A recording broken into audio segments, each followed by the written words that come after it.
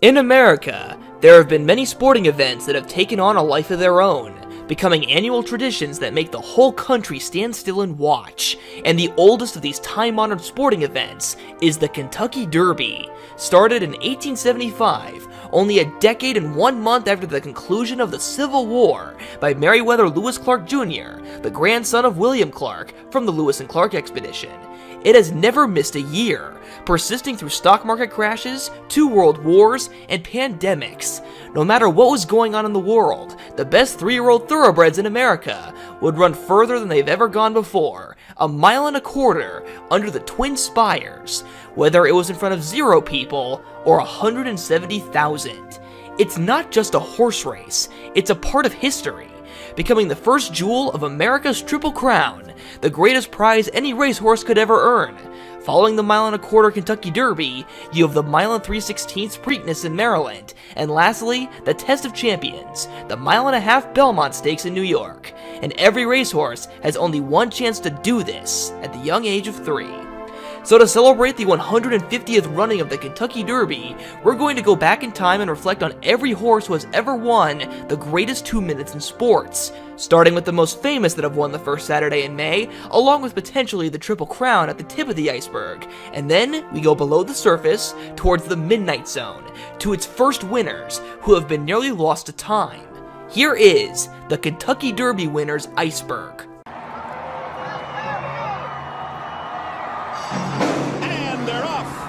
In the Kentucky Derby, Secretariat.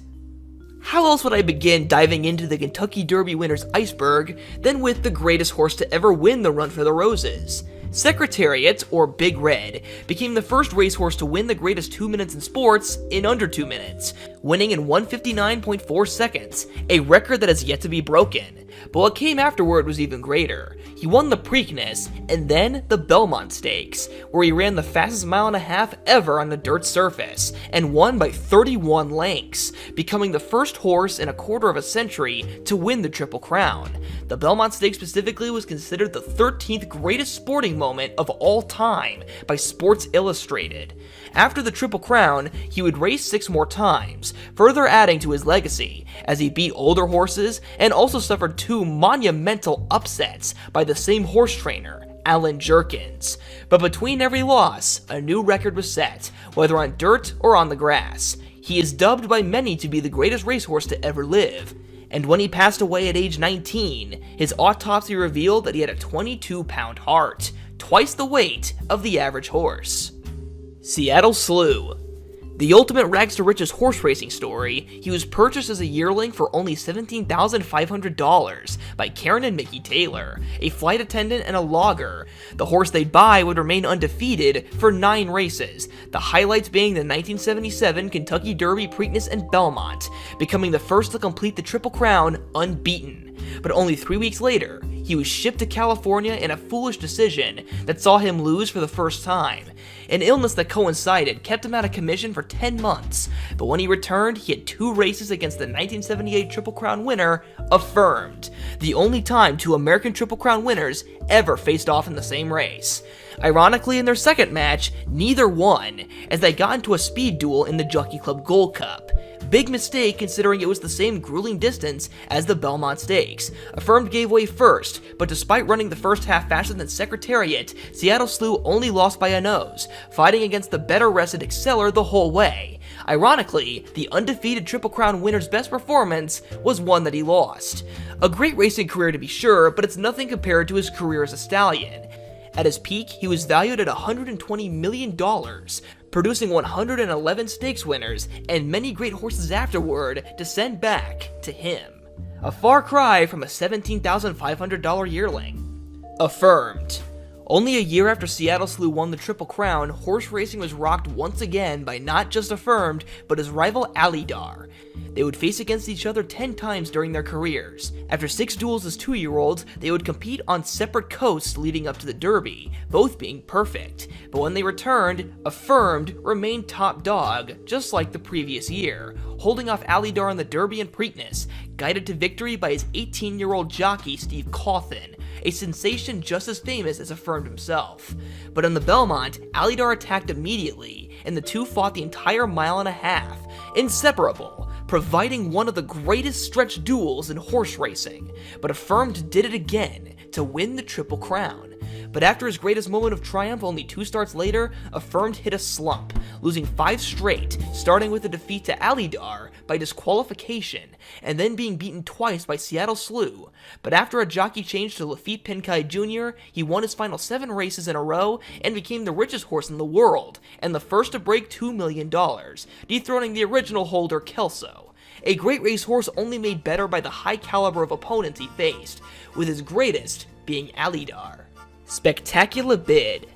To end the 1970s, after 2 straight years of Triple Crown winners, we were followed by the greatest horse to lose the Triple Crown. Spectacular Bid also stands on his own for his unique color, being one of the greatest gray horses, along with Native Dancer, and for his love of donuts. He liked glaze the best, but after big races, he got chocolate donuts, despite chocolate being poisonous to horses. Spectacular Bid certainly didn't care. He was a champion, impervious to poison. He went into the Kentucky Derby winning 11 in a row. The only thing people were worried about was a horse named Great Redeemer, a horse considered one of the worst Derby starters ever, losing 5 races by a combined 86 lengths. The worry was that an undisciplined horse would cause trouble. Turns out the horse was not a problem at all, and was soundly beaten. And after a long career, he was retrained into a show horse, and was successful, thus being redeemed. But back to the bid. Spectacular Bid would do just as expected, winning the Derby and the Preakness, with many thinking the Belmont was open and shut, but he stepped on a safety pin the day of and was rushed to the lead, exhausting himself and finishing 3rd. After that, the only horse who would ever beat him was Affirmed, who took on the role of older horse, defeating the youngster in that year's Jockey Club Gold Cup, a reverse of Affirmed's feud with Seattle Slew the previous year. After this, the Bid would win 10 in a row, including running the fastest mile and a quarter on dirt in history, 157.8, and in his final race, he scared away all challengers and raced against himself. But his loss in the Belmont started the 37-year Triple Crown drought, the longest in America's history. But in 2015, a horse would finally be the one. American Pharoah. Trainer Bob Baffert was no stranger to losing the Triple Crown, having 4 horses win 2 jewels but never 3. But in 2015, he was given a horse with a spelling error, with the O and A at the end of Pharoah's name being in the wrong order. After losing his first race, he won 4 straight going into the Derby and became the favorite. Baffert also saddled the second choice, the undefeated Dortmund. And there were still many other touted runners, making it a Derby with more star power than usual, drawing the greatest Derby crowd ever seen. 170,513 people all watched as American Pharoah did what everyone expected him to do: win the Kentucky Derby, and then 2 weeks later, he would cruise through a swamp in the Preakness. And then came the Belmont. With 90,000 in attendance and all of America watching, American Pharoah ended the drought and stepped into immortality, winning the Triple Crown. He'd have 3 more starts afterward, even a surprise upset at Saratoga, also known as the Graveyard of Champions, but he finished on top, defeating older horses in the Breeders' Cup Classic, giving himself a unique Grand Slam. War Admiral. While he's most famous for being the rival of Seabiscuit in real life and in an Oscar-nominated motion picture, he is a lot more than that.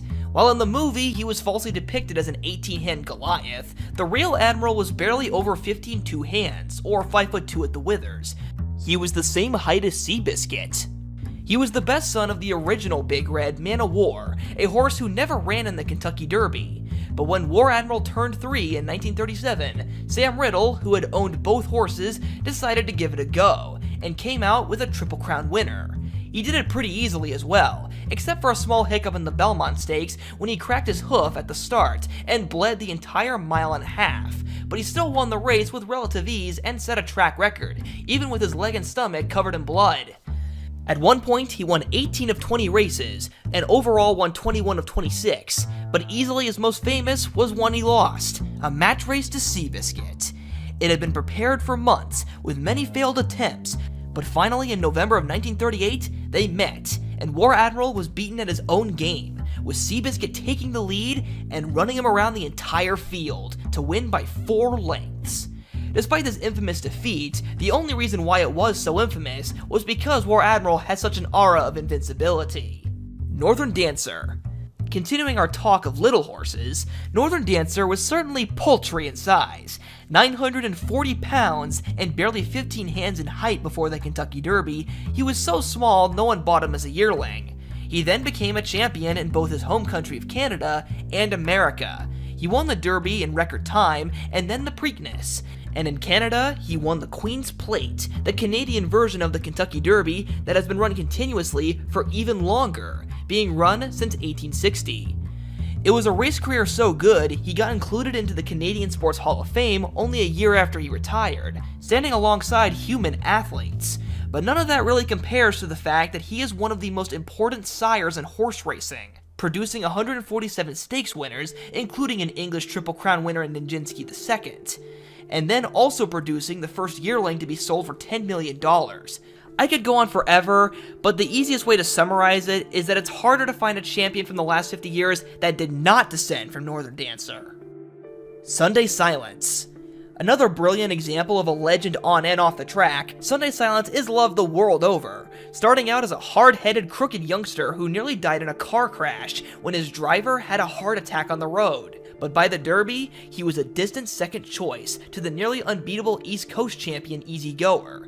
The two became bitter rivals, with it still being a hot debate on who was better. Sunday Silence won on paper, winning the Derby, Preakness, and Breeders' Cup Classic, but Easy Goer destroyed Sunday Silence in the Belmont by double digits. Many Easy Goer fans will tell you that it was bad riding and luck that got Easy Goer beat, but that's its own can of worms. After retiring and being deemed a failure in America, Sunday Silence was exported to Japan, where he became the most important sire in Japanese racing history. Before, Japan had little success overseas, but through Sunday Silence's sons and daughters, Japan started winning everywhere. And now, Sunday Silence's descendants are some of the best horses in the world, all originating from Japan and through Sunday Silence, the godfather of Japanese horse racing. Silver Charm. In the final 3 years of the 20th century, 3 horses won the first 2 jewels of the Triple Crown, but lost the Belmont Stakes. First up, Silver Charm, Baffert's second Derby horse. Only 1 year earlier, Baffert had lost the Derby by a nose, and he was already back. In the Derby and then the Preakness, Silver Charm would be sandwiched between 2 horses, the East Coast favorite Captain Bodgett to his outside, and Silver's West Coast rival Freehouse to the rail. He won them both by slim margins, but was caught by Touch Gold in the Belmont. He had a long and productive career afterward, even winning the richest race in the world at the time, the Dubai World Cup. But for the last 10 years, Silver Charm has peacefully lived at Old Friends, an aftercare facility for fully retired racehorses, where he is fed by adoring fans, and as of this recording, is the oldest living Kentucky Derby winner at 30 years old. Ironically, also at Old Friends, is the horse that denied him the Triple Crown, Touch Gold. Real Quiet. Only 1 year later, and Baffert had a second try at the Triple Crown, but not from where they thought. He had the Derby favorite in the lightly raced but unbeaten Indian Charlie, and he had his hard-working understudy Real Quiet, known around the barn as the Fish, because he was undersized. He had only been bought for $17,000, $500 less than Seattle Slew, and had won only 2 of 12 races. But 2 starts later, Real Quiet had won the Kentucky Derby and the Preakness, and was a mile and a half away from $5 million and becoming the first Triple Crown winner in 20 years. He lost it all by a nose. After being moved too early, he tired in deep stretch, and even after his jockey slammed into the late-flying victory gallop, he couldn't stop it from happening. It is the smallest margin a horse has lost the Triple Crown by, ever. Charismatic. The final Kentucky Derby winner of the 20th century was up for sale twice for $62,500 in claiming races, but after a lucky break in the Lexington Stakes in record time, he was given a chance at the Derby, and won at 31-1. Only a start later, he won the Preakness, now becoming the favorite for the Triple Crown. But instead of winning the Triple Crown, what happened was a true display of heroism by his jockey in the face of defeat. Charismatic lost the Belmont Stakes and fractured 2 bones in his leg. As soon as jockey Chris Antley felt something was wrong, he dismounted and held the horse's leg, preventing further damage and saving the horse's life. Charismatic lived to be 21 years old, but sadly Chris Antley died of a drug overdose only 1 year later, an unfortunate end to a great jockey. He was a true hero to his horse, and that's how he should be remembered, as a great example of what should never be forgotten in any equestrian sport, that the horse's well-being must come first. Fusaichi Pegasus. A name as memorable as it is easy to mispronounce, the horse had the whole package. He was purchased by Japanese billionaire Fusao Sekiguchi, who bought him for $4 million as a yearling, the highest price for a Derby winner in history. He named the horse after himself, Ichi, which means one, and the winged horse from Greek mythology. Going into the Derby as the favorite, many weren't sure what would happen. Leading up to the race, a new show had been implemented called The Works, which showed Derby horses training up to the big day. During it, Fupeg would goof off to the maximum, showing multiple ridiculous antics. But on race day, he was perfect, kicking off the 21st century by being the first Derby favorite to win since Spectacular Bid in 1979. After the Derby, he was sold for $70 million as a stud, becoming the most expensive racehorse to ever live, although he never truly delivered on that promise, winning one more race and producing some decent horses, but never enough to recoup that price tag. Funny side. Horse racing really is the sport for underdogs. Funnyside was trained by a horse trainer who had never had a Derby horse, and his owners were a group of 10 childhood friends who all lived in a small town in upstate New York. Funnyside was also a long shot, being 6th choice in the betting and was historically unfavored. He was a New York bred, and no horse born in New York had won the Derby, and he was a gelding. It had been 74 years since a gelding had won the Kentucky Derby, but the gutsy New York gelding did both, beating favorite Empire Maker, and a horse owned by director Steven Spielberg. He would then win the Preakness by nearly 10 lengths, but ironically, when he returned to New York for the Belmont Stakes and a chance at the Triple Crown, he was defeated by Empire Maker. With no stud value, Funnyside raced until he was 7 years old, staying a winner until his final start, before becoming a stable pony for a few years and living his final 9 years at the Kentucky Horse Park, surrounded by love and admiring fans who visited with hopes of seeing the Kentucky Derby winner. Smarty Jones. A horse with a truly tumultuous beginning. Before he ever stepped foot on the racetrack, the man who was supposed to train him, Bobby Kamak, who brought Smarty into the world by arranging the breeding of his parents, was murdered by his stepson. And when it was time to train the horse, he reared up and fractured his skull on the starting gate. But miraculously, he lived, and made everyone who had believed in him since day one proud, becoming the first undefeated Kentucky Derby winner since Seattle Slew.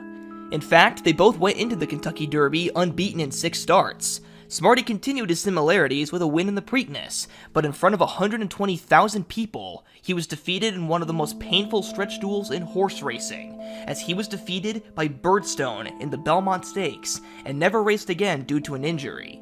He stayed a modest stud, and eventually was given a happy retirement in his home state of Pennsylvania, where he still receives Christmas cards, visitors, and a name drop in a rap song.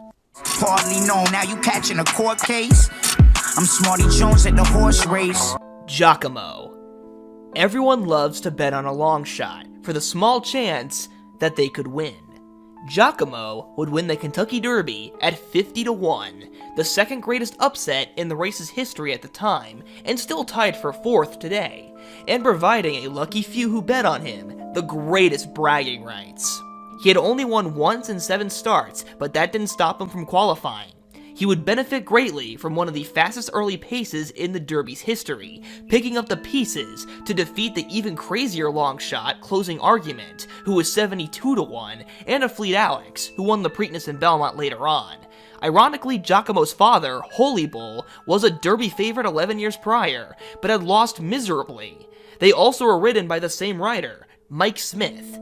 The team of jockey Mike Smith, trainer John Sheriffs, and owner Jerry and Ann Moss came together only a few years later with the nearly undefeated Zenyatta, who won 19 of 20 races and is one of the best mares to ever race and one of the most beloved horses of the 21st century. But the dream team all started with a 50-1 long shot named after Sting's son, Giacomo. Mind that bird. Only 4 years after Giacomo won at 50-1, another upset at the exact same odds would occur.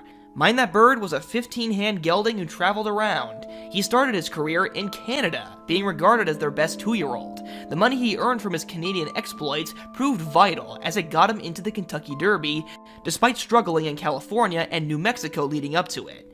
And so his trainer Chip Woolley drove the horse more than 1,000 miles on a broken foot to the Kentucky Derby. And despite starting in dead last, he snuck through the rail and won by 6 3/4 lengths, the largest win margin in the Derby in over 63 years. He would then run in the top 3 in the Preakness and Belmont, but he never reached those heights again. But that one unfathomable victory has made him immortal, even getting him his own motion picture, although Mind That Bird earned more money on the track than his own movie did at the box office. He has enjoyed a quiet life since his glory days as a ranch horse, but every once in a while, he returns to Churchill Downs.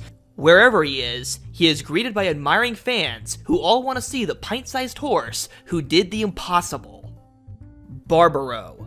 One of the saddest stories to come from the Kentucky Derby, Barbaro was named after a foxhound his owner's family once owned many years ago.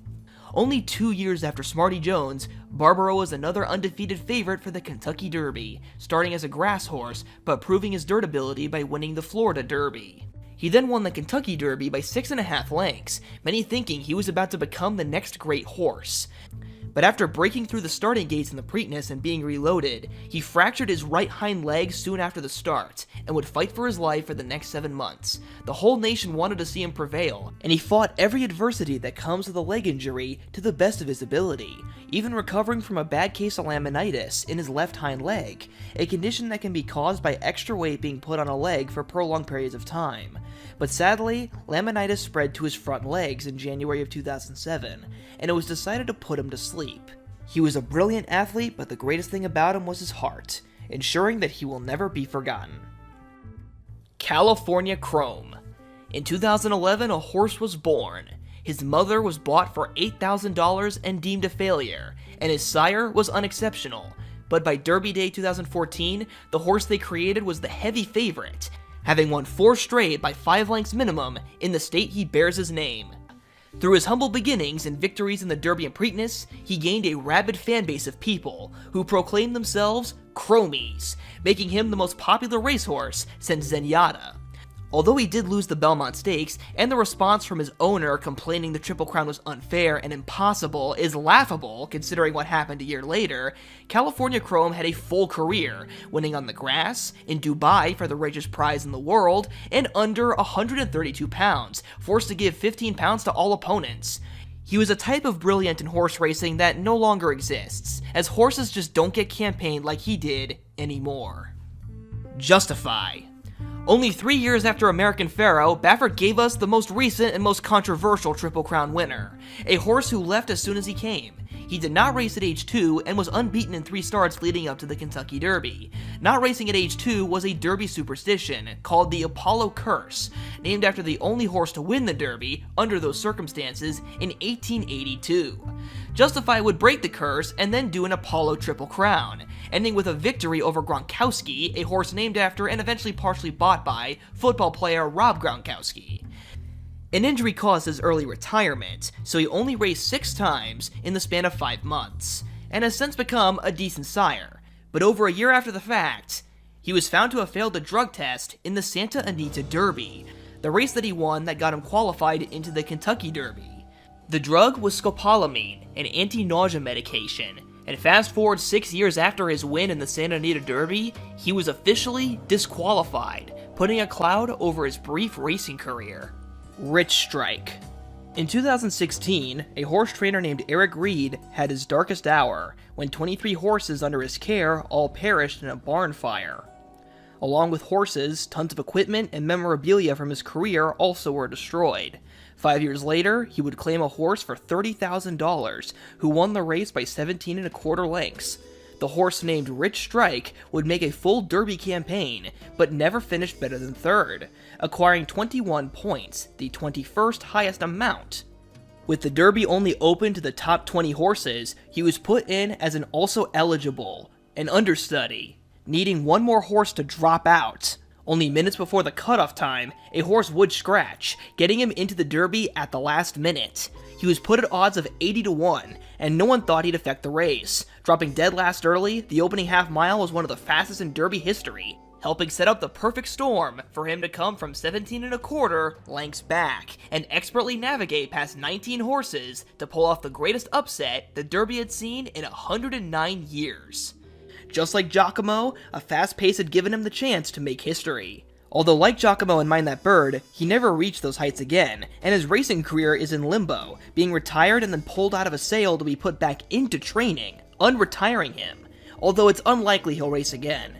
Regardless, he'll be known as a scrappy, mean chestnut horse that was in the right place at the right time to make history, which is the beauty of horse racing. Toward the rail, and here's that cavalry charge bias for the first time, and it's Sinister Minister, and Keyed Entry comes through on his inside. Sharp Humor runs third. Maximum Security / Country House. Not every Kentucky Derby comes out smelling of roses. Sometimes it gets sloppy. Maximum Security had gone from being bought in a claiming race for $16,000 to the Kentucky Derby favorite after a destructive win in the Florida Derby. Favorites had won 6 years in a row, and at the finish line, it was number 7, with Maximum Security first under the finish line. Until it wasn't. Maximum Security had drifted out rounding the far turn, impeding several horses and negatively affecting their placings. Despite being the best horse in the race, because he cost his opponents a better spot, he was disqualified and placed 17th for interference, sparking outrage so widespread, it reached the White House. The new winner was Country House, who was second initially and had only won once in 6 starts. He was always a bridesmaid, and the Derby was no different. It just so happened the horse in front of him was disqualified.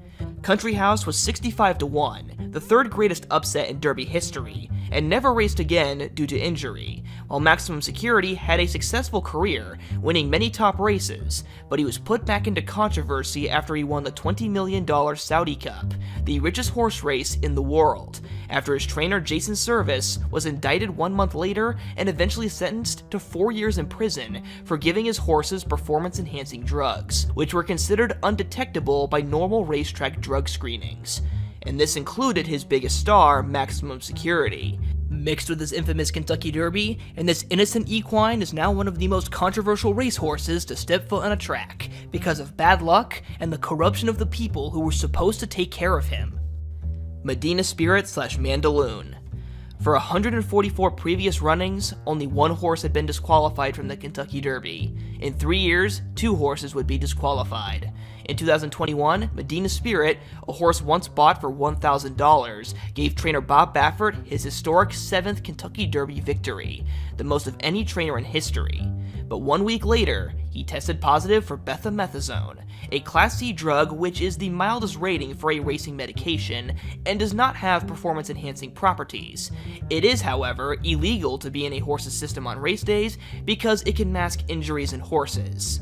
Medina Spirit was eventually stripped of his title as Kentucky Derby winner, and second-place finisher Mandaloun was the new winner.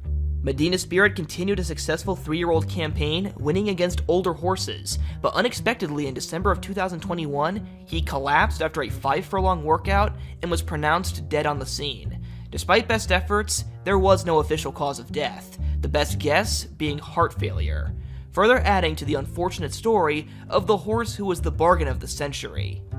Mandaloun retired with 7 wins from 12 starts and won 2 Grade 1 races overall. In a unique twist, both were won by disqualification for different reasons.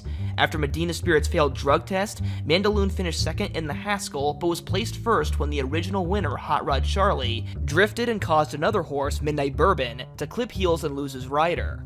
Certainly an odd curse Mandaloun put onto his rivals. Dancer's Image / Forward Pass.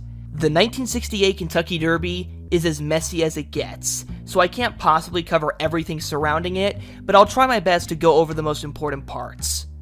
Dancer's Image crossed the finish line first, but soon after a positive drug test for Butte forced him to be disqualified, and runner-up Forward Pass was the new winner. A 5-year legal battle ensued, at one point putting Dancer's Image back as the winner, but was reverted a year and a half later to its current position. Butte is a common painkiller that at the time was illegal in Kentucky to be in a horse's system on race day. It is agreed Dancer's Image received Butte 6 days before the Derby. Butte is expected to leave a horse's body in about 3 days. Butte was also fully legalized very soon after the '68 Derby, with some sources claiming at the earliest only 1 year later, and at the latest 6 years after in 1974. Many theories have sparked surrounding this case, the most tame saying he took longer to process it than expected, but many details have been brought up, raising more questions than answers, such as there being no backup test sample, owner Peter Fuller's request for higher security for his horse before the race being denied, the fact Dancer's Image was one of only 2 horses who were tested for drugs, and the winner Forward Pass was never tested, the vet hired to take care of Dancer's Image having a troubled record, which included brief revocation of his license, the general fact drug testing in horse racing was much more primitive back then than it is today, and the theory of possible foul play, specifically somebody giving the horse another dose closer to the race to sabotage him. And one of the motives for someone sneaking an illegal substance into the horse before the race was the death of Martin Luther King Jr. Probably not where most thought this was going to go.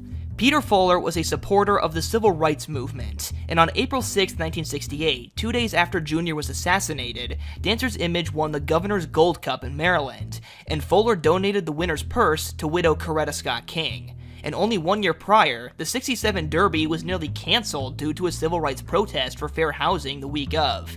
But no protest happened on Derby Day under King's advice, due to him believing it would do more harm than good.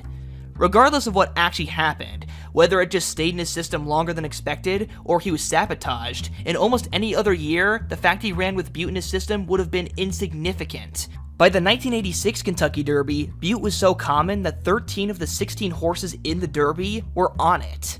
And so, Dancer's Image remains one of the most unlucky and controversial Kentucky Derby winners ever. Regret. The Kentucky Derby did not start out as the iconic race it is today. What helped it get there was a filly. Regret was named by her breeder because he wanted a colt. Didn't matter to her, in her first 5 races, she was the lone filly, and won every single time. At 2, she raced in all 3 of Saratoga's signature 2-year-old races for males, the Sanford, Saratoga Special, and Hopeful Stakes, and won all of them in a span of 2 weeks, being the first of either sex to pull it off, while also carrying more weight than her male compadres, showing the boys who's boss. Only 3 horses since have been able to join her.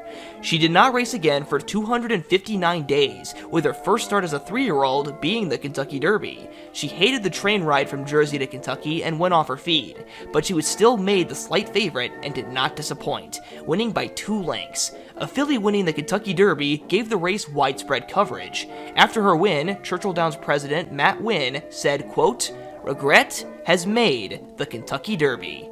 That she did. With her win over the boys, the Kentucky Derby was pushed from a regional event to one of national status that it has not lost 109 years later, with the spark being a great filly who could defeat any colt.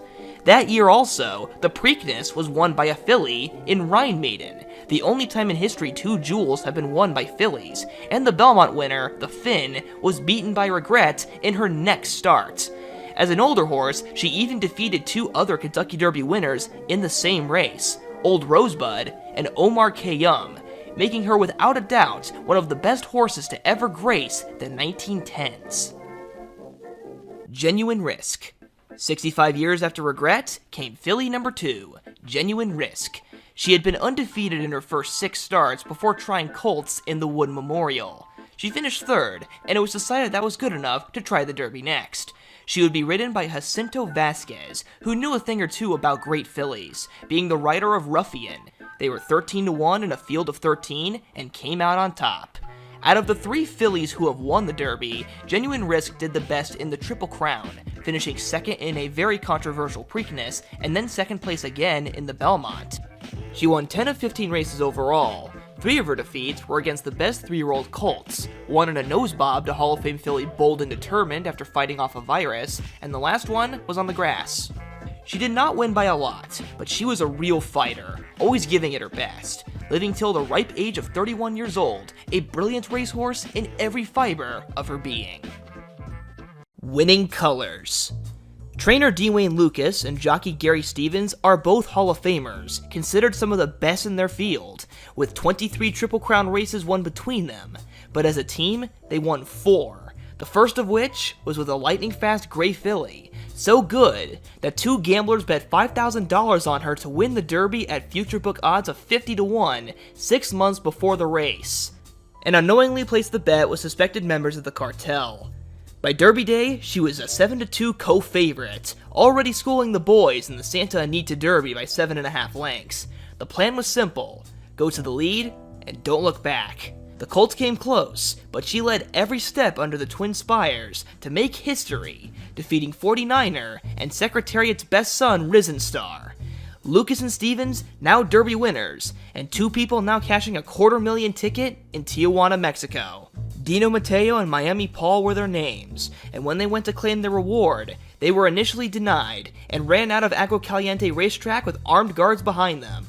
The second time they tried was just as acrimonious, but they got their money, but were told never to return. They drove across the border, living to tell the tale in the book, The Greatest Gambling Story Ever Told, a true tale of 3 gamblers, the Kentucky Derby, and the Mexican cartel. So where was the third guy? Well, he bet an even larger sum, and cashed a $1 million ticket.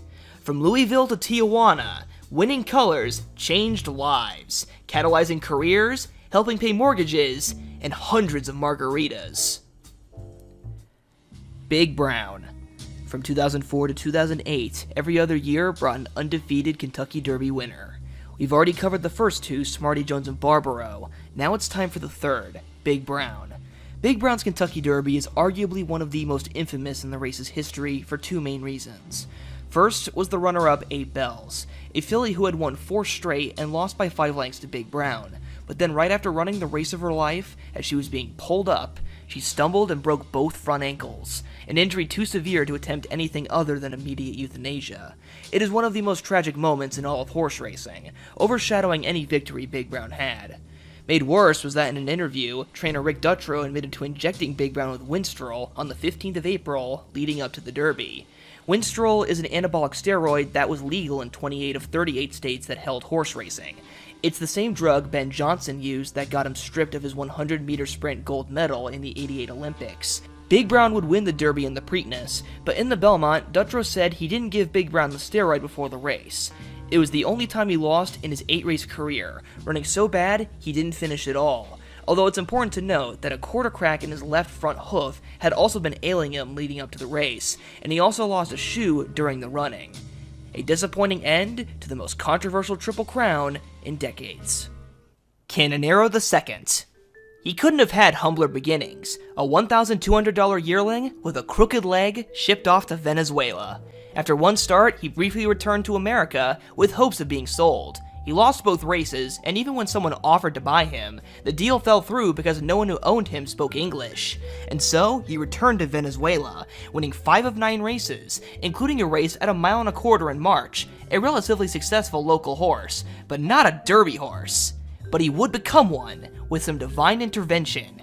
3 weeks before the Derby, his owner Pedro Baptista had a dream that his deceased mother told him his horse would win the Kentucky Derby. 1 week later, he flew his horse to Miami and faced many layovers due to language barriers, lack of paperwork, and long quarantines. They couldn't even afford a second flight to Kentucky, so he was driven the remaining 900 miles. The horse lost 70 pounds, and all of his ribs were showing. He was a joke going into this Derby, and caught the awe of Derby fans for all the wrong reasons. But no one was laughing when he came from 18th place to win the Derby, becoming a national hero for Venezuela. And then one start later, the Caracas Cannonball took the lead and ran the fastest Preakness Stakes ever. But it all crashed in the Belmont. He was injured before the race even began, and simply never was himself. He disappeared back into obscurity, unable to get back his Derby form. Until his final race, where he fought the following year's Kentucky Derby winner Riva Ridge, owned by the same connections as Secretariat. In this thrilling match of Derby winners, Canonero II came out the winner in world record time, before retiring for good. A $1,200 folly turned into a champion beloved in North and South America. Viva Canonero! Foolish Pleasure. The 70s had more champion racehorses than any other decade, so a horse as good as Foolish Pleasure still was slightly underappreciated. He was unbeaten in 7 starts at 2, and 10 of 11 before the Kentucky Derby. He did as expected, winning the Derby, but lost 2 close battles in the Preakness and Belmont. Still, he was considered more than good enough to try the best filly, Ruffian, in a race that forever tied the two together, through what was supposed to be the next great event, but instead turned into one of racing's worst moments, as Ruffian broke down only 3 furlongs into the race and had to be euthanized. Foolish Pleasure galloping hollow by himself. He continued his racing career, but was constantly overshadowed. He wasn't even the best 3-year-old of 1975, as Wajima defeated him to clinch the title, but every once in a while, he would come back out on top, even once beating Forgo. But he remains a talented and somewhat unlucky horse, remembered for being on the other side of an infamous moment in racing history. Ferdinand. One of the most infamous ends to a champion horse, Ferdinand was a great racehorse in years with loaded crops of horses. He won 2 of the biggest races in America. First, the 1986 Kentucky Derby with 54-year-old jockey Bill Shoemaker, making him the oldest jockey to win the Kentucky Derby. The following year, he faced 1987 Derby winner Ali Sheba in the Breeders' Cup Classic, winning by a nose. He earned over $3.7 million and won 8 of 29 races with 23 top 3 finishes. But after standing at stud in Japan for a few years, his popularity waned, and he was given to Yoshikazu Watanabe on February 3, 2001. The following year, Blood Horse journalist Barbara Bayer asked for his whereabouts and was initially given multiple vague and contradicting stories. But when she asked to see the horse in person, she was finally told that he was, quote, disposed of. Language usually used when a horse is sent to a slaughterhouse, an awful fate for any horse. But his death, while tragic, was not in vain, as through it, horse racing has become one of the most progressive horse industries in the realm of aftercare. Rehoming and giving ex-racehorses new purpose has never been easier, with not just the US, but almost every major racing country having rehoming efforts made. And individual American tracks have varying safety measures implemented to track and punish trainers/owners who send horses to slaughter in other countries because horse slaughter is illegal in the US. So while we do have to acknowledge the mistakes of the past, we can also acknowledge how we have learned from them, including with Ferdinand. Ali Sheba. In 1987, trainer Jack Van Berg became the first trainer to win 5,000 races. Even today, he's the 4th most winning trainer of all time in America. But most remember that year for just one of his winning horses that he confidently called the best he ever trained, Ali Sheba. And the 87 3-year-old crop was one of the best in recent memory. Ali Sheba became its strongest specimen, but not until he was 4, but even as a 3-year-old tyro, he nearly won the Triple Crown. His win in the Kentucky Derby was as tumultuous as you get. Leading up to it, he was an outsider, with only 1 victory. He had finished first in the Bluegrass, but was disqualified for interference. The Derby favorite, Demons Be Gone, bled internally and didn't even finish the race. So Ali Sheba and Bet Twice settled it, with the boot now on the other foot for Ali Sheba, as Bet Twice shifted, causing Ali Sheba to stumble. A scary situation that could have ended badly, but he persevered and won the Derby, giving jockey Chris McCarron his first win in the race. Like his father Alidar, Ali Sheba did have quite a few rivalries. His biggest was Bet Twice. After beating him in the Derby and Preakness, Bet Twice spoiled his Triple Crown, and their battles only continued.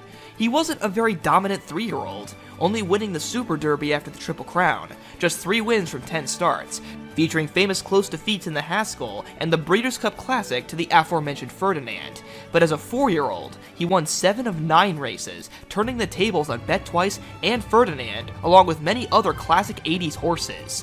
When all was said and done, he beat Bet Twice 5 of 9 matchups, and Ferdinand 3 of 4, in the most important races all over America, finishing his career perfectly with another 1.25-mile rendezvous at Churchill Downs, this time in the Breeders' Cup Classic in the mud, something he did not like, but he was just too good, and he went out a champion anyway. After a forgettable stud career that took him to Saudi Arabia, he spent his final years at the Kentucky Horse Park alongside the legendary Cigar, living to be 25 years old and never ceasing to be beloved. Sir Barton. Going into the 1919 Kentucky Derby, the favorite was a horse named Eternal, followed by Billy Kelly, and Kelly had a stablemate named Sir Barton, who had never won a race in 6 starts and had not raced since September of the previous year due to blood poisoning from a kick. He also was unmotivated, never trying unless he was challenged, and hated everything with a pulse except his groom Toots Thompson. He knew not to bite the hand that fed him. But he took the lead from the word go and never looked back, winning his first race, the Kentucky Derby. In 32 days, he went from winless to having a 4-race winning streak, which included the Derby, Preakness, Withers, and Belmont Stakes. 3 of those races we now know real well as the Triple Crown, but back then, there was no such thing. While Sir Barton is more famous for losing to Man o' War in a match race where he lost 3 horseshoes and was sore the whole time, during his career he won 13 of 31 races, setting multiple track records and winning against the best horses of the time, while carrying heavy weights as high as 133 pounds. A tough horse, but also one that had a mysterious later life, failing as a stud and even becoming a stallion for the Army Remount Service, making him a producer of war horses, although that didn't last very long. He died at 21 in Wyoming, and despite how important he is, he remains a bit underappreciated, but racing historians always give the original Triple Crown winner his dues. Gallant Fox. Now this is a story all about how a horse became known as the Fox of Bel-Air. Gallant Fox was a fascinating and very important horse. While Sir Barton was the first, Gallant Fox's win in the Triple Crown was what put it on the map. As a 2-year-old, he wasn't a dominant horse, losing 5 races, including one where he missed the break because he was distracted by an airplane. But as a 3-year-old, he grew.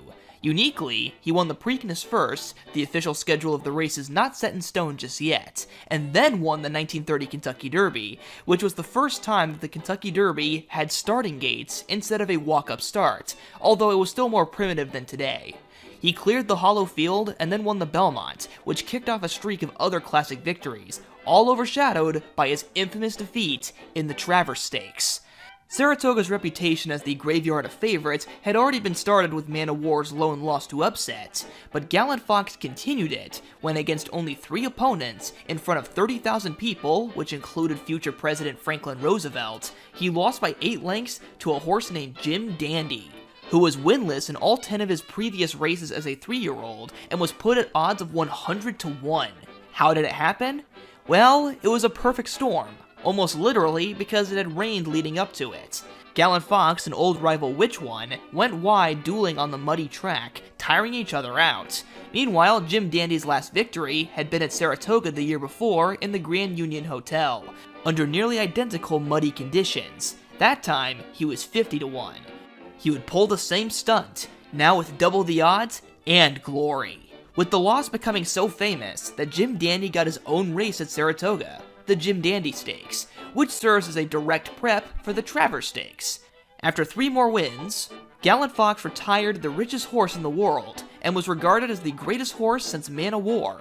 While he wasn't consistent at stud, he managed to do something no other horse has ever done. Omaha. Only 5 years after Gallant Fox, his trainer Sonny Jim Fitzsimmons was now training his son. Although Omaha, just like his dad, didn't seem like the Triple Crown type, winning once in 9 starts at 2. He blossomed at 3 under 20-year-old Willie Saunders. Although he lost the role of favorite to the filly Nellie Flagg, ridden by a Derby newcomer named Eddie Arcaro. While he did become the most winning Derby rider in history, his first Derby was not to be. Omaha instead won it, and then rattled off the Preakness and Belmont, becoming the only son of a Triple Crown winner to also win the Triple Crown, putting both him and his father into the history books. After this, Omaha and Willie Saunders split up, with Omaha running 3 more times before being shipped to England the following year to race, a unique fate for a Triple Crown winner. He won his first 2 races at Kempton Park, but more infamously lost the Ascot Gold Cup to a filly named Quashed by only a short head. The Ascot Gold Cup is famous for its length, being run clockwise at 2.5 miles in distance, the equivalent of 2 Kentucky Derbies back-to-back. Incredibly impressive to be competitive on both surfaces and distances, from 1 mile to 2.5. In another twist, Omaha's full younger brother Flares would win both the Princess of Wales' Stakes and the Ascot Gold Cup only a few years later, the only 2 races Omaha lost during his time in Europe. It also made Flares only the second American-bred horse to win the Ascot Gold Cup. Meanwhile, 5 months after the Derby, jockey Willie Saunders was accused of accessory to murder. After getting drunk with a colleague, Walter Schaefer, they picked up two girls and drove off, but had to let one of them out of the car because she threw up. They then drove off again, and then soon after turned around. The next day, the body of Evelyn Slowinski was found dead, hit by a car. They were both found not guilty and let go of all charges. Whirlaway. Not many horses can say they had as much style and personality as this one. Always extremely talented, but also scatterbrained. He liked to give his rivals a head start and then drift to the outside, taking the longest way home and overpowering his riders. This self-handicap of veering out cost him many races in his youth, including one of his last Derby preps, so trainer Ben Jones needed to correct the equine that he described as the dumbest horse he ever trained. Even his jockey, the normally fearless and legendary Eddie Arcaro, was intimidated by this extraordinary beast. The most famous story of Ben Jones's dedication to Worley was before the Kentucky Derby, when he cut off his left blinker cup so that he could only see the inside rail and not the outside. He then stopped his pony 10 feet from the rail. Eddie was forced to ride the ornery horse between the rail and Jones. In the back of his mind, he thought that both he and Jones were going to die. But miraculously, it worked, and Worley ran through the 10-foot gap. The 1941 Kentucky Derby was important for a few reasons, one being that it was also the first Derby to use the modern mechanical starting gate, but it was also where Whirlaway got serious. He trailed early and ran by his opponents as if they were walking. All they could see was his gorgeous uncut flowing tail, as he won by 8 lengths, tied for the greatest winning margin in the Derby. In the Preakness, he walked out of the gate, and trailed so far back he couldn't even eat the dust of his opponents, and won by 5.5 lengths, and with no pace in the Belmont Stakes, he took the lead and won the Triple Crown. If that wasn't already amazing enough, he then won the Travers Stakes, creating a Grand Slam that no other Triple Crown winner has ever done. He won 13 of 20 races at 3, and was ready to return at age 4, now the most popular horse in Seabiscuit. But 2 months after his last start at 3, Pearl Harbor happened, and the US joined World War II. There was a real worry that horse racing could close due to the war, but they were able to stay open by sponsoring races that sold war bonds, and all revenue from the races on those days being sent to the war relief effort, with their biggest star during this time being Whirlaway, whose races brought up to 50,000 to the track. He ran 22 times with 12 wins, a true warhorse, becoming the first horse also to earn $500,000 on the track. The only major lasting hiccup that year was his rivalry to Alsap, which he lost 2-1 in thrilling stretch duels while carrying higher weights than his opponent. The most famous of these duels being their first, which was a match race separated by inches, a type of race that no Triple Crown winner has ever won. He was a true 1940s hero and one of my favorite racehorses for his mix of pure talent, soundness, beauty, and personality. Count Fleet. Someday he's gonna be some fine racer. When that leggy brown colt wants to run, he can just about fly. That was said by stable boy Sam Ramson, but not many believed it. His connections tried and failed to sell the horse twice, but each time he had someone in his corner. First was Sam, second was his jockey, the great John Longden, a man with 2 unique graces with death. First, when he was 5, his family missed the boarding for the Titanic. And then when he first worked out Count Fleet, the horse refused to change lanes and was inches away from a head-on collision with 2 horses running the other way. Luckily, they just went between the 2 and nobody was hurt. This trouble stayed when he was 2. He won 10 times but also lost 5 races, which were all his own doing due to his high-strung personality and love for the ladies, once refusing to pass a filly in heat and letting another horse steal the race. That was the last time he would lose. The 1943 Kentucky Derby would be called the Streetcar Derby. Because of World War II, many resources were rationed, including gas, so the Derby was only attended by locals, and the main mode of transport was the streetcar.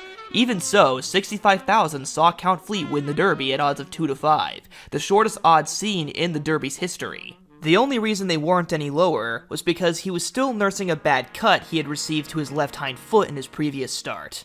But with the Derby easily won, everyone was scared off, beating only 3 horses in the Preakness and 2 in both the Withers and his final race, the Belmont, which he won by 25 lengths. You'd think no one could win the race by a bigger margin, but in fact, somebody did. Count Fleet actually was alive when Secretariat broke his record, passing away in December of '73, making him the oldest lived Derby winner of all time, 33 years, 8 months, and 9 days. What a life it was. Citation. The Big Reds, Man o' War and Secretariat, are usually touted as the greatest, but between them is Big Cy, who was equally spectacular, and in some ways, even better. He had everything they had: pure dominance over his opponents, and an infamous defeat by a rival with an iconic 2-syllable name. Man o' War had Upset, Secretariat had Onion, and Citation had Saggy, a horse named after his owner, Stanley Sagner, and not because he was droopy. What was crazier was that in that race, it was the first time he and jockey Eddie Arcaro teamed up. The reason the iconic duo ever happened was because the original jockey, Al Snyder, went fishing in the Florida Keys and was swallowed by a storm, never to be seen again. Although they defeated Saggy days later, stablemate Coletown was actually the favorite and not Citation. Despite a huge lead, Arcaro caught him. He then took the Preakness, the Jersey Stakes, and then the Belmont Stakes to win the Triple Crown, making him the last of 4 Triple Crown winners to win a race between the Preakness and Belmont. With the Triple Crown in tow, he then proceeded to win everything around an oval, winning 19 of 20 races at age 3, from 6 furlongs to 2 miles. It took him literally running on a racetrack filled partially by concrete to sideline him for over a year and finally bring the horse down to earth. He won his returning race, making it 16 wins in a row, but he wasn't as dominant as he once was, winning 5 of his last 16 races, including losing a rivalry to a horse named Noor, who was owned by Charles Howard, the same owner of Seabiscuit, who also won the Santa Anita Handicap exactly 10 years after Seabiscuit had done it.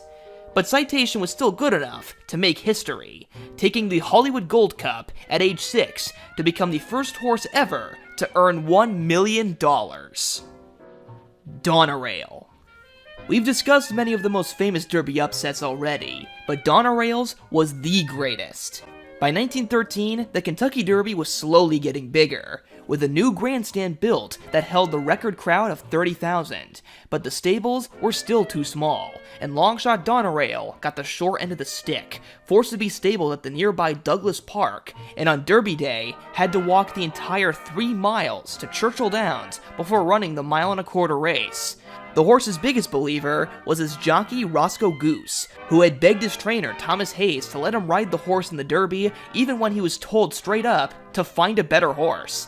The final push was when Hayes' friend William Treacy paid the entry fee himself. He then placed a $65 bet on the horse based on his pedigree, as he was the only horse whose dam did not trace back to the English stud book, and were, quote, strictly American mares. After getting in his 3-mile walk and saddling his colt, Hayes told Goose to, quote, run for cornbread, or just try to get a piece of the purse. Goose instead waited behind the leaders, and at the top of the stretch, urged his mount as he wore down the favorite 10 Point to win by half a length in track record time at odds of 91-1, the greatest upset in Kentucky Derby history. Treacy had gone from $65 to $4,500. That's about $140,000 in today's money. All because he bet on a horse so hopeless, even his own trainer thought he couldn't win. Boy, was he happy to be wrong that day. Exterminator. Nothing beats a hard-working horse, and Old Bones was as durable as you get. Originally bought as a working partner for that year's Derby favorite, Sunbreer, he outshined his partner, and when Sunbreer had to withdraw, he ran in his place instead, despite not running for 9.5 months. He came out the winner at 30-1. Impressive, yes, but that's not where this horse's legend comes from. For the next 6 years, Exterminator became a fan favorite, winning with weights as high as 138 pounds, from as short as 6 furlongs all the way to 2.25 miles. He was most happy running in longer races no dirt horse could handle today, winning as far north as Canada all the way down to Mexico. He did it all. Some even daringly proclaimed him to be just as good as Man o' War. When all was said and done, he ran 99 times and won 50. 33 of them in stakes company, more than Man o' War and Secretariat put together. There is a myth that Exterminator ran a 100th race. However, this was merely an exhibition against nobody and with no purse money. Still, 99 is the fourth most starts by any Derby winner, and his mark of 50 wins is the most of any Kentucky Derby winner, beating second place by exactly 10 wins.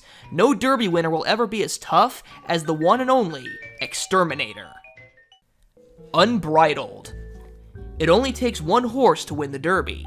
Trainer Karl Nafzger was a champion bull rider before he trained racehorses, and owner Francis Genter had owned horses for more than half a century, but at 92 years of age, she and Nafzger both had their first Derby horse in the 10-to-1 outsider Unbridled, a large 17-hand horse who had won 3 of 10 races, the highlight being the Florida Derby, guaranteeing his spot.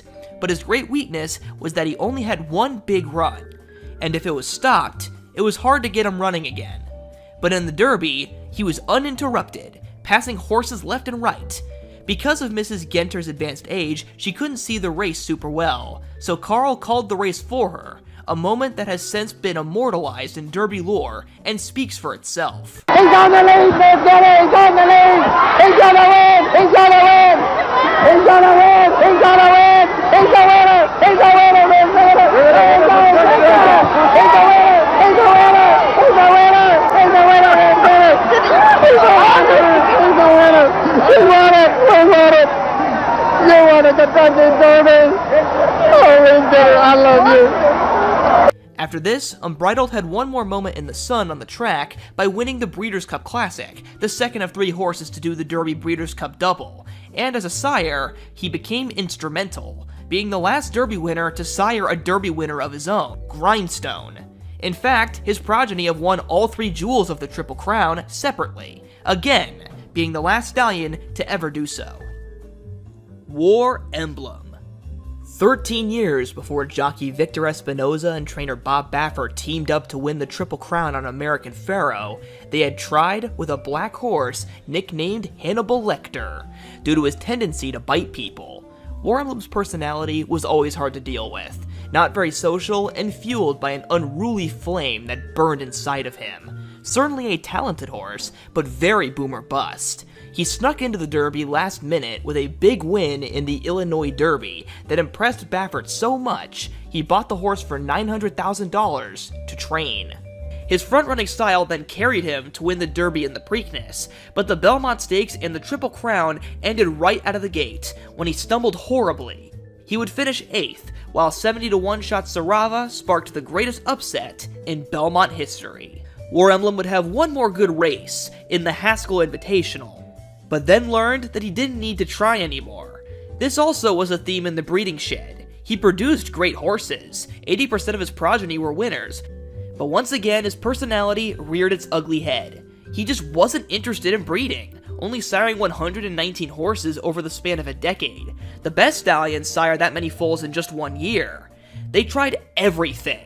Testosterone, giving him his own paddock surrounded only by mares, away from other stallions, using the few mares he showed interest in to trick him into breeding the mares that they wanted.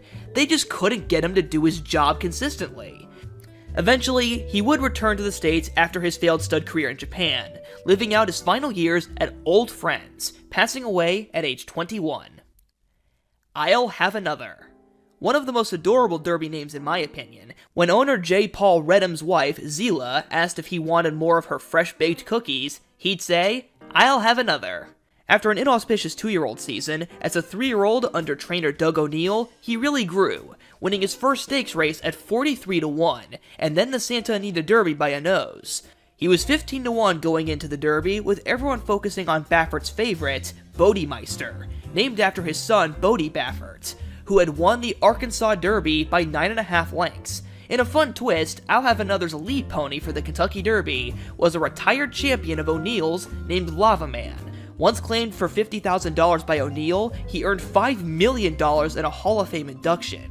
And now, as an 11-year-old, he returned to the track with a new purpose, to accompany O'Neill's next star. In the stretch, it looked like Bodemeister would run away, but I'll Have Another caught him, and 2 weeks later, Lava Man would pony I'll Have Another to the Preakness Stakes, and they would do the same dance, I'll Have Another running down Bodemeister to claim the second jewel of the Triple Crown. But unfortunately, his Triple Crown chances and his opportunity to run in the Belmont Stakes ended the Friday before. when he developed tendinitis during training. Far from fatal, but his connections did right by him and scratched him from the Belmont Stakes, and then he was retired to stud, but was not successful, being pensioned at age 14. He will now live out the rest of his days at Old Friends, loved by all and reunited with his old equine partner, Lava Man. Apollo. Going into the 1882 Kentucky Derby, Runnymede was the heavy 4-5 favorite. He acquired the role by being the best 2-year-old of yesteryear, but the horse that would defeat him never raced at 2. Apollo had been injured the year before after working 1 mile, and didn't make his first start until 5 weeks before the Kentucky Derby. He would then quickly rally from losing a claiming race to a stakes winner, with the highlight being the 1.5-mile Cottrell Stakes that April. Impossible for a 3-year-old to do today. The Kentucky Derby was also a 1.5 miles back then, and Apollo's rider, the African-American Babe Hurd, was 2 weeks shy of his Sweet 16. But first, he had to win the Derby. Also in the race was a horse with no name. Imagine if he had won. Back to the race itself, Runnymede looked like a winner in the stretch, but tired late, and Apollo, with his energy conserved, passed him to etch his name into history, the first horse to win the Kentucky Derby without starting as a 2-year-old. Despite only 2 full years of racing, Apollo raced 55 times. He ran 21 times at 3 with 10 wins, and then won 14 of 30 races at 4, including winning 9 in a row in just 40 days. But he had to retire early at 5 due to this brutal schedule. He was a riding horse for a few years after, but then tragically died young of tetanus. A brief life, but with one important win that cemented his legacy as a hex put onto future generations. Any Derby horse who doesn't race at 2 is given the curse of Apollo. Many have come close, but none were able to win until 2018, 136 years later, when Justify broke the curse and then won the Triple Crown. Then in 2023, Mage also replicated Apollo's win. Even so, the curse remains strong and will continue to haunt Derby horses hereafter. Aristides. To conclude our second layer, we're going to go all the way back to the beginning. The very first Kentucky Derby. Run in the same place, but everything else was quite different. Churchill Downs was simply called the Louisville Jockey Club. The Derby was run on the 3rd Monday in May, the distance 1.5 miles. There were no roses, mint juleps, or the singing of My Old Kentucky Home. The race began as the brainchild of Meriwether Lewis Clark Jr., the grandson of William Clark, from the Lewis and Clark expedition. He wanted to replicate the at the time most famous Derby, the English Epsom Derby, but on American soil. And in his attempt to recreate its prestige, he succeeded. Even in year 1, on opening day of his new facility, the Kentucky Derby attracted 10,000 fans and the best 3-year-olds in America. It was the new hot racing event to outdo all that came before.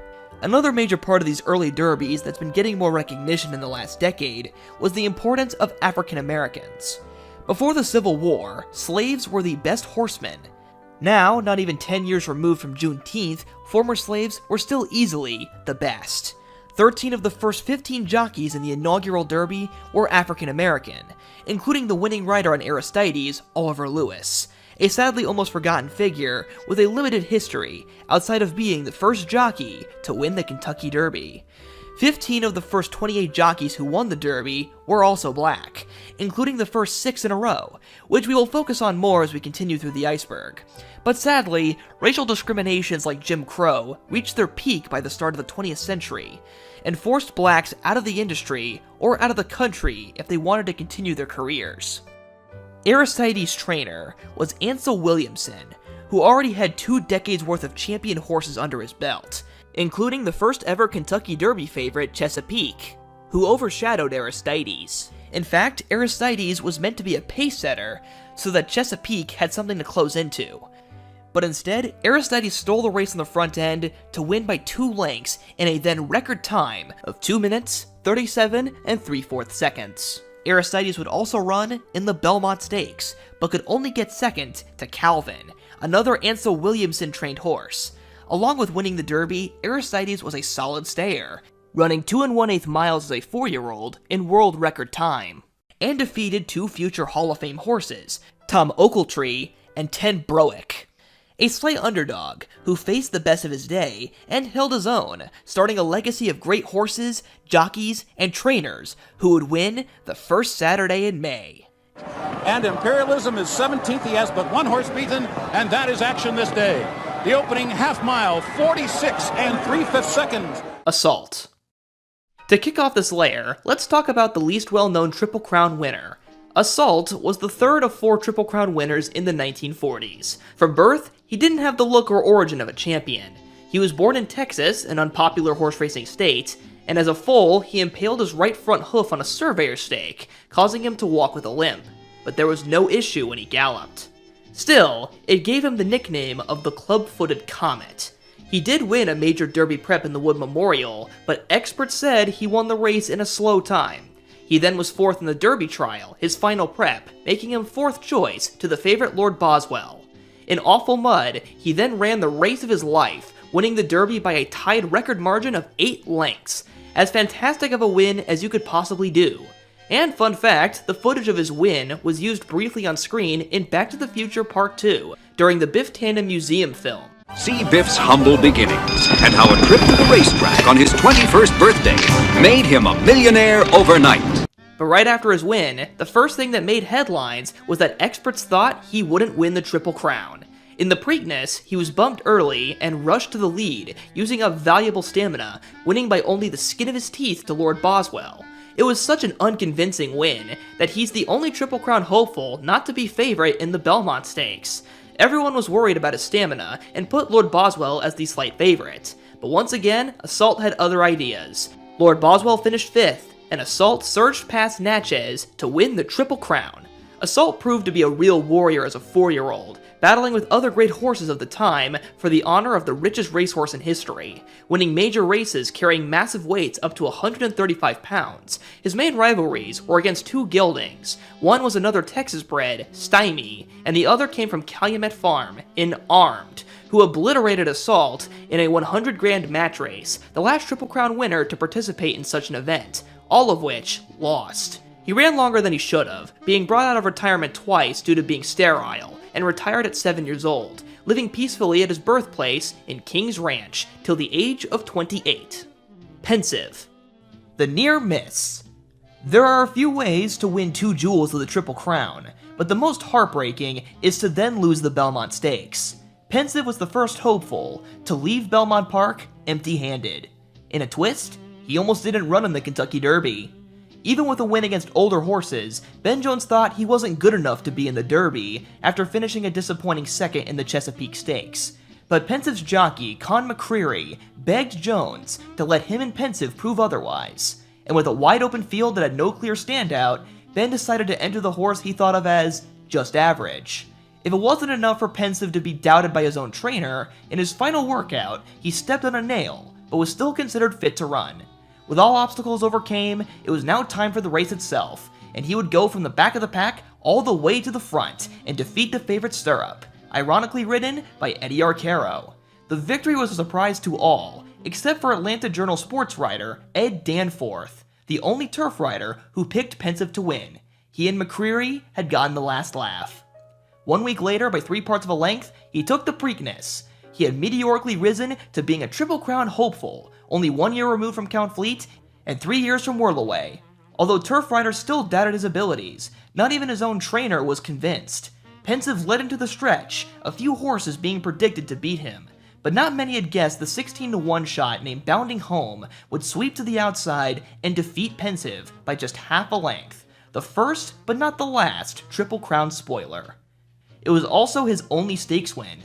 Still, despite never being considered great, Pensive was half a length away from joining Immortality, something that deserves praise 80 years after the fact, and forever after. For the rest of the year, Pensive never won again, and Calumet's best 3-year-old was instead the legendary filly Twilight Tear, who won 11 straight and beat Pensive multiple times. He wasn't even the best colt. By Jiminy stole the show with a great second half of the season.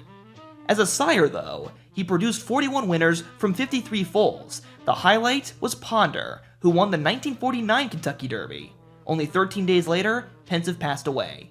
But thanks to Ponder, he created a unique piece of history, a 3-generation Kentucky Derby winning dynasty, as Ponder would then sire the 1956 Kentucky Derby winner Needles, a feat only matched by Ray Count. Riva Ridge. We all know Secretariat, and some might have seen the Disney movie, where he saves his farm, Meadow Stable. What the movie doesn't tell you is that the real savior of the farm was Riva Ridge, a small, lightly framed bay horse. He and Secretariat may have worn the same hood, but physically, they could not have looked more different. With Meadow's head, Christopher Chenery, hospitalized since 1968, Penny's siblings pushed her to sell the farm. But that conversation ended when Riva Ridge became champion 2-year-old of 1971. The following May, he was the favorite for the Kentucky Derby, with his only hiccup being a 4th in the mud. He won easily on a fast track, being the horse to fulfill Christopher Chenery's lifelong dream of having a Derby winner, passing away in January of 1973. And in my opinion, Riva Ridge was good enough to win the Triple Crown, but the Preakness came up sloppy, his kryptonite, and he finished 4th a second time that year.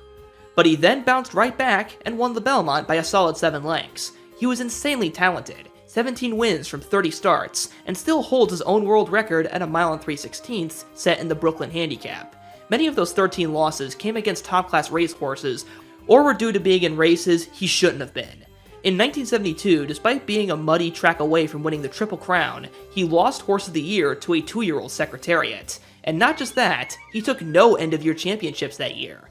Only 3 weeks after the Triple Crown, he went to California and won the Hollywood Derby, carrying 129 pounds, similar conditions that led to Seattle Slew's very first defeat. But the race was so tough on him, he was never the same that year, and never won another race as a 3-year-old, as regular rival Key to the Mint took the 3-year-old championship. As for 73, with a world record in New York less than a month after Secretariat's Belmont Stakes, at one point they were going to run in a match race for $250,000. But they both lost prep races leading up to it, so it became an open event called the Marlboro Cup. Riva Ridge set a world record for 1 mile and 1/8 and beat the best horses on both coasts. But so did Secretariat, winning by 3.5 lengths to his stablemate. While he was overshadowed by some due to who he had to run against, he was never forgotten by those closest to him. Secretariat became the people's horse, admired by all, but Riva Ridge was Penny's horse. She of course loved Secretariat, but the horse she was closest with was Riva Ridge. She was once quoted as saying, "He was my hero. I knew I meant something to him." Old Rosebud. He had some of the greatest highs and lows of any racehorse. Starting as a skinny $500 bargain, his career was full of races, but also setbacks. He won 12 of 14 races at 2, setting many records, was then injured in August of that year, but returned just in time to win the Kentucky Derby by 8 lengths, a margin only equaled and never bettered. But 3 weeks later, after failing to change lead legs in a clockwise race, something never run in America today, he bowed a tendon and was gone for 2 years and 9 months. What brought him back to the track? The story goes that a backfired car exhaust spooked him and his paddock mates, and he was leading the herd.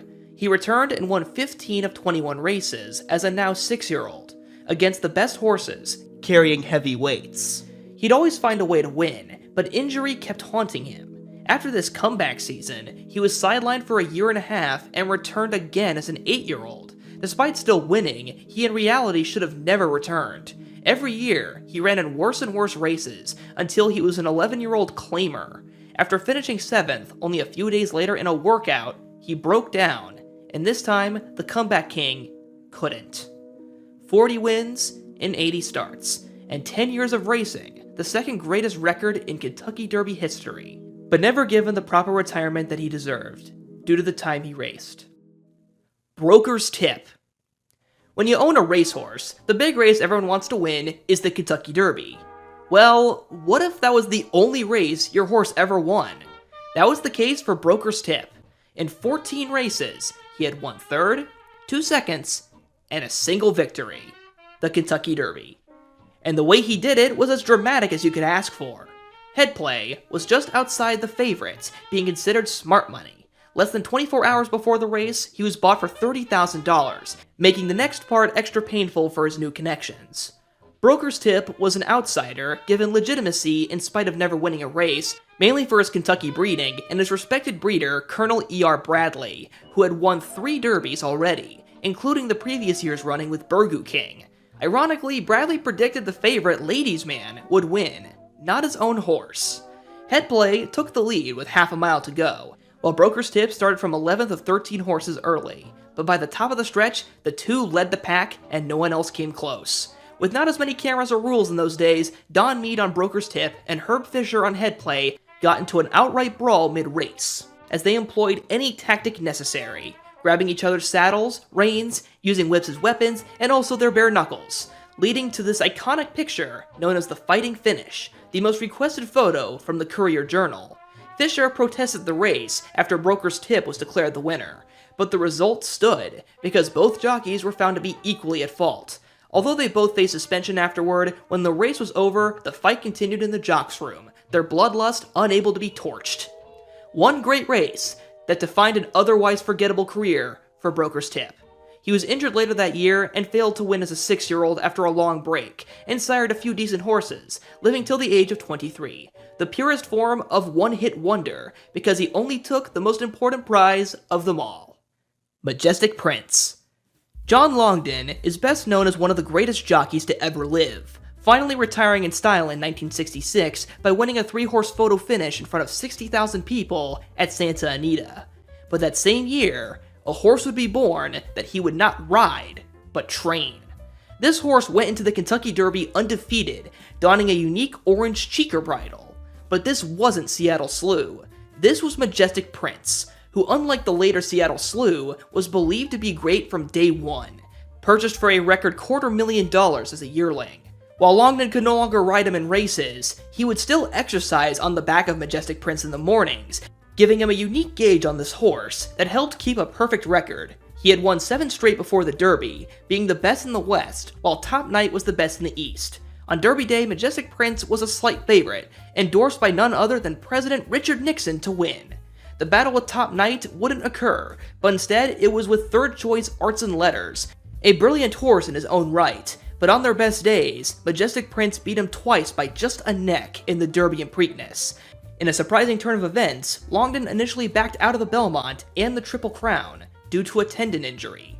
It led to harsh debate, because the injury was mild enough he could still run, but not to the best of his ability.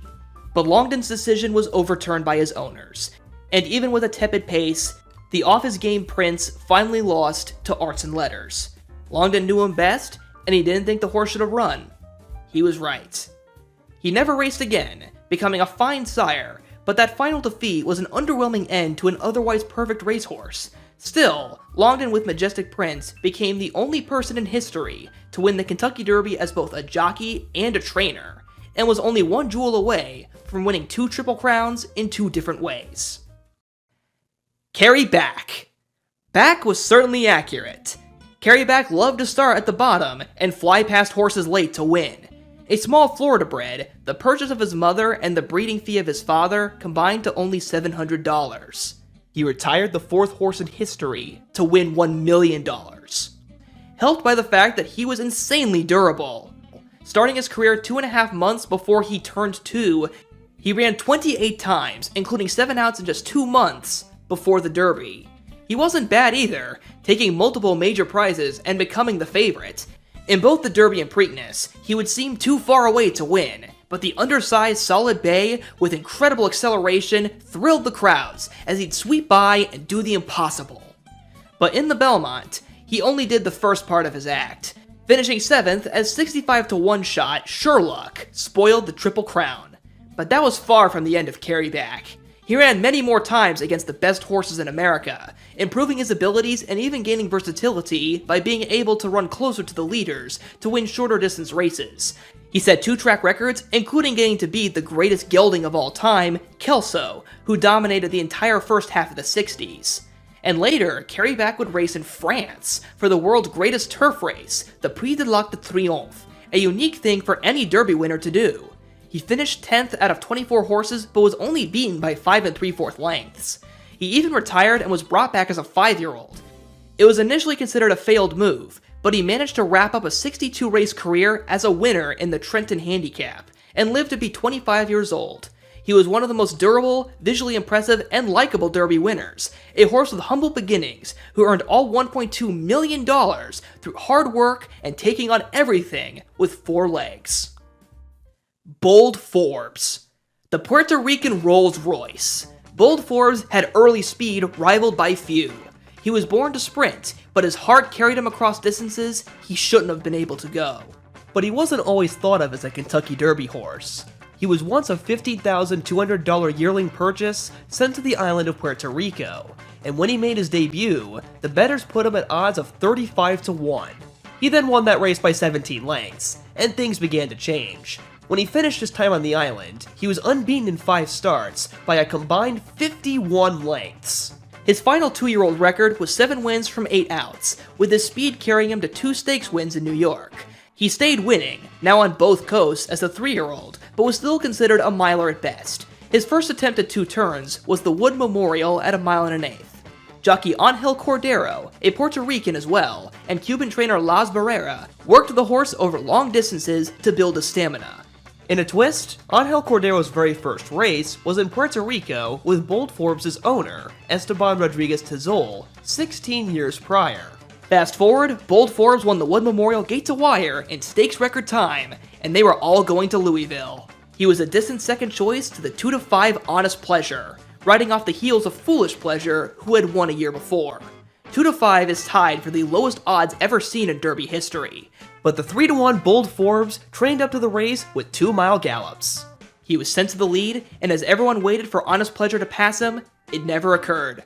Bold Forbes was victorious. But his Triple Crown bid ended after running the fastest 3/4 of a mile ever seen in the Preakness, 1 minute 9 flat, and also having a cut on his left hind mid-race. Still, despite no obligation, he was sent to the Belmont Stakes, a race that even his early speed seemed unable to match. The Belmont was an outrageous display of courage. Unable to be quelled, he ran the first mile in 1 minute 36, a feat only bettered by Secretariat at the time. By the final 1/8 of a mile, he still had a 6-length lead, but was running on fumes. Despite tiring badly, Angel's strong hands and Bold Forbes' courage crawled him over the finish line as 2 horses swarmed him late, and just missed. With all of Puerto Rico watching, including its governor, he had won.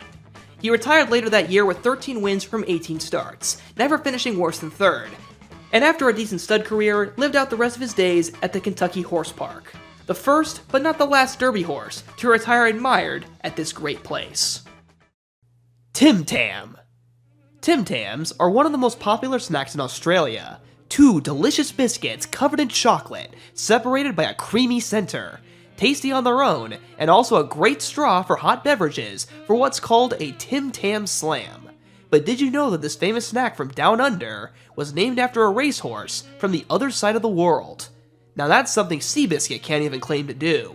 In 1958, their creator Ross Arnott visited America. He had an idea for a new line of biscuits, but didn't know what to name them. He'd get his inspiration when he attended that year's Kentucky Derby. The field had a few favorites: champion 2-year-old Jules Reward, Silky Sullivan, a West Coast horse famous for winning races as far back as 41 lengths, and Tim Tam, the Calumet horse, who had only raced once as a 2-year-old, but in only 4 months had raced 10 times, including winning his last 6 in a row. As he rallied home the winner, Arnott thought to himself, "That's a perfect name for a biscuit." And 6 years after seeing the horse win, the first Tim Tams were released, quickly becoming a household food item. As for the horse, he wasn't too shabby either. He nearly won the Triple Crown, taking the Preakness, following in the footsteps of other Calumet greats. He seemed nearly unbeatable on Belmont Day, but in the stretch, he fractured a sesamoid bone, and the Irish horse Cavan would win. Tim Tam finished the race on 3 good legs to be second, and never raced again, but lived a full life, siring a Hall of Fame filly in Tosma, and many great horses as a dam sire. He died at the age of 27, now immortalized in the Racing Hall of Fame, and by delicious biscuits, the same color as his coat. Chocolate. Grindstone. The closest Kentucky Derby in history was in 1996. The subjects were Cavanier, who was the first Derby horse for his trainer Bob Baffert. The other was Grindstone. He was an accomplished horse, winning the Louisiana Derby, but he was a slight outsider. Unbridled Song, another son of Unbridled, was the favorite, and Grindstone was one of 5 entries for Dwayne Lucas in that year's Derby, making it hard for him to stand out. Starting in 15th position, he navigated in and out of horses, while everyone else focused on Unbridled Song and Cavanier. In the stretch, it looked like Unbridled Song had it, but he faded fast as Cavanier took over, but on the far outside, Grindstone flew forward, and at the wire, they were inseparable. Nobody knew who won, not the jockeys or the trainers, but at the finish, it was Grindstone by a nose. Lucas had won his 3rd Kentucky Derby, while Baffert had lost his first attempt at the race by the closest margin possible. Not sure of yet that he'd ever have a chance again. It was one of the best finishes the Derby ever saw. It was also Grindstone's last race. Following a bone chip, he was retired, and after the Triple Crown, the Great Gray Skipaway proved to be the best 3-year-old. Grindstone proved to be a successful sire, producing infamous Triple Crown spoiler Birdstone, who would then go on to sire 2009 Kentucky Derby winner Mind That Bird. Grindstone lived to be the ripe age of 29. Black Gold. A tough example of people going to the well too many times, Black Gold's mother, You See It, was a sprinter who won 34 of 122 races. After retiring and the death of her owner, Al Hoots, his widow Rosa would breed her to a classic distance horse named Black Tony, who could counteract You See It's low stamina. What they got from this mating was Black Gold. He was a small but strong jet black horse. His name might sound obvious, but along with his coat color, it also comes from Rosa Hoots, who was half Osage, and Black Gold was slang for oil, which Osage discovered on their lands in the late 1890s. Fast forward to the 1920s, oil money had given Hoots the chance to own and breed a racehorse, but at the same time, Osage people were being murdered for that very oil money by white men. When Black Gold crossed the wire first, his victory proved historical. He had become the 50th winner of the Kentucky Derby, and Rosa Hoots became the 2nd woman to own and breed a Kentucky Derby winner, exactly 20 years after the first. And she was the first person from any Native American tribe to sit in the owner's box, let alone win the race. The trophy commissioned for the 50th Derby was the winner of a contest to celebrate the Golden Jubilee. The trophy was so well liked that it became the modern Kentucky Derby trophy, still used 100 years later. In a surprise mystery, the original first Derby trophy, given to Hoots, was stolen in 1935, and the quest to find it still remains. It was a Kentucky Derby of many firsts, but sadly Black Gold's story did not end with the Derby. He initially kept the momentum going, winning 4 Derbies as a 3-year-old, the Louisiana, Kentucky, Chicago, and Ohio Derbies, but he retired lame and at stud was sterile, siring only 1 foal who was then killed by lightning. With no stud career, he was brought back to the races. He would be winless in 5 starts during his return, breaking down in his last race, and had to be euthanized. An inexcusable conclusion to the life of a great racehorse. His story has since not been forgotten, with books and even a heavily fictionalized movie bearing his name being made, featuring legendary actor Anthony Quinn from Lawrence of Arabia, in an albeit questionable starring role. He was buried in the fairgrounds infield, the track where his career started and ended, right next to the great mare Panzeretta, ironically a horse who defeated Black Gold's mother, You See It, multiple times. His story, while sad, is important to acknowledge as we have continued to improve the fates of our racehorses, big or small. Sea Hero. Sometimes things are just meant to be. Owner and breeder Paul Mellon seemed to be on his way out of a great horse racing career. 85 years old, with champions on 2 continents. The biggest ones were Arts and Letters, who we had mentioned earlier, and Mill Reef, one of the best to ever race in Europe, winning the original Epsom Derby, and the Prix de l'Arc de Triomphe, 2 of the greatest races in all of Europe. But the Kentucky Derby proved elusive, and by 1992, he had already dispersed most of his horses, but he kept Sea Hero, who had won the Champagne Stakes as a 2-year-old.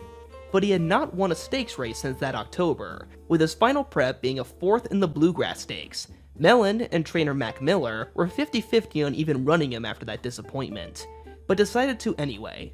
Jockey Jerry Bailey, who had yet to win a Kentucky Derby as well, was so doubtful of his chances that he told his wife and child to stay home.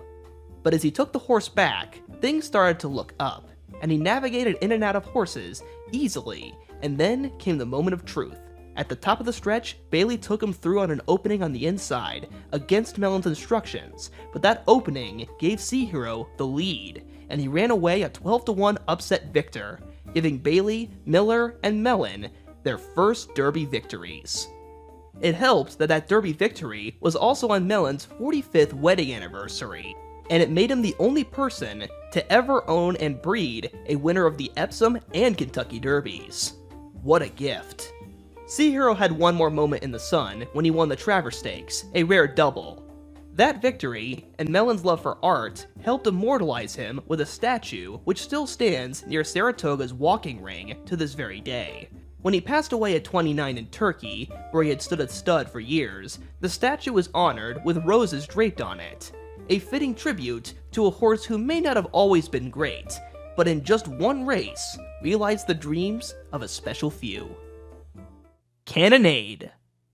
In 1974, a major milestone was going to be hit by America's greatest horse race, the 100th running of the Kentucky Derby. Hot off the heels of Secretariat's Derby victory a year ago, everyone was excited. Over 163,000 people showed up, a record at the time, with many dressed for the occasion, including Princess Margaret, while some chose to dress less modestly. The most memorable was a streaker who climbed up a flagpole. As for the horse race itself, 23 horses entered, the largest field ever assembled. The field lacked a standout favorite, so everyone was taking a stab. Cannonade was technically a slight favorite, but in a coupled entry. People preferred his stablemate, Judger, who finished ahead of him 3 times on the Florida circuit. Most of Cannonade's wins came during a jam-packed 2-year-old season, where he won 5 of 17 races. His only win as a 3-year-old was the Stepping Stone Purse a week before the Derby. The worry for Cannonade was that he would get impatient, waiting for 21 other horses, and get trapped on the inside. But neither occurred. In fact, the rail was wide open on the backstretch, giving Angel Cordero a perfect opening as he moved Cannonade from mid-pack to 3rd without anyone getting in his way. After splitting the last 2 horses, he was clear. He won by 2 1/4 lengths, with a brilliant race ride and the misfortune of the tougher competitors. Trainer Woody Stevens and Angel Cordero won their first Kentucky Derbies that day, and after Cannonade retired, he rewarded Woody Stevens once again by siring one of his 5 historic Belmont Stakes winners in Caveat. But the real lasting legacy of this Kentucky Derby was the rules it inspired. The chaos of the 23-horse field had unfairly hampered many horses' chances, including that year's Preakness and Belmont winner Little Current, who flew from 23rd to 5th after outrageous traffic. Only a year later, the Kentucky Derby officially capped its field size at 20, and led the Derby down the path of restricting the race further, by giving priority to horses with greater prize money to ensure quality instead of just paying an entry fee like before. Starting in 2013, this would change again to the Road to the Kentucky Derby series, where specific races earned horses points, all thanks to the pandemonium of the Centennial Kentucky Derby. Pleasant Colony. Even with new rules, the Kentucky Derby can never be predictable. Just 2 weeks before the Derby of '81, Pleasant Colony made his first start for trainer John Campo, who thought he had a good one, but no one matched his enthusiasm. Most saw Pleasant Colony as an unimpressive horse statistically and physically, with a tall, skinny frame, floppy ears, and a gnarly burn scar on his left flank, not helped by a 5th place finish in the Florida Derby last time out. But in 1 month, he would put on some muscle and become a new horse. 7 hours after lightning struck the toe board, Pleasant Colony stayed back and passed the exhausted frontrunners for a surprise victory in the Wood Memorial. The 180 made him second choice by Derby Day, but the lead up to it was pure chaos, because once again, 23 horses had entered the Kentucky Derby, but with the new 20-horse restriction, 3 had to be pushed out, and one owner wasn't very happy, and quickly took it to court, and got back in thanks to a rule that stated that a coupled entry, 2 horses with the same owner or trainer entered as one betting entry, couldn't exclude another horse. And there were 2 coupled entries in this Derby field. The court case started and ended the day before the Kentucky Derby and got 2 of the 3 excluded horses back in. Ironically, the horse that started the whole court case by entering, Wayward Lass, was scratched the same day. And so 21 horses went to the starting gate, the last time a Derby field would exceed 20 horses. Campo would praise his horse, Pleasant Colony, for the 2 weeks leading up to it, saying that he had the winner, while people preferred Proud Appeal, who was undefeated in 5 starts at 3. And so, the gates opened, and it was time to see who was right. The field roared, and Top Avenger led the pack, setting record-breaking early fractions for the quarter and half a mile. This unsustainable speed would lead to a pace meltdown, and all the top finishers came from the back. Pleasant Colony rallied from 17th place, and runner-up Woodchopper came from 20th, while the favorite Proud Appeal had the worst finish of any Derby favorite in history, 18th place. Pleasant Colony had made Campo right, and he made sure that everyone knew it afterward. What made you so certain before the wood you say, make your bets and go to sleep on it? It's all right, we're going to win. You said the same thing on Thursday here. I'm a good horse trainer, pal. Don't ever forget it. Campo's confidence continued to the Preakness and got him past the wire first, but leading up to the Belmont Stakes, something changed. The day before, Campo told his team they were not going to win. The horse had lost weight and was tired. They couldn't believe it. But once again, the now subdued trainer was right, and Pleasant Colony finished 3rd. He only ran 3 more times after that, valiantly losing the Travers Stakes in the mud and beating older horses in the Woodward Stakes. And then after retirement, he became a very good sire, producing classic winners in America like Pleasant Stage, Pleasant Tap, and Pleasantly Perfect, and in Europe, he sired not a Derby winner, but a Derby winner in Sanjovite, who ran the fastest Irish Derby in history, and also won the King George in England. Pleasant Colony lived to be the age of 24, a great horse on and off the track, but still a bit underappreciated. Swale. He represents the highs and lows of racing. One of the best sons of the immortal sire and racehorse Seattle Slew, like his dad, he was a nearly black stallion who won the Kentucky Derby, but just 44 days later, he would unexpectedly pass away. He was born in 1981, and as a baby he was spotted sleeping away from his herd on a low-lying piece of land, a swale, and that's how he got his name. Claiborne was a successful breeding farm, but had never won the Kentucky Derby. Their hopes for 1984 rested originally on Devil's Bag, the champion 2-year-old who had won 5 races by 27 lengths, so highly touted that he was called the next Secretariat by Time magazine, something that should immediately guarantee disappointment, which it did. Devil's Bag didn't run in the Kentucky Derby, being injured the week of, and then being retired shortly afterward due to a bone chip in his right knee. Other heralded favorites had also dropped out due to injury, making Swale the de facto favorite, but it wasn't so certain. He had won only 2 of his 4 preps, and in his last start was an 8-length loser in the mud, said to be his weakness, and his trainer, the great Woody Stevens, was fighting off pneumonia and emphysema, so Mike Griffin had to pinch hit leading up to the Derby. Instead, the favorite was a coupled entry of fillies trained by D. Wayne Lucas, Life's Magic, and Altea. Altea already having beaten the boys in the Arkansas Derby, but neither filly showed up, and Swale rested behind the leaders before taking over the lead to win by a commanding 3 1/4 lengths. All swale that ends swale was the toast to celebrate Claiborne's first Derby win. But after blowing his energy in a lightning-fast workout and not liking the hard ground of Pimlico, he faded to 7th in the Preakness. While disappointing, he was brought back for the Belmont Stakes and trained up to it way better. With an easy pace, he took the 3rd jewel by 4 lengths, giving Woody Stevens his 3rd straight Belmont Stakes, en route to an unheard of 5 straight. But just 8 days after taking 2 jewels of the Triple Crown, while getting a bath following a routine gallop, he reared up and collapsed. Within minutes, he was gone. The initial theory was heart failure, but the autopsy revealed no definitive cause of death, as there was no major ruptures or gross lesions in the heart.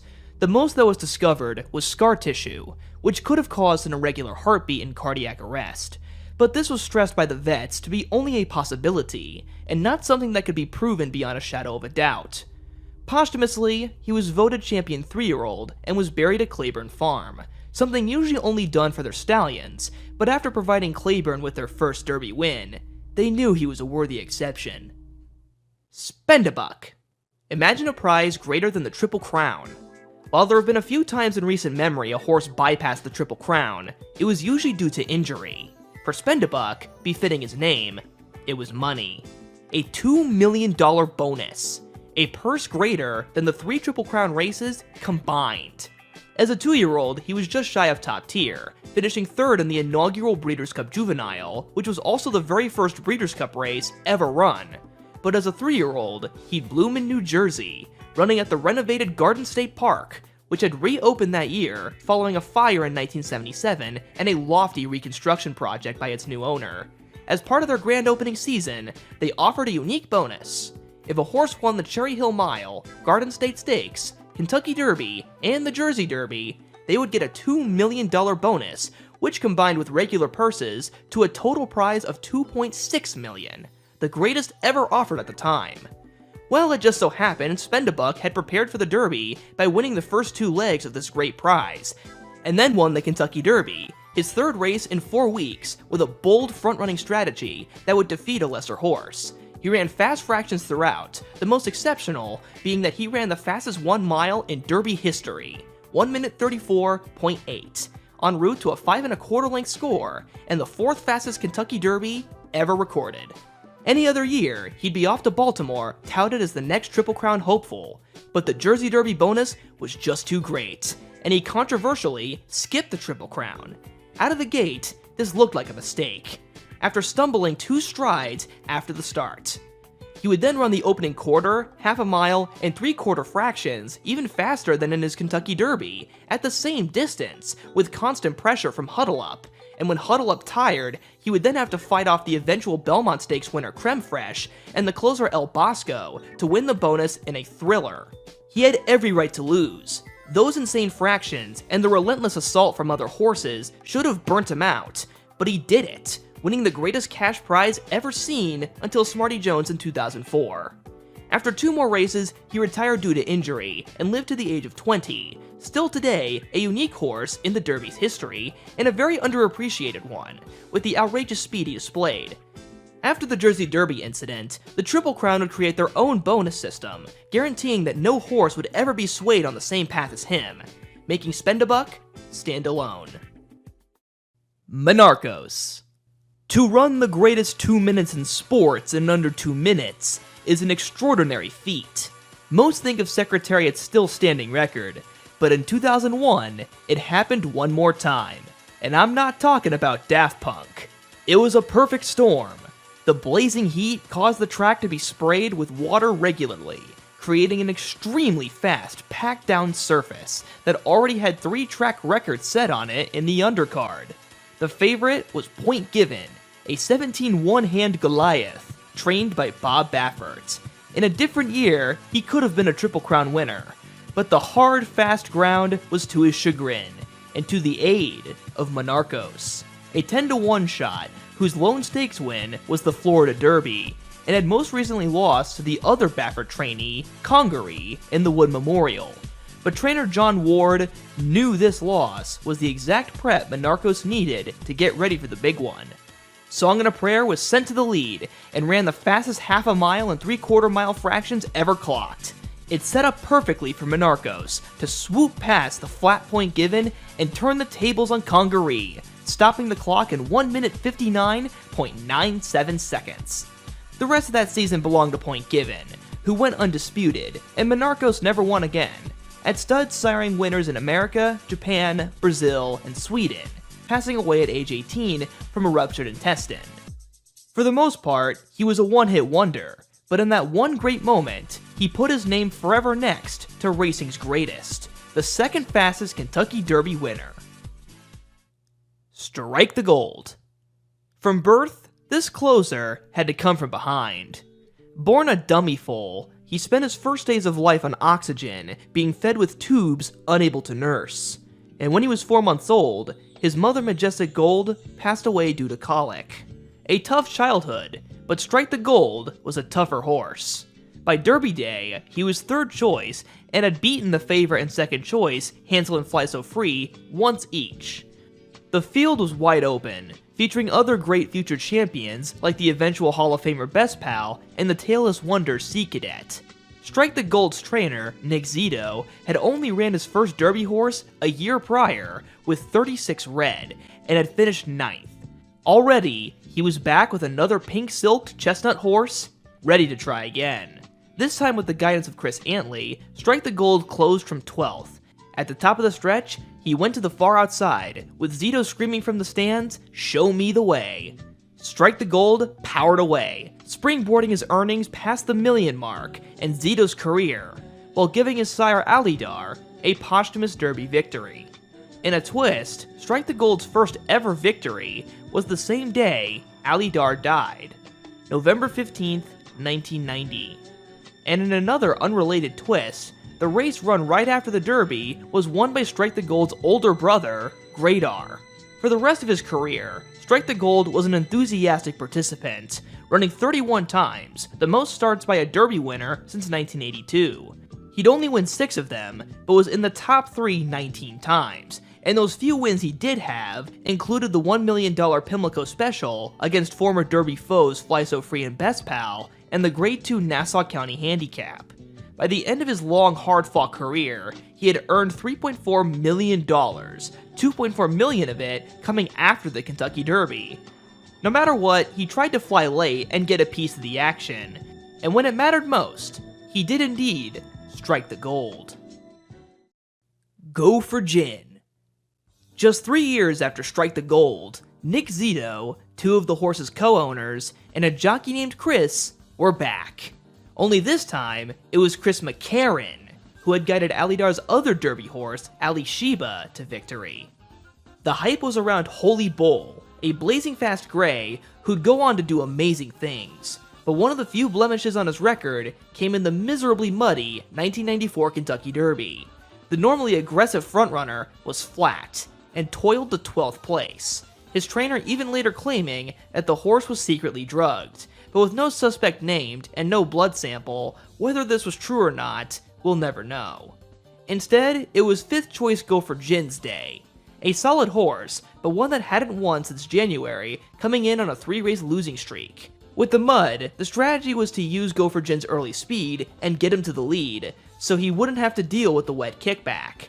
After veering outward, there wasn't an anxious moment. He led all the way without a speck of mud on his bay coat.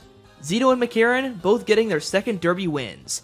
And afterward, Zito was called on the phone and congratulated by none other than President of the United States, Bill Clinton. It was the last time Go for Gin won. Tabasco Cat took the rest of the Triple Crown, and Holy Bull dominated the rest of '94. Go for Gin retired after 9 more races, and after an underwhelming stud career, pensioned in 2011, joining McCarron's other Derby horse Ali Sheba by retiring and spending the rest of his days at the Kentucky Horse Park. Enjoying many treats, parades in the Hall of Champions, splashing his water bucket, nice naps, and his absolute favorite, getting his gums massaged. Until he passed away at the age of 31, pampered and beloved. Thunder Gulch. The 1995 Triple Crown was Dwayne Lucas's, but the way he achieved it was from an unexpected source. Everyone focused on his champion 2-year-old Timber Country and his brilliant filly Serena's Song, who were coupled favorites. His third horse, Thunder Gulch, was nearly 25-1 after finishing 4th in the Bluegrass, but before that, he had won the Florida Derby by a nose. While he was the third wheel, those closest to him knew he had talent.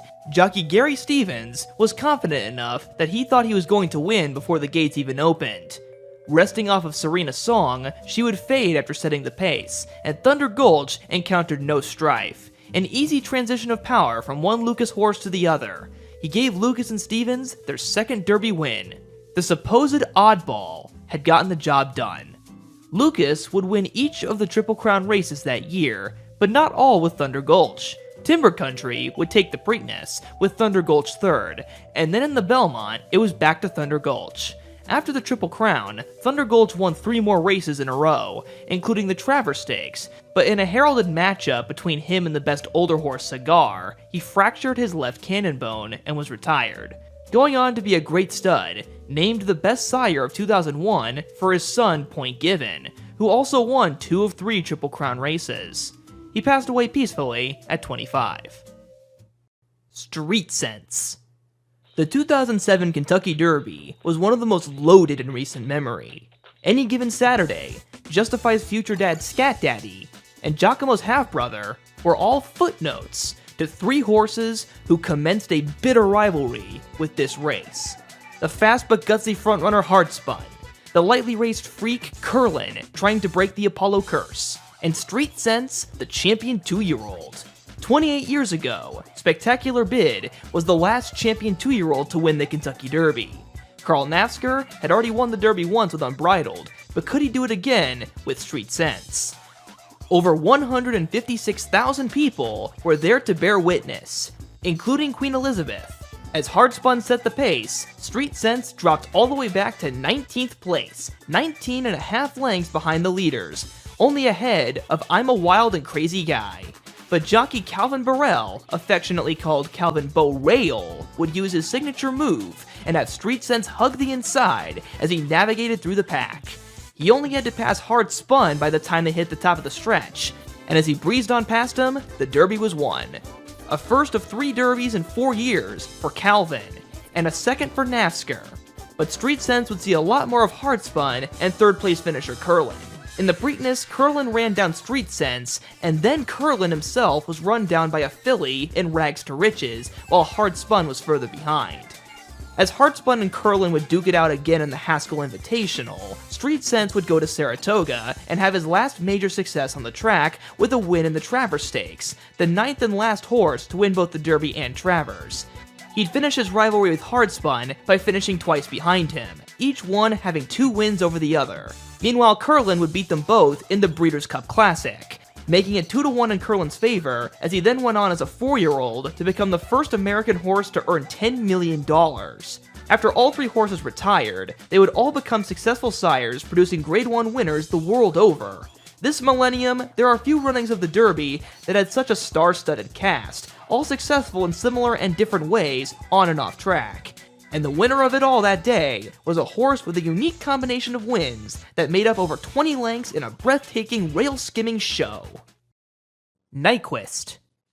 J. Paul Reddam has already been established to have loved naming horses after his wife, the highlight being I'll Have Another. But if he didn't name a horse after his wife, he was going to name them after a Detroit Red Wings player. Not all of them were successful, but he struck gold when he acquired Nyquist, named after Gustav Nyquist. With the 2016 Derby 1 year removed from American Pharoah, 167,000 attended, the second highest ever, and favorite Nyquist couldn't have looked any better. A champion 2-year-old who had never lost in 7 races on both coasts, and with a perfect trip, he was then able to win the Kentucky Derby just as easily, joining a chosen few to have won the Kentucky Derby while undefeated, but the only way to go after the Derby was down. In the mud, Derby runner-up Exaggerator defeated him in the Preakness and then the Haskell Stakes, and Nyquist would finally retire after 3 straight losses and a puffy ankle, reminding Derby historians of the 1922 Derby winner Morvich, who went unbeaten in 12 races including the Derby, and then similarly was unable to win again.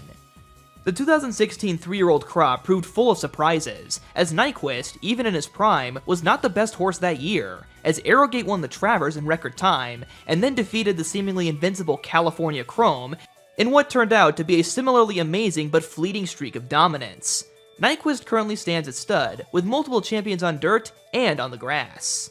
Always Dreaming. Anthony Bonomo Jr. was given a $200,000 budget by his dad for their ownership group to buy a horse at the 2015 Keeneland September sale. He spent $350,000 that day, and at the time, Senior wasn't very happy. But by May of 2017, he had nothing but gratitude. His wife, Mary, would give the horse his name, based on herself, as she was a self-proclaimed daydreamer. Always Dreaming would start out winless as a 2-year-old, but with a tried-and-true duo of trainer Todd Pletcher and jockey John Velasquez, and some time off, he began to blossom. Pletcher and Velasquez had worked together since 1996 and had won over 1,600 races at the time. They had won derbies before, but never with each other.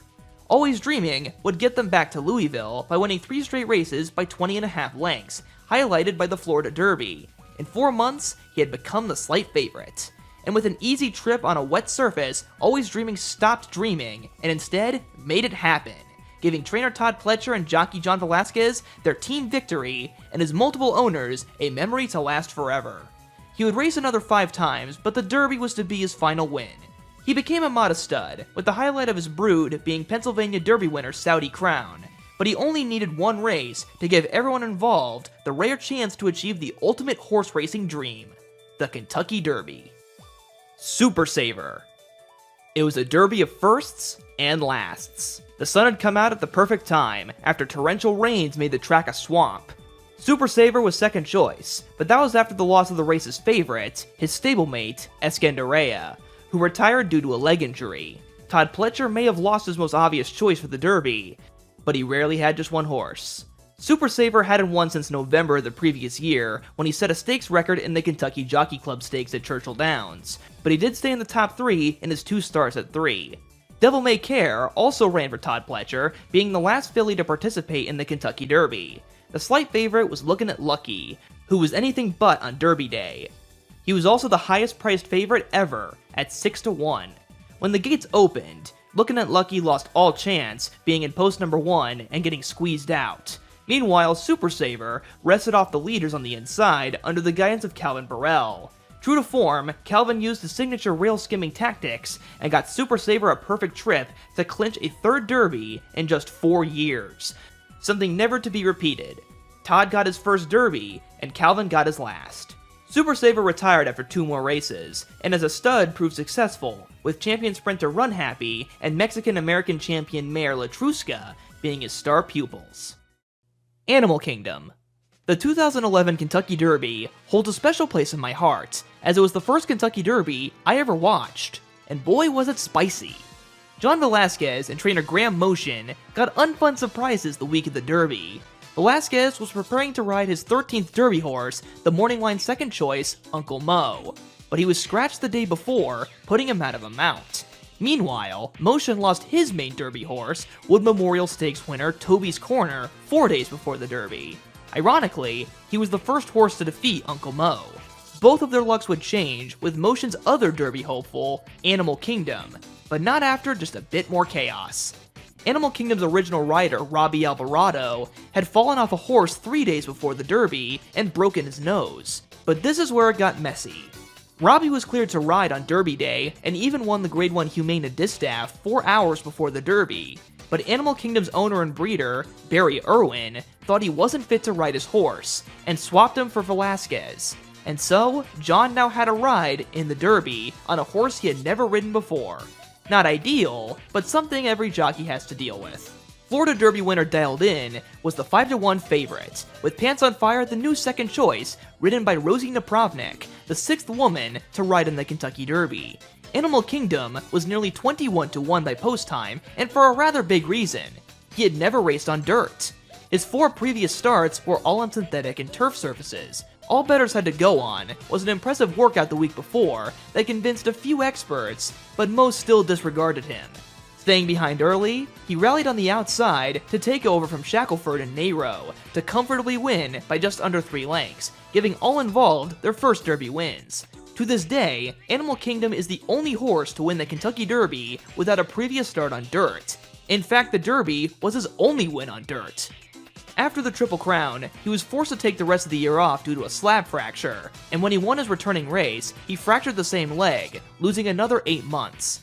In a remarkable feat, after such a hiatus and encountering awful traffic, he flew from 5th to 2nd in just 100 yards during the Breeders' Cup Mile behind Hall of Fame gelding Wisdan, and then as a 5-year-old, he took the $10 million Dubai World Cup on synthetic. Only Silver Charm had won both the Derby and World Cup before him. Despite soundness issues, Animal Kingdom was one of the most uniquely accomplished Derby winners, with his successes at the highest level on all 3 racing surfaces and on 2 continents. Orb. Trainer Shug McGahee and the Phipps family had worked closely for decades. Ogden Phipps, born in 1908, came from a rich family so powerful they once owned 28 miles of Florida coastline. Phipps' history of racing is extensive, with many famous champions over the decades, but he never won the Kentucky Derby. The closest was when he and McGahee finished second with Easy Goer behind Sunday Silence in '89. He passed away in 2002, and his son Mills Phipps inherited the stable. In 2013, 1 generation removed, they had their shot with Orb. Orb had lost his first 4 races, but then he won his next 5 consecutively, the last of which came on a miserably wet Derby day. Palace Malice set insanely fast early fractions, while Orb waited behind horses. With his dark bay coat a shade lighter due to the mud, Orb rolled through the pack, unbothered by kickback, and finally gave the Phipps family and McGahee a Derby winner. It was to be his final win. Orb seemed to always do things in streaks. When he won, he was on a roll, and when he lost, he was in a slump. He lost his first and last 4 races in a row, with all of his wins being sandwiched into one winning streak. He still had decent showings, with a third in the Belmont and Travers Stakes, but Will Take Charge would live up to his name and steal champion 3-year-old honors thanks to a riveting post-Triple Crown campaign. In terms of legacy, Orb hasn't been a successful stud, but he helped round out an already great career for Shogun the Phippses. Authentic. Ironically, his Derby was not a very traditional one.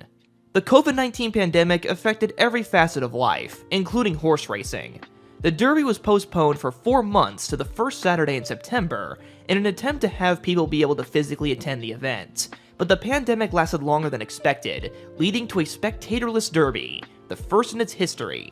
The only people who were there were connections, broadcast people, and on the outside were protesters, who wanted the Derby cancelled due to the police murder of Breonna Taylor in Louisville that March.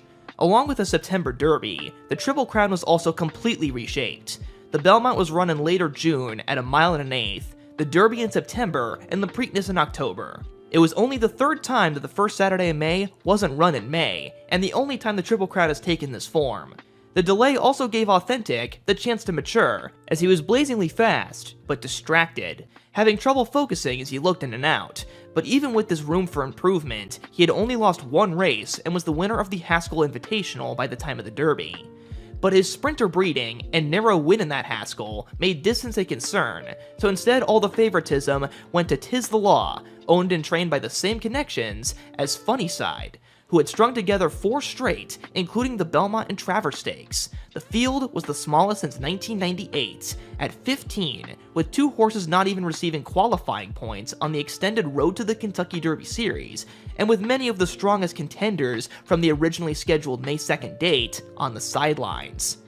If all this wasn't enough first for the Derby's history, Churchill Downs debuted a new contraption, a custom 20-horse starting gate, getting rid of the old method of a 6-horse auxiliary gate being stitched onto the original 14-horse gate.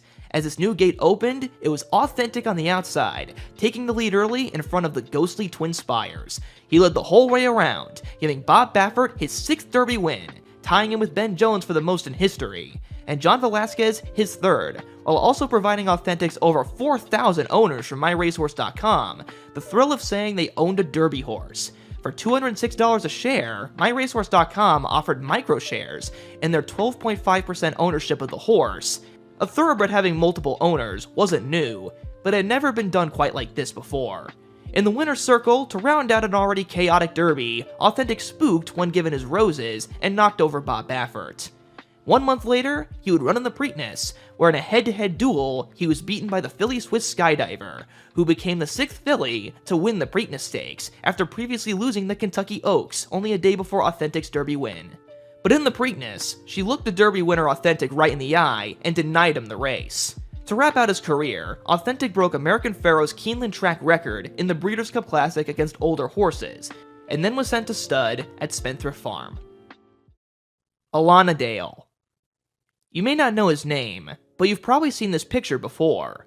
This is Alana Dale being ridden by Jimmy Winkfield, in what would be the last time a black jockey won the Kentucky Derby, ending an era of dominance that did not need to conclude. By this point, black jockeys had already been slowly pushed out due to Jim Crow, discrimination from the Jockey Club, founded in the 1890s, and white jockeys purposely attacking black jockeys mid-race, endangering the horse and the rider, discouraging owners for concern over their horse. Wink, as he was called, was considered the last in the era of great African-American jockeys, already winning with His Eminence the year before. His 3rd straight Derby mount was Alana Dale, and he was a very fast but unsound horse, showing plenty of speed as a 2-year-old, but with bad knees. The Derby was his first start at 3. His training, to reduce strain on his legs, was mainly him pulling a sulky, rather than being ridden under saddle. Still, Wink was able to guide the fragile horse to victory. Alana Dale led by 6 lengths at one point, but was injured in the stretch and barely held on.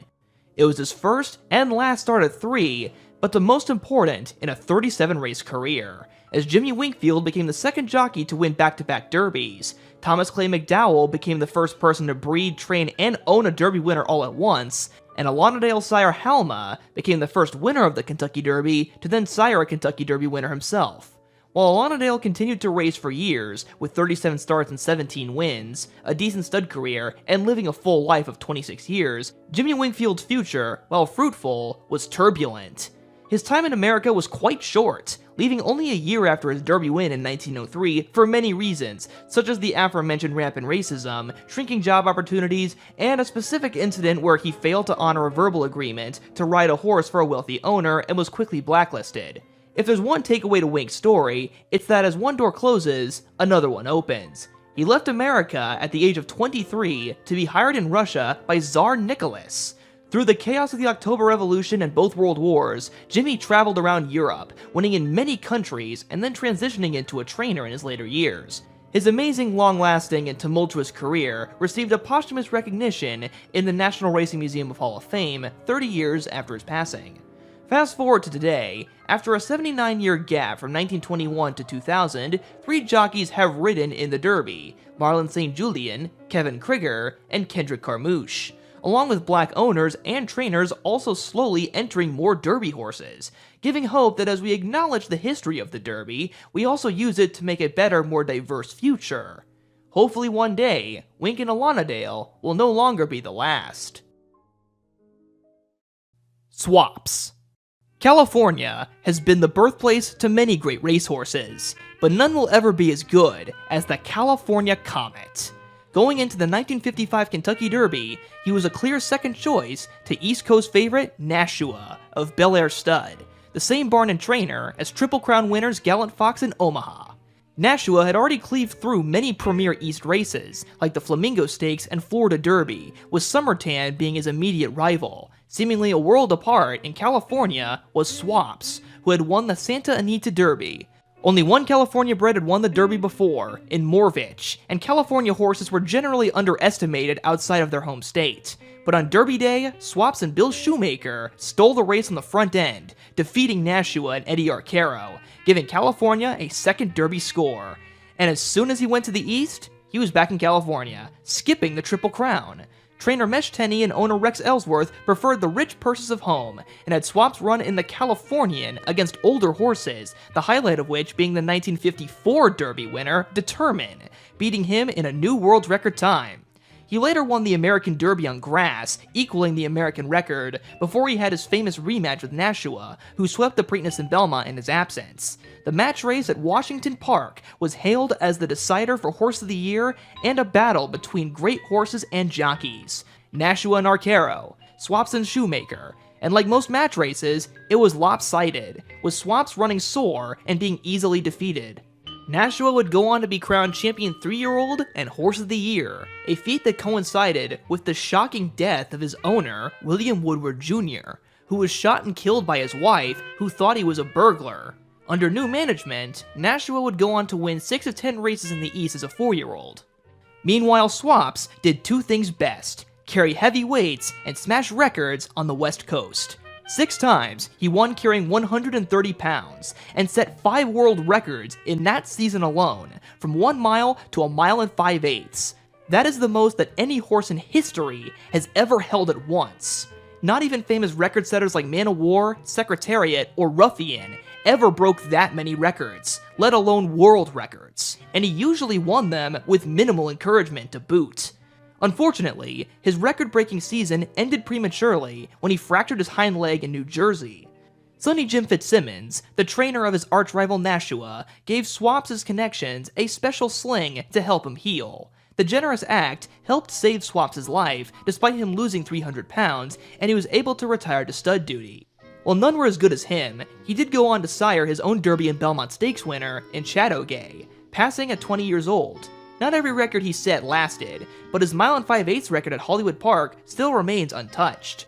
And 59 years after his Derby win, Swaps' former exercise rider, Art Sherman, would train another famous Calbred Kentucky Derby winner, California Chrome. Mage. In 2018, Good Magic had the misfortune of being the second best horse on Derby Day, as eventual Triple Crown winner Justify ran home the winner. 5 years later, Good Magic's first crop turned 3 years old, and with no time to lose, Mage and Reincarnate were his first Derby representatives. Unfortunately, the build-up to the Derby was rife with controversy, as 7 horses died at Churchill Downs in the days leading up to it, including 2 on Derby Day, casting a shadow over the race and haunting the rest of the meet before it was then moved to Ellis Park when the toll reached 12 horses.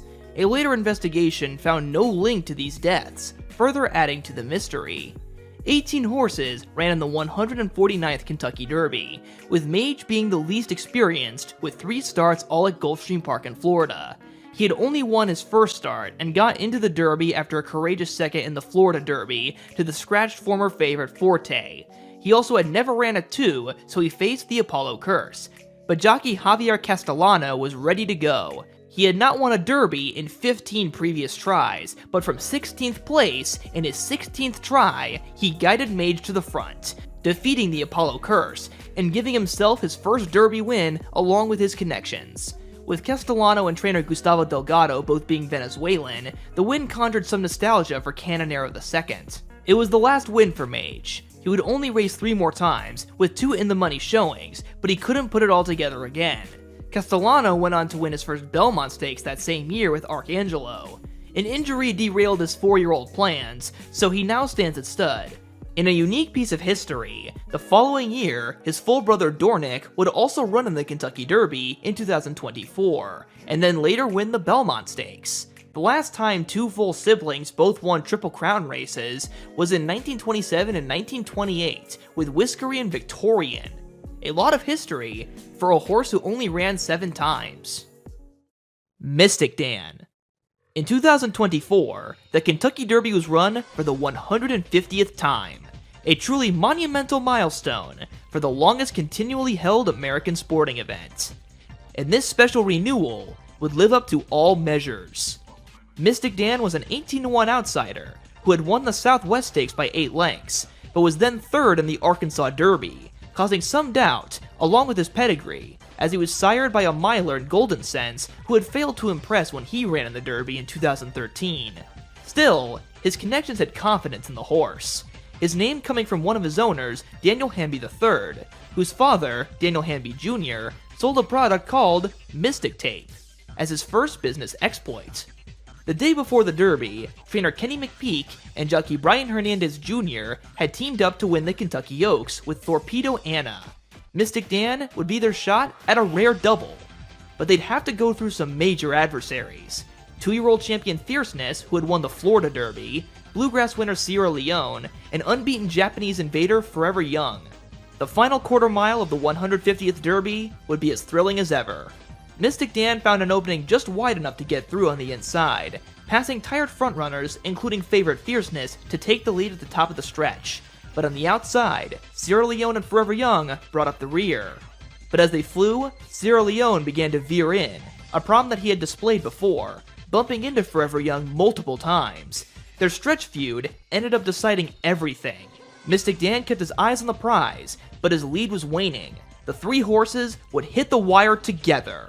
The first triple photo finish since 1947.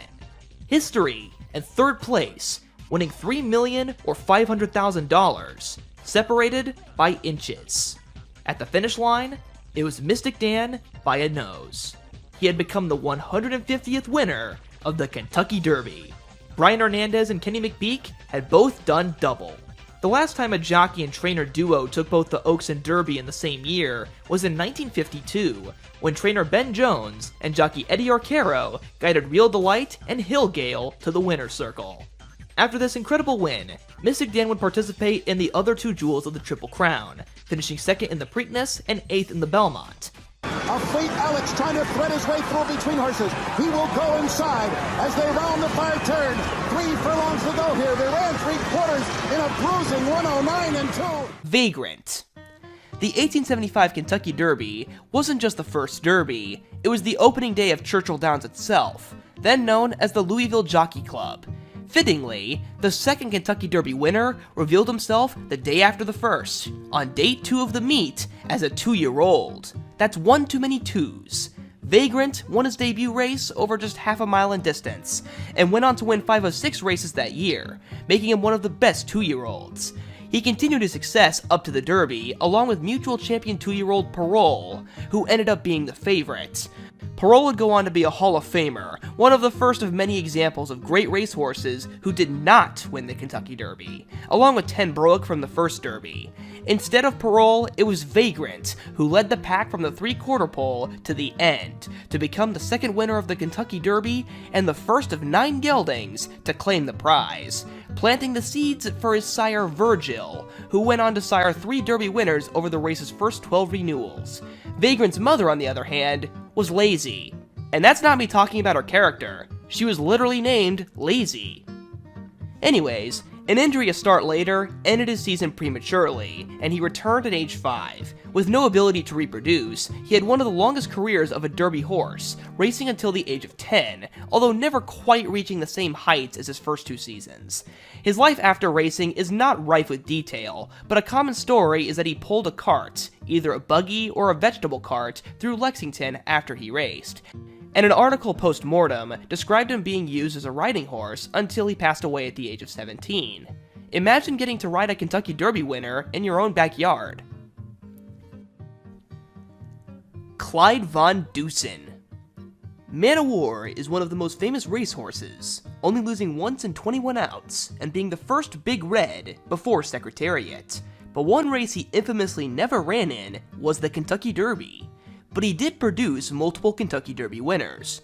Most are familiar with his Triple Crown son, War Admiral, but his first Derby kid was in 1929, and did not resemble his larger-than-life father whatsoever, being a tiny gelding, described as pony-sized and weedy.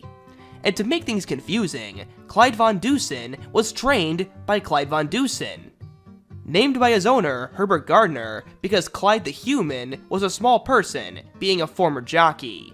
It was a wide-open Derby field of 21, one of only 5 Derbies to surpass 20 participants, but all the attention was on Blue Larkspur, who fit every part of being a Derby winner. Tall, handsome, royally bred by the great Colonel E.R. Bradley, and trained by Dick Thompson, who had already settled 2 Derby winners and retired with 4. Blue Larkspur had already beaten Clyde in his first start at 3. Clyde would be a distant second choice, having won the Kentucky Jockey Club Stakes and other races as a 2-year-old to earn some respect, but to beat Blue Larkspur, he needed divine intervention. It rained terribly in the undercard, providing miserable conditions. Blue Larkspur wasn't given proper shoes for the mud, meanwhile Clyde got caulk shoes for extra traction in the slippery conditions. Clyde stole the race on the front end, avoiding most of the mud and handling the surface perfectly, while Blue Larkspur ran a commendable 4th while slipping and sliding. The finishing time of 2 minutes 10 and 4/5 was one of the slowest derbies ever. Afterward, the bitter E.R. Bradley did some mudslinging after the sloppy derby, declaring Clyde Von Dusen, quote, the worst derby winner in 20 years. Regardless, Clyde Von Dusen had won the derby, becoming the 7th gelding to do so, and the last in the 20th century. It took 74 years before Funnyside joined the unique group. Blue Larkspur went on to be a Hall of Famer, while Clyde Von Dusen raced 42 times and won 12, but nothing close to the derby. Afterward, he became Clyde the Human's personal mount, so here's a picture of Clyde Von Dusen being ridden by Clyde Von Dusen. And what a gift that must be! After the horse named after you wins the Kentucky Derby, you get to sit on his back and treasure him. He lived to be 22 years old, a gem to those closest to him. Hoop Jr. We have alluded to how World War II had affected the Kentucky Derby during the 40s, but 1945 was the last and biggest threat to the Derby continuing its annual streak. In December of 1944, James F. Burns, director of the Officer of War Mobilization, requested all racing be suspended effective January of 1945. The Derby was officially in limbo, and it stayed that way past its originally intended date of May 5th. But on May 8th, Germany surrendered, and World War II was over, a monumental day in world history. For the Kentucky Derby, there was no time to waste now that racing was allowed again. The first Saturday in May, now run on the second Saturday in June. The favorite was Pot O'Luck, the Calumet horse, but their star jock Arcaro was on the second choice instead, Hoop Jr. The owner of this horse, Fred Hooper, would have a long career breeding and owning great racehorses, but Hoop Jr. was the very first horse he ever bought, naming him after his son. No owner will ever be quite as lucky as Fred, with Hoop Jr. cantering home the winner of the June Kentucky Derby.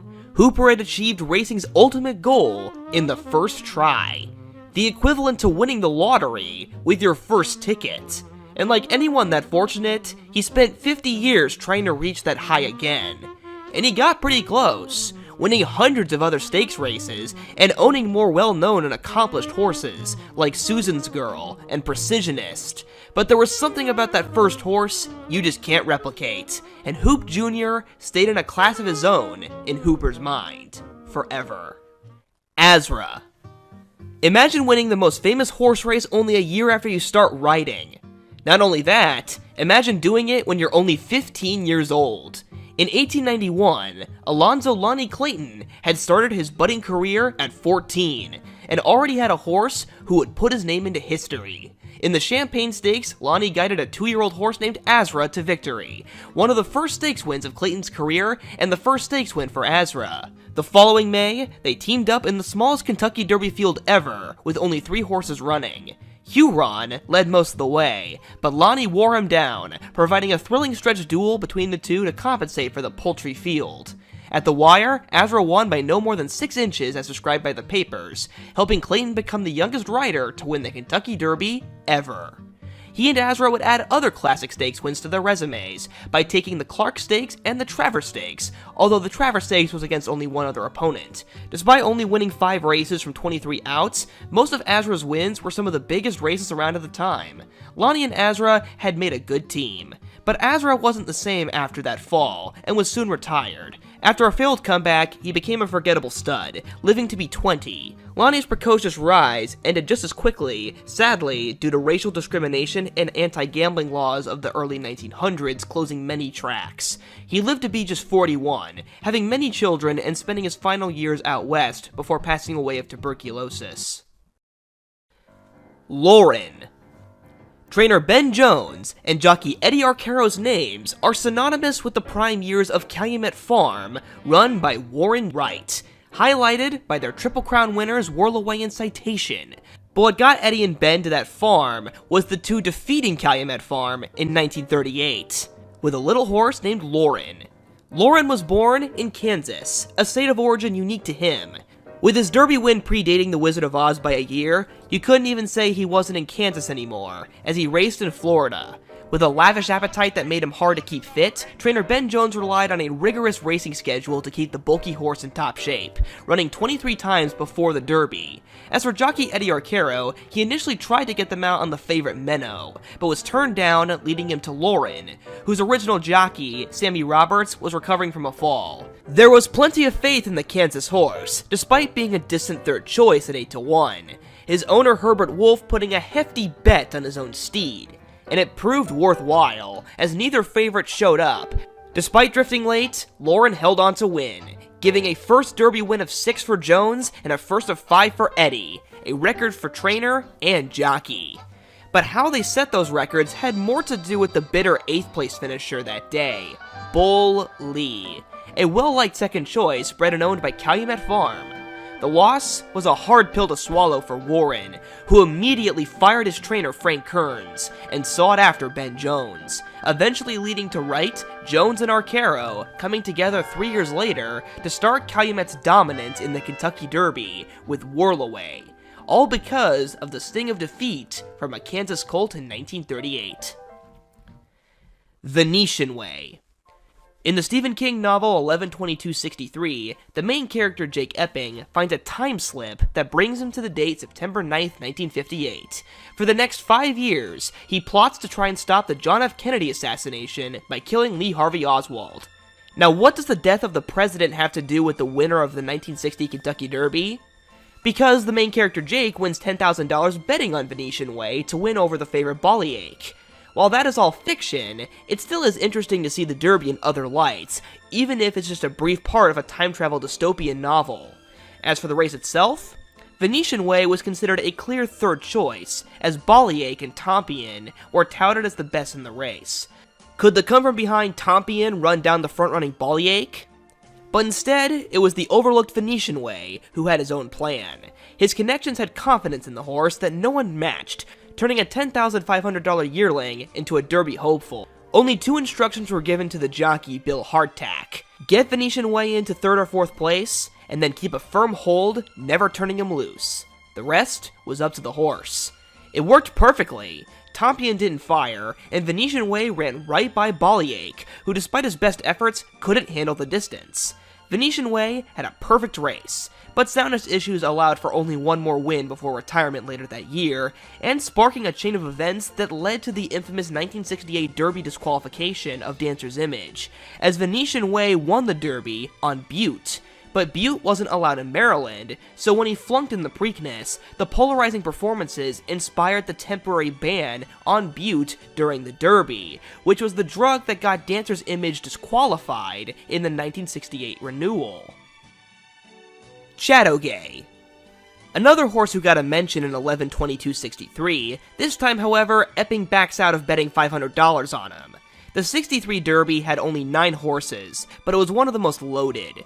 Candy Spots and No Robbery dominated the pools, and were both undefeated on their respective coasts, and then there was champion 2-year-old Neverbend, who rounded out the trio. Even a consistent blue-blooded horse like Chateaugay, who had won 3 straight, was an overlooked contender. Ironically, his sire was 1955 Derby winner Swaps, and the favorite Candy Spots was owned and trained by the same duo as Swaps, Rex Ellsworth and Mesh Tenney. But along with a perfect 3-year-old record, he also had an extra piece of luck. His owner and breeder, John Galbraith, received a necklace of chicken wishbones from his cook. He made sure to pull off one and put it on the left side of Chateaugay's bridle. As the Derby commenced, it looked like how people predicted, the 3 hot favorites in the top 3 spots, but then at the top of the stretch, Braulio Baeza asked Chateaugay for his run, and he burst forward, defeating the group in 2 minutes 1 and 4/5 seconds, the exact same time as his dad Swaps. The win was historical, as Braulio Baeza was the first Latin American jockey to win the Derby, hailing from Panama. While today Latin American jockeys frequently top the ranks, Braulio was one of the first to make the successful trip to America. After finishing second in the Preakness, he returned to win the Belmont Stakes and defeat Candy Spots 2-1. He secured champion 3-year-old Colt that year, but didn't reach the same heights later in his career or as a stud.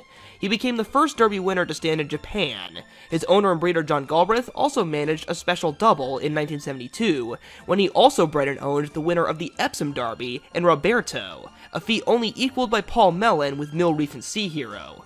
Besides his Derby victory, Roberto is also well known for pulling off a historic upset by becoming the only horse to beat one of Britain's very best horses in Brigadier Gerard. And that day, Roberto was piloted by none other than Braulio Baeza. Even on different continents, Baeza and Galbraith came together and did great things. Leonatus. 49 days was how long this horse's reign of terror lasted, but in that time, he won 10 straight races and made history. His only loss came as a 2-year-old. Then, he was bought for $5,000 by George Morgan and Jack Chin, and given to ex-jockey Raleigh Colston to be trained. Raleigh was one of the original 16 jockeys who rode in the first ever Kentucky Derby. Now in a new phase of his career, under his tutelage, Leonatus never lost a race. He first won the Blue Ribbon Stakes by 10 lengths, and then immediately headed to Louisville. He had impressed a lavish man named Barry Wall so much, he asked his owners to name a price. They initially said $10,000, but despite Wall eagerly writing the check in front of them, they backed out. So instead, Wall decided to bet the horse hard in the Derby, causing a chain reaction that led to Leonatus becoming the heavy favorite. The betting fever spread to Leonatus' owners, who bet on their own steed, and his jockey Billy Donahue, who bet his entire life savings. He then rode like his life depended on it, and Leonatus didn't let anyone down, winning the Derby in only his 3rd start, the smallest number of starts for a Derby winner in all of history. And as a reward, he nibbled on one of the roses given to his owners. At the time, roses weren't draped over the Derby winner. That wouldn't happen until 1896. Barrywall held a party afterward for 30 couples, giving all the ladies distinct roses, something loved so much it helped solidify the rose as the flower of the Derby. After his Derby win, Leonidas continued his rampage, running all throughout Kentucky and Chicago, before a workout accident forced his retirement. And just like that, he was off to stud, retired, living to the age of 18. And all these years later, he is still remembered through the Leonidas Stakes at Turfway Park in Florence, Kentucky. Dark Star. Perfection is almost impossible to obtain in any sport. Even the very best racehorses, more often than not, have an equally infamous defeat. In the Kentucky Derby, arguably its most shocking upset wasn't the one with the biggest payout. Native Dancer was one of the first TV stars in horse racing, his great coat making him easy to spot even on the still primitive black and white televisions. He also was wicked good, winning 11 straight going into the Derby. Dark Star was one of many horses he had defeated already. He was a good horse, but didn't seem like a threat, with brief bits of success followed by disappointing showings. A hint of his potential would come in the Derby trial 4 days before, which he took in a fast time, his best showing to date, but he was still 25-1 by post time for the Derby itself. Like many infamous losses, a bit of luck was involved. Native Dancer was bumped badly into the first turn, losing several lengths, while Dark Star swept across the track and took the lead to control the race from the word go. Despite the traffic, Native Dancer flew on the outside, ready to pass him, but Dark Star had just enough left in the tank, and Native Dancer ran out of racetrack to lose by a head. It was a defeat heard around the world. The literal dark horse Dark Star became the only horse to ever beat Native Dancer. Native Dancer was supposed to be a sure thing, and yet, it's horse racing. Dark Star would be forced to retire a start later, after bowing a tendon in the Preakness, and went on to actually be a decent sire, producing winners in Europe and North America. Meanwhile, Native Dancer never lost again, winning 21 times and becoming one of the most influential sires ever. But despite doing everything else right, the sting of that loss to Dark Star will live on forever.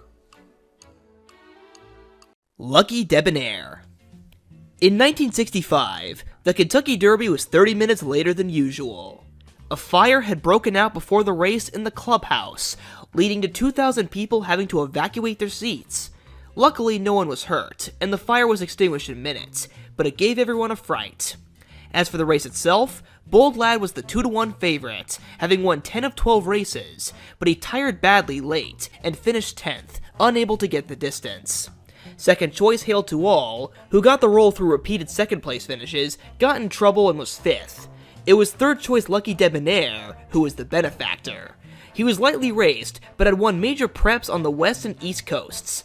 In the Derby, his winning ticket was staying near the lead, using his reserves to pull away in the home stretch. Under Bill Shoemaker, he held off the late-running Dapper Dan to win by a neck.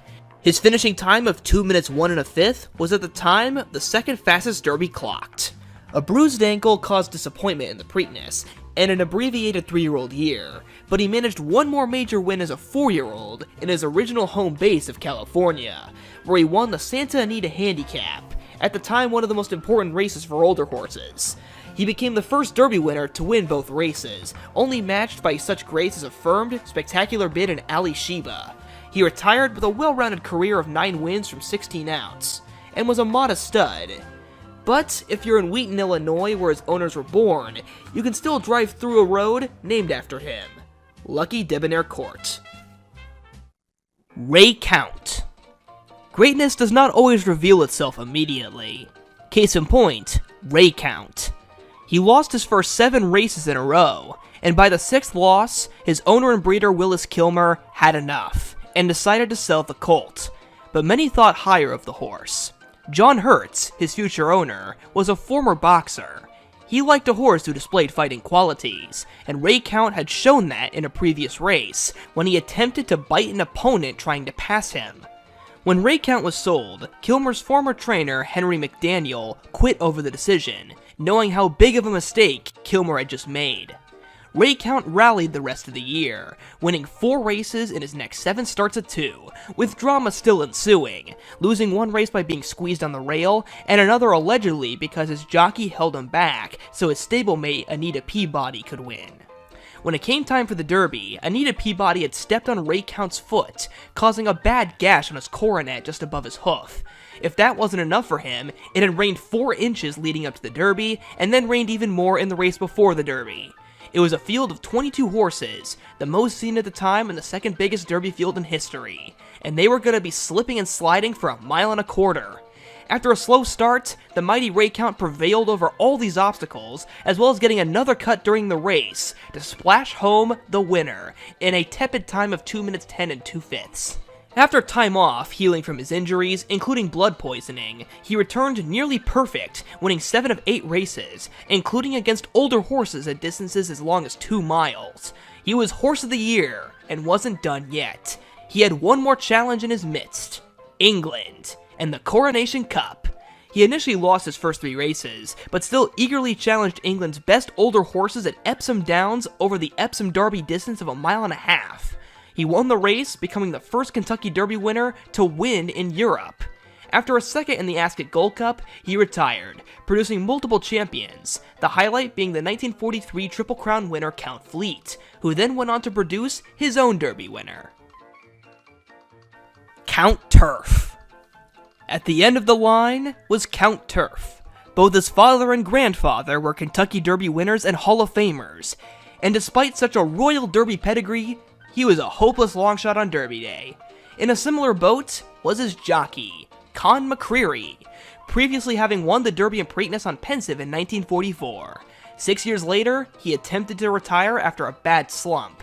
By 1951, he was trying to make a comeback no one expected to succeed.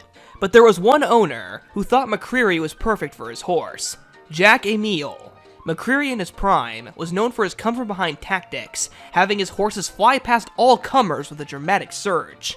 Emile thought this was perfect for his otherwise luckless colt, Count Turf, who had a good turn of foot, but struggled to put it together for a win.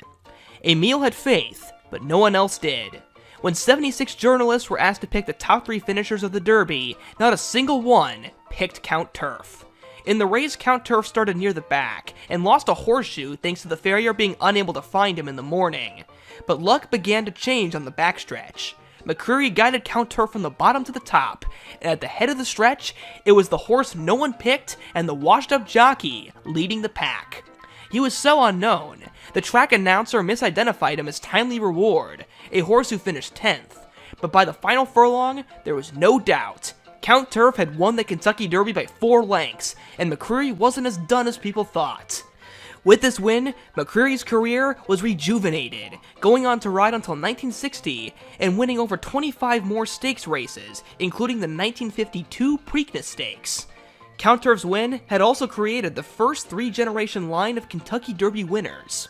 After the Derby, he dealt with soundness issues, retiring due to a bone fracture as a 5-year-old after winning his last race. While mostly a one-hit wonder, the noble steed had made his family proud, and breathed new life into a champion jockey. Ponder. Kentucky Derby 75, the Diamond Jubilee, a major milestone and the end of an era. This Derby would be the last for its most important president, Colonel Matt Winn. He had witnessed the first Kentucky Derby when he was just 14, became president of the track in 1902, and helped popularize the race through his marketing. He was the one who helped convince Regret's owners to run her in the 1915 Derby, the iteration that would put the race on the map. He had done so much, and the 75th Derby would be the last he saw, at age 88. The last winner would be a Calumet horse with impossible shoes to fill. Ponder was running only a year after Citation had won the Triple Crown, and 19 of 20 races as a 3-year-old. Meanwhile, Little Ponder had almost no stake success, and was 16-1, the longest odds of a Calumet horse in the Kentucky Derby. Like his father Pensive, his trainer Ben Jones had low expectations for him, and was considering not running him in the Derby at all, once saying that Ponder couldn't outrun a Shetland pony. The favorite was instead Olympia, with Citation's jockey Eddie Arcaro aboard. He was a small but super fast specimen, riding a 6-race win streak into the Derby, beating many strong opponents, including a quarter horse of all things. But the mile and a quarter wasn't Olympia's distance, but it was Ponder's. Starting in last place, he devoured the ground, flying on the far outside, and with one final move, he effortlessly ran by Capo to take the Derby. He was his father's boy, a doubted Calumet entry, outrunning his odds in the most important race. It was far from the end of Ponder's 3-year-old year, as he won 9 of 21 races that year, including a record-setting win in the American Derby. While more often than not forced to run in the shadow of the greats of the late 40s and early 50s, he did get one chance to beat Citation in the San Antonio Stakes, along with Citation's bitter rival Nor. The squeaky wheel got the grease. He always surpassed expectations.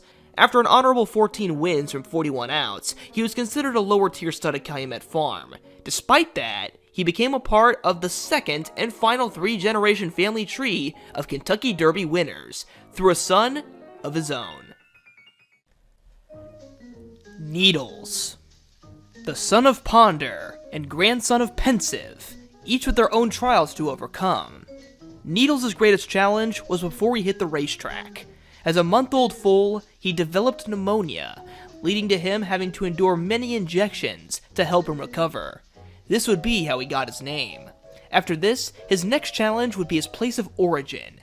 He was born and raised in Ocala, Florida. Today, it might be known as a major thoroughbred location, but back in 1955, no great horse had come from Ocala, or anywhere in Florida, until Needles showed up. As he quickly rose up the ranks as a 2-year-old, taking major races from Florida all the way to Saratoga, and returning just as strong at 3, winning both the Flamingo Stakes and the Florida Derby. Unlike his father and grandfather, he had earned respect from the betting public by Derby Day, going off as the favorite.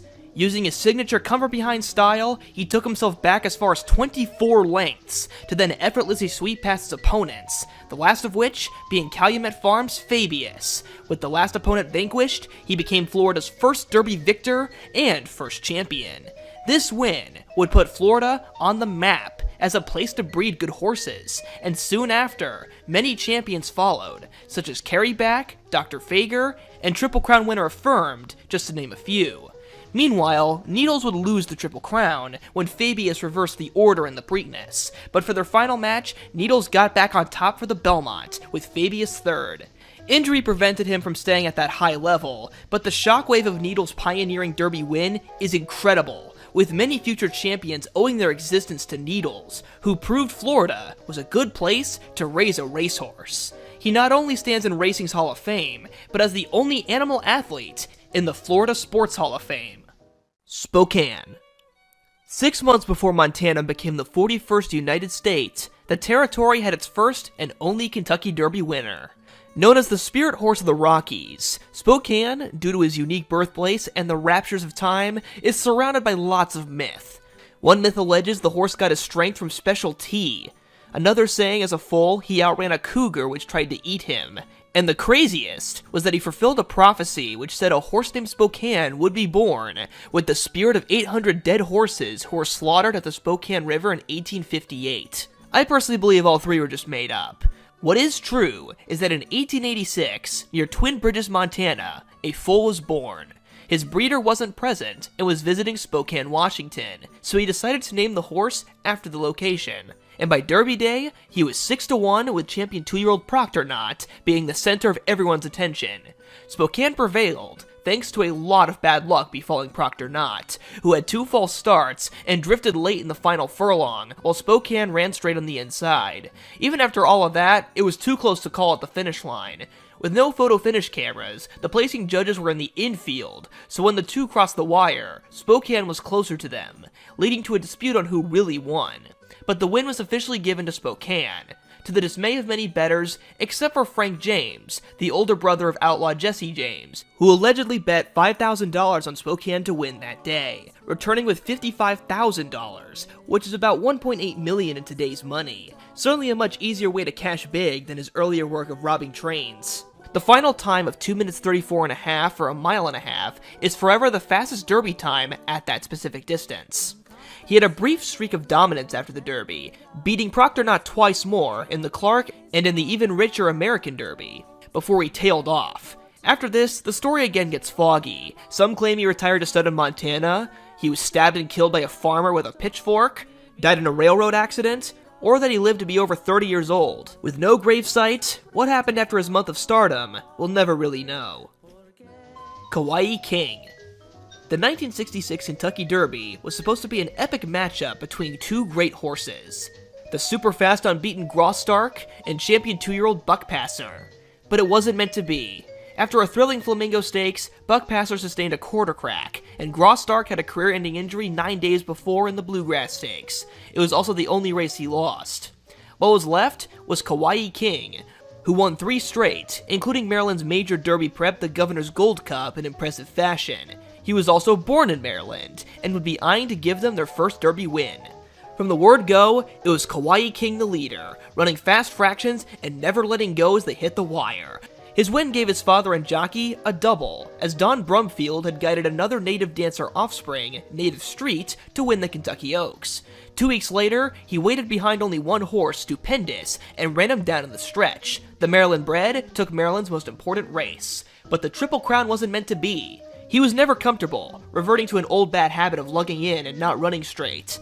After leading into the final quarter mile, he faded, and Lucian Lawrence Amberoid, a horse Kauai King had beaten 4 times before, got his revenge. Soon after, against his trainer's advice, Kauai King faced a healed Buckpasser in the Arlington Classic. Kauai King was soundly beaten and suffered a career-ending injury, while Buckpasser resumed dominion of the 3-year-old crop. Kauai King was not a successful stud, not helping his obscurity, despite being closer than 99% of horses ever will to winning the Triple Crown. Ben Brush. Every Kentucky Derby is a special occasion, of course, but the 1896 Kentucky Derby was above average in its historical impact for the race's history, with a great horse and the start of some of the most iconic Derby traditions commencing with this iteration. Ben Brush wasn't much of a looker, but that didn't matter much. His dam Roseville was a full sister to the 1892 Derby winner Azra, and as a 2-year-old, Ben had won 13 of 16 races, from the quote, west of Kentucky, all the way up to the elite east of New York. His Kentucky Derby was the first to be run at the current and very iconic distance of 1.25 miles. The previous 1.5 miles deemed too much too soon for a 3-year-old. Ben Brush needed that shortened distance, as he stumbled at the start, and used every ounce of strength to prevail by a nose, gasping for air and bleeding at the sides from spur marks. For his win, Ben Brush received another first for a Derby horse, a garland of roses draped on his neck. Although they were pink and white, they wouldn't be red just yet. Despite his harsh trip in the Derby, Ben Brush continued to win as soon as 10 days later, and never stopped being a great horse all 3 years he ran, racing 40 times and winning 25 of them. He was considered even better as a 4-year-old, running against the best of his era in tough handicap races, beating multiple other Triple Crown race winners and future Hall of Fame horses. As a cherry on top, even today, many great horses can be traced back to him, including the last 5 Triple Crown winners. For his accomplishments on and off track, he became one of the first 9 horses inducted into Racing's Hall of Fame in 1955. The first to win the Derby at 1.25 miles, the first to run for the Roses. Celebrated during his time, immortalized by his descendants, Ben Brush is easily one of the most successful early Kentucky Derby champions. Johnstown. Bel Air Stud and their red-spotted silks are most famously represented by their 2 Triple Crown winners and Nashua, but they actually had 3 Kentucky Derby winners. The last was Johnstown, who despite a Hall of Fame induction isn't as well known. Named for a Pennsylvania town famous for having 3 deadly floods, he was a talented horse with an abridged career, winning 7 of 12 as a 2-year-old.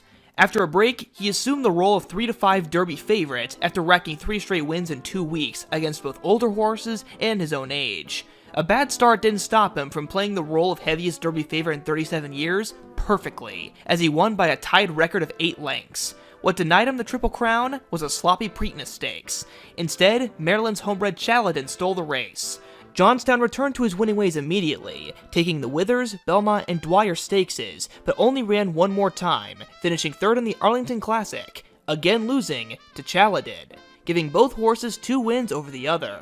Many horses retire early due to leg problems, but for Johnstown, it was instead his breathing, described as wind problems, which usually refers to troubles with getting air through the windpipe. Old rival Chaladin assumed leadership of the 3-year-old crop in his absence, and went on to be Horse of the Year, not helping Johnstown's track legacy. He retired with 14 wins from 21 starts, and sired plenty of winning horses but few stakes winners, with his best impact being a broodmare sire, with his daughter Segula birthing one of Bel Air Stud's most iconic runners, Nashua. Hindu. Easily the best Kentucky Derby winner from the 19th century, Hindu was arguably the Derby's first superstar winner. At his best, no horse in his time could beat him. His record says it all: 35 starts, 30 wins, and was never worse than third. The only times he lost were due to human greed. And the Kentucky Derby was just the beginning of his greatest accomplishment.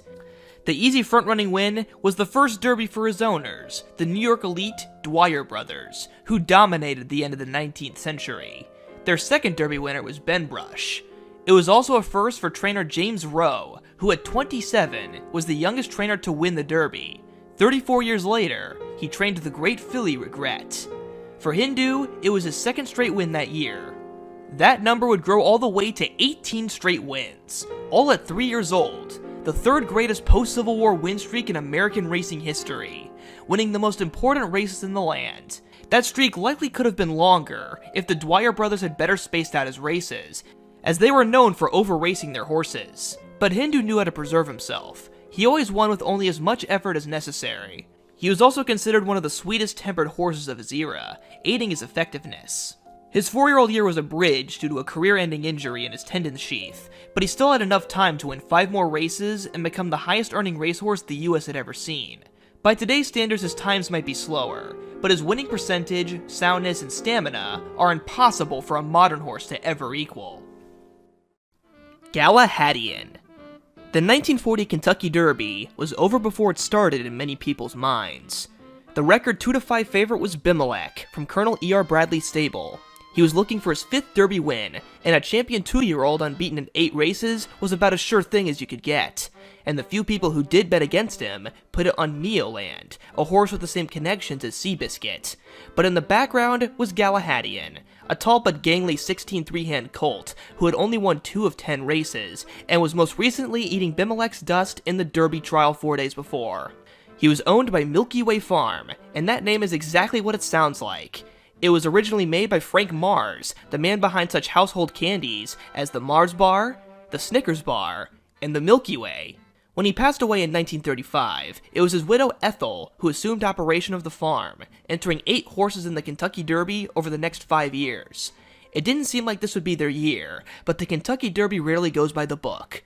After an aggressive lead from Roman, Bimelech took over into the far turn, with Dit to his outside, but on the rail was the real threat, Galahadian. He had followed behind them all the way, and finally had an opening. Before Rich Strike fired up the rail to be epicenter, it was Galahadian who was running past Bimelech at odds of 35-1. Victory had never tasted so sweet for Milky Way Farm. 20 grand. In 1930, as Gallant Fox won the Triple Crown, next year's cast of 3-year-olds was setting up to be spectacular. The Fabulous Four, as the Chicago Tribune called them, were Jamestown, Mate, Equipoise, and 20 grand. All amazing horses, but the two who had the greatest heights were also the ones with the harshest rivalry. 20 grand versus Equipoise. In 3 duels at 2, 20 grand won the first 2, but an amazing burst of speed in the Pimlico Futurity from Equipoise avenged those defeats in what some turf writers thought was one of the greatest races they ever saw. At 3, their paths divulged right before the Kentucky Derby. 1931 was the last year the Preakness would be run before the Kentucky Derby, and a more solid Triple Crown schedule would start to form. In the Preakness, Equipoise was 4th and off the rest of the year, and 20 grand was 2nd, a rare defeat in what was to be his year. One start later, he would give his trainer James Rowe Jr. a Derby win of his own, just like his father, in a then record time of 2 minutes 1 4/5. It just kept going for 20 grand. 8 wins from 10 starts, starting off by taking major 3-year-old classics like the Belmont and Travers Stakes, and ending by winning long-distance races, the biggest being the 2-mile Jockey Club Gold Cup. These wins made him a popular name in the 30s. If you needed a smoke, you could get a pack of 20 grand cigarettes with his face on the package. But with the sudden death of James Rowe Jr. in October of 1931, it also marked the end of 20 Grand's prime. 20 Grand dealt with injury and infertility for the next 4 years of racing, while old foe Equipoise took up the mantle as top horse. They battled tirelessly at 2, but then had their finest moments at different points in their lives. 20 Grand at 3, while Equipoise ruled from ages 4 to 6. Finally at 7 years old, they had a rematch in California, each enticed by a then unheard of $125,000 purse in the inaugural Santa Anita Handicap. Both were past their primes and easily beaten the race itself, but for old time's sake, they raced in a prep 5 days beforehand, where Equipoise crossed the finish line first, but was disqualified, giving 20 Grand the final win in their rivalry. One a Kentucky Derby winner with a cigarette brand named after him, the other horse a dual horse of the year, and a lyric in a Guys and Dolls song. Both spectacular racehorses. Cavalcade. On July 1st, 1933, a New Jersey colt with English parents won his first race at odds of 90 to 1 at Arlington Park. The following July, he won his last race. By this point, he was being mentioned in the same breath as Man o' War, getting on the cover of Time magazine, and board games were being named after him. But injury would derail his streak. Already established as 1933's champion 2-year-old, his true span of dominance began in late April of 1934, with 2 easy preps setting him up as the favorite for the Kentucky Derby. He was one of the first famous come-from-behind horses, needing to chase down a rival to motivate him. Coming from 11th, he swept past Discovery to win the Kentucky Derby. Discovery became an iconic handicap horse in the late 30s, but as a 3-year-old, he was no match for Cavalcade, who beat him 3 times. After a nose loss in the Preakness, Cavalcade set records in the American and Detroit Derbies, before a final win in the Arlington Classic, all starting near the back of the pack and flying on the outside to pass all comers. Many ambitious plans had been in motion after the Classic, including an international match against the English Windsor Lad, but Cavalcade was injured, and getting him back to top form as an older horse proved unsuccessful. He had his moments, and when he was at his best, it was hard for any horse to hold off the late closing sidewheeler. Shutout. Even a great jockey doesn't always make the right choice. In 1942, the Kentucky Derby had multiple top contenders, with the favorites hailing from Green Tree Stables, owned by the powerful Whitney family. Out of their pair, almost everyone preferred Devil Diver, and for good reason. He was a successful 2-year-old, but in his first race at 3, the Phoenix Handicap, he turned it up a notch when he faced older horses and defeated the previous year's Triple Crown winner Whirlaway. Ironically riding him that day was Whirlaway's Triple Crown partner, Eddie Arcaro. Also in April, he had ridden Green Tree's other Derby horse, Shutout, to victory in the Bluegrass Stakes. He was given the choice to ride either of them on Derby Day. Eddie chose Devil Diver, a logical choice in most people's eyes. Devil Diver had beaten Shutout when they were 2, and was more accomplished. But in a shock, Devil Diver finished 6th. Instead, the other horse, Shutout, with Wainwright in the stirrups, ran home the winner, holding off a challenge from a soon-to-be-familiar foe, the 1941 2-year-old champion Alsab. Alsab would beat Shutout in the Preakness easily, but Shutout retaliated in the Belmont, this time with Eddie guiding him home. Later that year, he'd had a third 3-year-old classic in the Travers Stakes. Despite such huge wins and final career stats of 16 wins from 40 races, Shutout received no accolades during his time, which were taken by his more accomplished peers. Triple Crown foe Alsab went on to steal the champion 3-year-old title with wins of his own, the most infamous being a nose win over Whirlaway in a match race. When it was time for Shutout to be an older horse, it was stablemate Devil Diver who ruled, winning 2 straight older horse titles by winning major handicap races from 6 furlongs all the way to 1.5 miles, while carrying large weights as high as 136 pounds. Both Alsab and Devil Diver are Hall of Famers, but on Derby Day, they were shut out. Determine. Gray horses. Beautiful. Unique. Not really a color, but the absence of it. When Native Dancer ran in the Kentucky Derby, he had the chance to be the first gray horse to win it, and he couldn't have looked like a better fit to do it. But then came Dark Star. A year later, came another gray horse, this time, a bit different. Determine was one of the smallest Kentucky Derby winners, barely 15 hands and weighing only 870 pounds. When it was time to give the horse a name, owner Andy Crevelin was having trouble. Each name he submitted kept getting rejected. One night in frustration, he told his wife, quote, "I am sure this will be a good colt, and I'm determined to get a good name." His wife Janie replied, "If you're so determined, why not call him Determine?" The name got approved, and the rest was history. He might have been tiny, but he did well running a lot. In 3 seasons of racing, the least amount of starts he ran in a year was 14. Before the Derby, he won every major West Coast Derby prep, 6 straight races, and then a flight to Louisville. His streak was snapped in the Derby trial, losing to Hasty Road, but that Saturday, they had their rematch. Hasty Road led, while Determine stalked.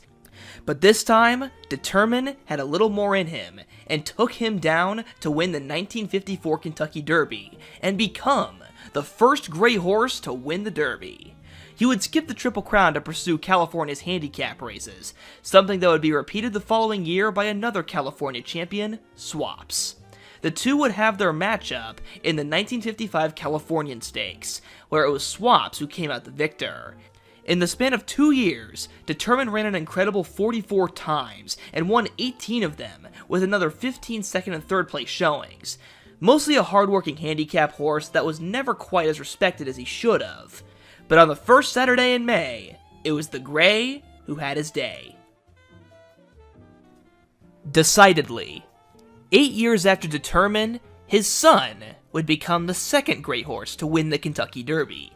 1962 had many Derby contenders trading blows in preps, but the two standouts became Sir Gaylord, the older half-brother to Secretariat, and Rydan, who won the Florida Derby over Hall of Fame filly Cicada, and destroyed California bred Decidedly in the Bluegrass by 4 lengths. But Sir Gaylord suffered a hairline fracture before the race, taking away one of its star players.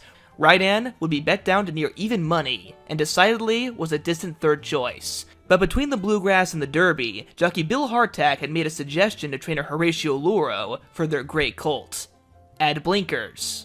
With a new black piece of headgear, Decidedly was taken to 10th early, while Rydan stalked the leaders. It turned into a mad dash in the last quarter. Longshot Roman Line briefly held the lead over Rydan, but on the far outside, it was Decidedly running home the fastest, to win the Kentucky Derby in 2 minutes and 2/5 seconds. A new record, shaving a full second over the old one, which had stood for 21 years, done by Whirlaway. Like his dad, this was the big highlight of Decidedly's career, who ran 43 times and won 11 of them. But he did have surprise success in Canada, becoming their champion older horse in 1963. That same year, Canada's champion 2-year-old put himself on the map for next year.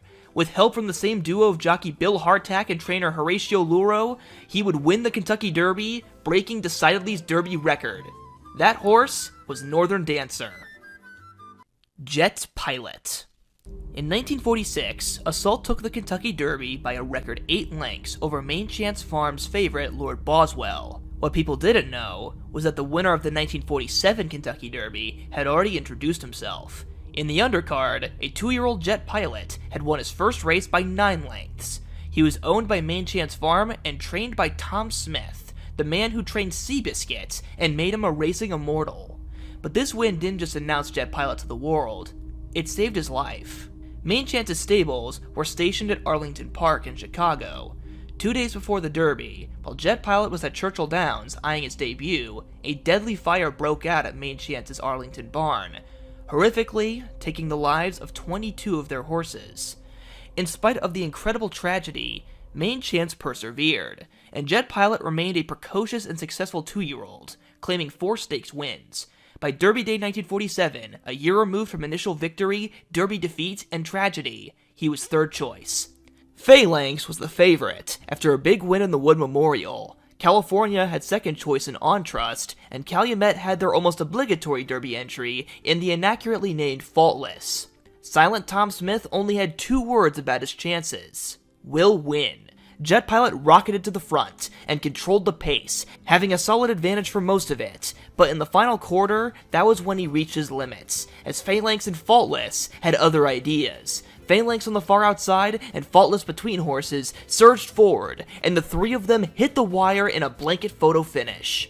Before the 2024 Kentucky Derby had their 3-horse finish, it was the 1947 Derby, and in both occurrences, it was the inside horse who held off the outside challengers. Jet Pilot had won the Derby, bringing everything full circle, his first win and his biggest, revolving around one race and calendar year. Finally endowed in the Garland of Roses, giving his jockey, owners, and trainer their hard-earned Derby win. To conclude a perfect day, Jet Pilot then kicked a police officer. Hillgale. The end of an era and the start of a new one. Trainer Ben Jones and jockey Eddie Arcaro, a remarkable duo. In 1952, they teamed up once more for their final Derby wins. Ben Jones' 6th and Eddie's 5th, but not before pulling double. In the Kentucky Oaks, Calumet Farm, Ben Jones and Eddie Arcaro guided a tall filly named Real Delight to victory. Now the same team was back with the Derby favorite Hillgale, with an even larger audience, a record crowd of 110,000, and millions watching for the first nationally televised Kentucky Derby. And the first to grace upon the TV screens, Hillgale was a horse better than most remember. He wasn't always consistent, due to a harsh temperament inherited by his mother, tending to act up in the paddock and on the backstretch, loving to drift to the outside, wanting to return to his stable. But when he focused, he was wicked fast, at 2 setting a 6-furlong track record in the Arlington Futurity, and later beating Tom Fool, one of the greatest racehorses in American history. At 3, before the Derby, he set track records against older horses in the Phoenix Handicap, and then at a mile in the Derby Trial. By Derby Day, he had inherited the role of favorite in absence of Tom Fool, who was off with a fever. There was not much hope for the rest. Hillgale took the lead, and on the backstretch, when he started to drift, Eddie gave him a right-handed tap with his whip. The surprise led to Hillgale taking off and opening up 6 lengths by the home stretch. Subfleet would lower it to 2 at the finish, but Hillgale was still a confident winner in a fast time. It was a huge final Derby win for Ben and Eddie, as they had become one of the few to do the Oaks Derby double, only equaled sent by Brian Hernandez and Kenny McPeek in 2024. As for Hillgale, the main reason for his obscurity nowadays is due to the more consistent Calumet horses outshining him, and the fact that after the Derby, he developed calcium buildup in his ankles, and was never the same horse after. With an unsuccessful stud career, the horse that was, quote, strong as a bull but with the disposition of a hornet, faded into obscurity. But always a part of one of racing's most dominant farms, trainers, and jockeys' history. Iron Liege. The greatest Kentucky Derby field assembled has a lot of good answers, but up there has to be 1957. 9 horses, and 3 of them are Hall of Famers, ranked as some of the greatest horses to race. Round Table, winner of 43 of 66 races, usually under heavy weights on both dirt and grass. Bold Ruler, 23 wins from 33 starts, insanely fast, able to carry it up to 1.25 miles, and the sire of a little-known horse called Secretariat. And to complete the trio, Gallant Man, who went on to win 14 of 26 races, regularly beating both of them. And yet, none were the initial favorites on Derby Day. Instead, Calumet's General Duke, who had traded blows with Bold Ruler, became the favorite, coupled with his sidekick Iron Liege, a horse that held his own, but was called the second stringer. But a foot bruise took General Duke out of the race. It was now up to Iron Liege and jockey Bill Hardtack to represent Calumet by themselves. After letting Federal Hill take the lead, he navigated through traffic to pass him and the tired Bold Ruler, taking the lead into the top of the stretch. Gallant Man with Bill Shoemaker aboard was full of run and a big threat. With every stride, Gallant Man got closer. But then, with 100 meters to go, Bill Shoemaker makes a split-second error, one of the most infamous in all of horse racing. He stands up in his stirrups, thinking they just crossed the finish line. Realizing his mistake, he almost immediately springs back into action, but that second is enough time to halt Gallant Man's momentum. Once he reaccelerates and starts gaining again on Iron Liege's lead, it's too late. Iron Liege hangs on by a nose. Was Iron Liege one of the best Kentucky Derby winners? Not even close. But did he beat one of the greatest Kentucky Derby fields? That he did. Maybe it was partially due to the misfortune of his rivals, but he still had to run a winning race to put it all together, giving Hardtack his first of 5 Derby wins and Calumet their 6th, retiring with 11 wins from 33 starts and 14 second or third place showings. Always an honest horse, even if he wasn't the most talented. Tommy Lee. Most Kentucky Derby winners hail from Kentucky, but not all of them. Almost all Kentucky Derby winners are born in the United States, but not all of them. Tommy Lee was born in England, but only lived there long enough to be weaned from his mother. He was bought for the equivalent of $6,720, a modest price because he was meant to be a companion for the supposed star purchase, a $25,000 yearling named Two Leg. Two Leg only won a single race in 10 starts, while Tommy Lee became a West Coast star, unbeaten in 6 straight races at 2, before finishing second in 2 tries on the East Coast, losing both to Chris Chenery's first landing, who was the eventual Derby favorite. But the real drama was between Tommy Lee and future Hall of Famer Sword Dancer, both ridden to victory in their Kentucky preps by Bill Shoemaker. The Shoe was more impressed with Sword Dancer, but was under contract to ride Tommy Lee, and so had to ride him instead. Contracts might be binding, but they aren't always a bad thing. The 1959 renewal was the hottest Derby on record, with a scorching temperature of 94 degrees. The heat didn't bother Tommy Lee, as he was never worse than second, taking the lead on the backstretch, with Sword Dancer soon giving chase. The two locked up with a quarter mile to go, and were inseparable, giving one of the most intense stretch duels the Kentucky Derby has ever seen. 2 horses all out and bumping into each other. Normally, bumping will discourage a horse, but for Tommy Lee and Bill Shoemaker, it was their saving grace, as the contact forced Tommy Lee to switch to his left lead leg. This change in stride gave him an extra bit of energy, and with a last-minute perfectly timed surge by the Shoe, they won by a nose, becoming the second and final horse from Europe to win the Kentucky Derby. The little tag-along had won the Roses. Retired at 4, he returned at 6 and 7 due to poor fertility, with less success, but still managed 4 more wins. He's forever the winner of an epic duel on the greatest stage, and a Kentucky Derby winner with a special origin. Ben Ali. Known today thanks to the Grade 3 Ben Ali Stakes run every year at Keeneland, the horse Ben Ali won the 1886 Kentucky Derby in a then record time. He was also the first Kentucky Derby winner to race in California prior to his win, taking races in San Francisco and living on his owner's farm in Sacramento County. His owner was a benefactor of the Gold Rush, James Ben Ali Hagan, who named the horse after himself. By 1886, the Kentucky Derby already had enough prestige to be considered a big race, but the 1886 renewal halted that momentum and damaged the Kentucky Derby's reputation so badly, it led to near bankruptcy for Churchill Downs. So what nearly ended the Derby? In the early days of betting, you could bet a few ways, and one of the most prominent was betting with a bookmaker on the track. Before this Derby, the betting rights were given to a man named C.M. White, who asked for a $125 fee from each bookmaker. Angry at this, the bookmakers boycotted the event, limiting betting options. Hagan wanted to bet loftily on his own horse, but with less options, was limited on how much he could. Angry at this, and the lack of bookies, he took his formal complaint all the way up to the Derby founder Meriwether Lewis Clark Jr., who was not happy with this. What he said to Hagan no one exactly knows, but what we do know is that it wasn't polite and was vulgar, leading to Hagan boycotting the whole race, which then spread to the entire East Coast, negatively affecting the race's quality until Churchill was nearly bankrupt. But that was when Colonel Matt Winn stepped into the picture in 1902 and bought the place, renovating it, and by 1903 it was profitable again, and by 1915 it became a race of national importance once again. But it was nearly all gone because of greed, foul manners, and a man who wanted to bet on the horse he named after himself. Morvich. Few horses have started so low, risen so high, to the top of horse racing, and then just as quickly fall from grace. Morvich was not a good-looking horse, with a short neck and awful front knees that made some wonder how he could race at all. He was so hideous to some that he was nicknamed the Ugly Cripple. In my opinion, that's a bit harsh. He was also born in California, not where champions in the 1920s were supposed to be born. And yet, as a 2-year-old, he was perfect in 11 races, so dominant that by the end of the year, he was being confidently compared to Man O' War, who had retired only a year before. Morvich seemed like the answer to who the next equine superstar was going to be. After a long break, the Kentucky Derby was going to be race number 12.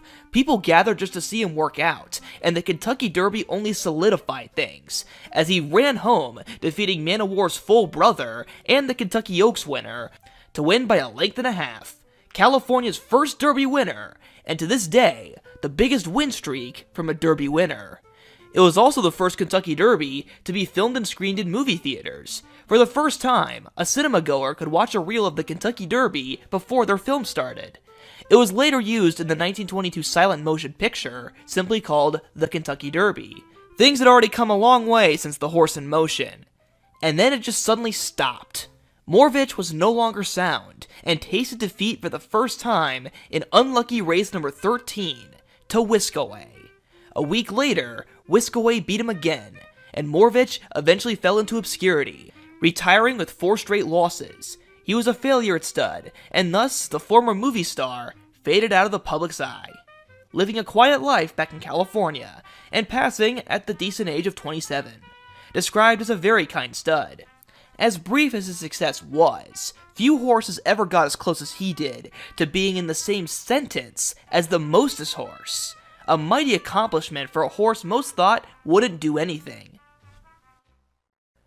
Burgoo King. Burgoo is one of many classic Derby culinary delights, a food that has been eaten by Derby watchers since the beginning of the race's history. So to have a Derby winner, born in Lexington, named after a classic Kentucky stew, is as Kentuckian as you can get. But to those that are superstitious, this horse was instead a bad omen.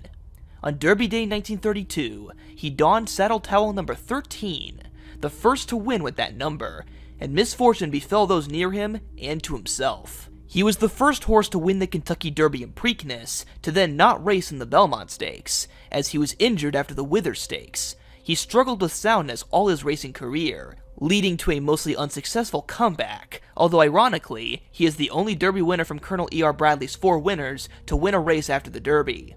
But the real bad luck was to the 4 jockeys who rode Burgoo King during his 21-race career.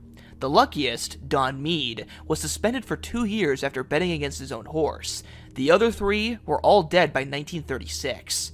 Eugene James, who rode Burgoo King to victory in the Derby and Preakness, was found drowned in Lake Michigan, with some speculating mob ties. He was only 19. Laverne Fader fell out of a hospital window in 1936. Some said it was suicide, others an accident due to delirium while in the hospital. And Gilbert Elston committed suicide in 1936. While this all being a huge coincidence is a more likely theory, it's still amazing how many events can all be connected through one horse race won by horse number 13. Bold Venture. Another Derby and Preakness winner to not run in the Belmont Stakes. Like Burgoo King, he was rife with bad luck, but turned it into triumph. As a 2-year-old, he had multiple hapless races. In one race, he tripped and fell during the post parade and was 4th. Another, he tossed his rider during the post parade and ran a mile around the track before being caught and then running. And worst of all, a fire broke out in the train car he was in, killing 2 of his stablemates. But thanks to a groom keeping his head outside, he didn't suffocate. A virus soon after ended his 2-year-old year. Still in that time, he managed to win a race over a 2-year-old Seabiscuit, another horse who turned bad luck into good. Bold Venture's luck came through the Kentucky Derby. He was considered a long shot, ridden by an 18-year-old apprentice jockey, Ira Hanford, but a hectic break gave them the chance. The favorite Brevity fell to his knees, second choice Indian Broom got squeezed out, and third choice Granville lost his rider. Through the chaos, Bold Venture was able to take the lead and hold off the less lucky Brevity by a nose, making Ira the first apprentice jockey to win the Kentucky Derby. Then came the Preakness, where he was replaced by George Wolfe, as Ira was serving a suspension, the only time a horse has won 2 jewels of the Triple Crown with different riders. George Wolfe is most famous for riding Seabiscuit against War Admiral, but for now, the Iceman guided Bold Venture to a Preakness win, fighting and beating Granville by a nose. The first Preakness decided by a photo finish camera.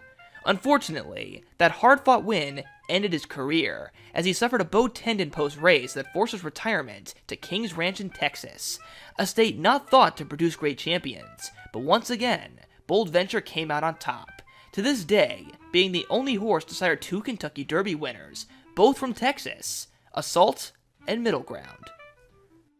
Dust Commander.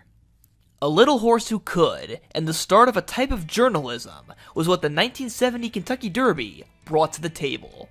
First, the horse. Dust Commander was a 15-1 chestnut colt, weighing about 900 pounds, almost as small as Determined. Born in Illinois, he was bought for $6,500 by Robert and Verna Lehman, and once ran in a $7,000 claiming race where no one bought him. He seemed mostly hopeless, losing 6 straight when he turned 3. But when he went to Keeneland and had Mike Manganello as his new jockey, his luck suddenly changed. After a small win, he went to the Bluegrass. Blessed by Archbishop Emmanuel Malingo in the post parade, someone the Lamans had known since his childhood and funded his education. Dust Commander also loved mud and upset the sloppy Bluegrass at 35-1, to the joy of Verna. Her husband, on the other hand, was 8,000 miles away, in India, shooting and killing a tiger who was supposedly a man-eater. He made it just in time for the Kentucky Derby, this time with even more blessings for their small long shot. In his pockets, a rosary, gifted to him by his grandmother at age 7, and the neck bones of the dead tiger. For jockey Manganello, he wore a St. Christopher medal, blessed by Pope Paul VI, and Verna had jewelry shaped like a 4-leaf clover and a horseshoe. But no one knew of all the good luck charms the horse had, making My Dad George the favorite and personality second choice. The other big story was jockey Diane Crump, the first woman to ride in the Kentucky Derby. Only a year earlier, she was the first professional woman jockey to ride at any parimutuel track. She finished 15th of 17 horses. Meanwhile, Dust Commander rode the rail to win by 5 lengths. In the commotion of the far turn, Holy Land clipped heels and fell, finishing the race riderless. A blessed day for Dust Commander, but things weren't as virtuous in the infield. This derby birthed the famous article, "The Kentucky Derby is Decadent and Depraved," an influential unorthodox reporting piece written by Hunter S. Thompson, the future writer of Fear and Loathing in Las Vegas. This article focused nothing on the race, and instead his perspective on the less glamorized degenerate partying surrounding the Kentucky Derby, especially in its infield. It helped birth gonzo journalism, a style of journalism that instead of being objective, focused more on the writer's first-person perspective and opinions. Proud Clarion. The lead-up to the '67 Derby was one of the most tense, and it had nothing to do with the horses. Housing discrimination against black people in Louisville led to months of protests, demanding a bill to make it illegal to refuse to sell a house based on race. As the Kentucky Derby drew nearer, tensions rose. It gained support from major civil rights leaders like Martin Luther King Jr. and Louisville native Muhammad Ali, who just lost his title after refusing to join the draft for the Vietnam War. Traffic jams forced horses to miss races they were entered in during the week of, and one specific incident on the Monday before the Derby had 5 protesters run onto the track while a race was being run, forcing jockeys to quickly pull up their horses. There was huge worry that this could occur on Derby Day, with the Pegasus Parade, one of the long-standing festivities leading up to the race, being cancelled due to the protests. The National Guard would be in attendance at 3 times the size, along with the Ku Klux Klan in full uniform. Martin Luther King Jr. called off demonstrating on Derby Day, fearing a violent riot, instead of protesting in downtown Louisville, so the 93rd Derby itself went off seemingly without a hitch, except for the favorite, Damascus, one of the greatest racehorses in American history. His only loss of 3 was against his bitter rival Dr. Fager, but on Derby Day, the normally calm horse was anxious and not himself. Instead, a hopeless 30-1 shot was gonna take the day. Proud Clarion had only won sprint races, and his one stakes attempt in 8 outs was a second in the Bluegrass. Bobby Ursery, his rider, didn't get the mount on Proud Clarion until 2 days before the Derby. But on that fateful day, they came together to win. Coming from 9th place, he fired past Damascus, who could only get 3rd, and then chased down the brave front-running Barb's Delight to clock the 3rd fastest Derby at the time. He only had one more big win after that, setting a track record in the Romer Handicap. 1 year later, his rider Bobby Ussery rode Dancer's Image to victory in the '68 Derby, before an infamous failed drug test took their victory away. Gato del Sol. Sam, if that horse wins the Kentucky Derby, I'll buy you a brand new car. That is what Arthur Hancock III said to his yearling worker Sam Ransom. Arthur had come from a prolific family of horse breeders, but none had bred a Derby winner, and he didn't believe his gray horse was gonna be the one.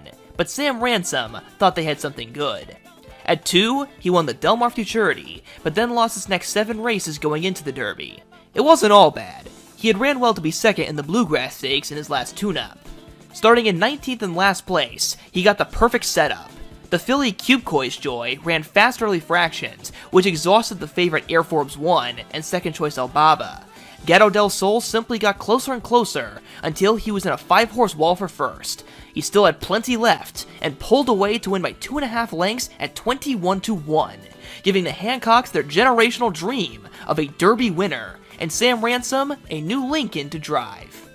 After skipping the Preakness and finishing second in the Belmont, Gato del Sol had a long career with many hurdles. Injuries hampered him, as well as stronger horses outclassing him. He switched to grass racing later in his career, and despite losing all 10 races at age 5, he earned over $360,000 by finishing second or third in 4 Grade 1 races on 2 surfaces.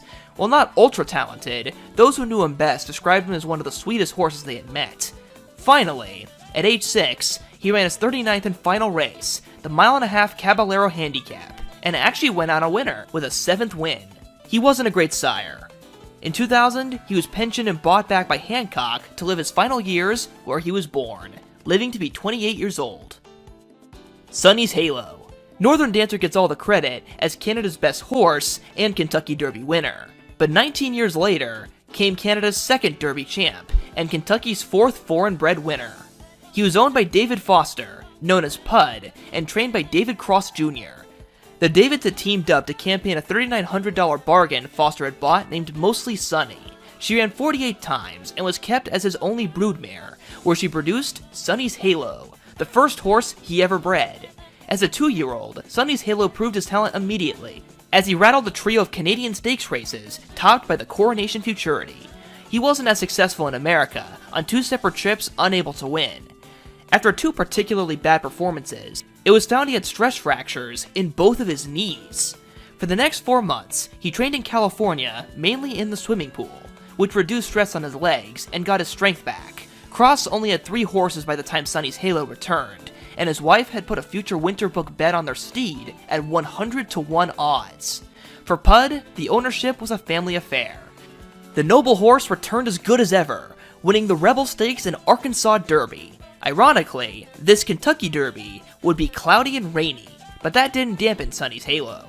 He stalked in second early, and in the home stretch, he hugged the rail, holding off all comers and giving his connections their Derby win. With the win also being one of national pride, the crew sang "Oh Canada" all the way to the winner's circle and into the after party. A $3,900 mare, bought by a man who used to skip school to go to the races, and a trainer who had only 3 horses, were now winners of the Kentucky Derby. The rest of his 3-year-old season had its ups and downs, including a skin ointment used on Sonny's Halo leading to a failed drug test in Illinois and an ugly legal battle for his trainer. But by the end of 1983, with a lucrative win in the Super Derby, he pushed his earnings for 1983 past the $1 million mark. He retired to become the highest earning sire in Texas. He's now one of 5 Derby winners buried at Churchill Downs, and if you want a hospitality lounge with a view of the races, Sonny's Halo Lounge is a place to sit under the Twin Spires. Lily T. The next superstar is what every sport craves. In 1992, Arazi seemed like the answer. A French-based horse who in his one race on dirt had made one of the most impressive wide-sweeping moves ever seen, and destroyed the best 2-year-olds in the Breeders' Cup Juvenile. Still nearly perfect and riding that buzz, everyone thought he was the next Secretariat. There were other great horses too. AP Indy, who became a legendary sire, but was injured before the Derby, and Dance Floor, owned by MC Hammer. Then there was Lily T, standing for his breeder's initials, Lawrence I. Litterman, and E.T., like the extraterrestrial, because he was so ugly as a baby, he reminded them of an alien. He nearly died of colic as a baby, and was sold as a yearling for just $2,000. His new owners then tried and failed to sell him again, but the auction rejected him. He continued to be tossed around until he settled with his owner Cal Partee and trainer Lynn Whiting. He was respectable, winning the Jim Beam Stakes and finishing second in the Arkansas Derby, but he was an afterthought in the field of 17. On his back was the great Pat Day, the jockey with the most wins at Churchill Downs of all time. but had not won the Kentucky Derby. He had tried 9 times, and at one point had finished second 3 times in a row, on the likes of 49er, Easy Goer, and Summer Squall, but he hadn't put it all together. When the Derby arrived, it seemed like Arazi was going to do what he did in the Breeders' Cup, and he did the first part of his act, but then stopped at the top of the stretch. To his outside, Lily T passed him, and he then outfought Casual Eyes to prevail by a length. The pinnacle of Pat Day's long and illustrious career was on a 17-1 shot who carried him to victory. After the race, Pat, a very religious man, praised Jesus and raised his hands to the heavens above in the winner's circle, a moment immortalized in a statue at Churchill Downs today. Zev. At the end of the Kentucky Derby alphabet is Zev, the only Derby winner to start with the letter Z. He was owned by Harry Sinclair, who founded Sinclair Oil and was a major part of the Teapot Dome scandal, right alongside President Warren G. Harding. While that was boiling, later that same year, his 2-year-old horse had made a 180, losing his first 5 races and then becoming the best in his age group by winning his next 5 races in a row, in the span of less than a month. After a 12th place finish in the Preakness in his second start at 3, he rattled off an even better streak that made him the richest horse to ever race in just a single season. The second of a 9-race win sequence was the Kentucky Derby. It was a group of 21 horses, the largest Derby field ever seen, and still tied for the 3rd greatest of all time. Getting his revenge on Preakness winner Vigil, he stormed home, and the wins only continued in the biggest prizes in America, like the New York Triple of the Withers, Belmont, and Lawrence Realization Stakes. But his most lucrative adventure was a match race against Papyrus, the winner of that year's Epsom Derby. It was the first international race to be conceived, and the first race to boast a prize of over $100,000, eclipsing the $75,000 record from Man o' War's match with Sir Barton in Canada. 50,000 people jammed Belmont Park to see the American take on the European.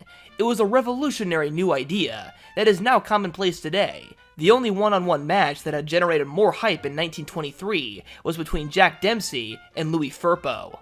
Without the benefits of modern travel, Papyrus came by ship and had to adjust to a sloppy dirt surface and American track configuration.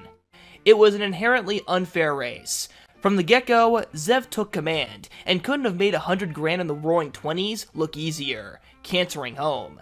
After this, he lost the Latonia Championship but got revenge on the horse who beat him, in memoriam, by being controversially declared the winner in a tight photo finish that predated the use of photo finish cameras. With all his glory, in 1 year he had earned over $250,000, surpassing America's former greatest money earner, Man o' War. He wasn't as great as a 4-year-old, but out of the blue, he had one more streak of success, when he suddenly rattled off 4 wins in just 8 days in October of 1924. He pushed it to 5 in November, and lost his last 2 races. A failure at stud, and a tad inconsistent as a racer, only doing things in streaks, but when he had a good thing going, he could win races like nobody's business, and stand among the best of his time. Coming down to the finish, closing argument short lead, Giacomo, a fleet Alex, it's a 3-horse photo finish, and on the wire, it's Giacomo, who has won the 131st Kentucky Derby. Baden-Baden. The Derby has had many celebrities and powerful figures in attendance, and this tradition goes all the way back to its 3rd iteration, when Polish Shakespearean actress Helena Majewska watched the 1877 Run for the Roses. She would watch favorite Leonard set the early fractions and get run down by a dark chestnut horse named Baden-Baden, trained and ridden by former slaves Edward Brown and William Walker. Brown, known as Brown Dick, in reference to a champion racehorse of the era and his own speed in foot races, started his journey as a jockey riding the unbeaten Asteroid, one of the best pre-Civil War horses, and then Kingfisher in the 1870 Belmont Stakes. When his weight proved too much, he became a trainer. He never had the capital to compete with the millionaires of racing, but was able to become one of the richest African Americans by the turn of the century, mainly by buying horses, training them to win as juveniles, and selling them for higher prices. He trained and sold 3 future Derby winners, Hindu, Benbrush, and Plaudit. Baden-Baden was sold after his Derby win for $12,500 and became the first Derby winner to also win the Travers Stakes, but that was where his success ended. 4 wins from 10 starts, and a forgettable stud career. His jockey that day, William Walker, guided him to victory at just 17 years of age. His other big success was winning the famous match race between Ten Broeck and Molly McCarthy, which inspired its own song. Despite being shut out of being a jockey in the 1890s, he still found jobs as a training assistant and pedigree expert. His skills being so highly praised, he remained active and successful in racing during a time where black people were being pushed out of it.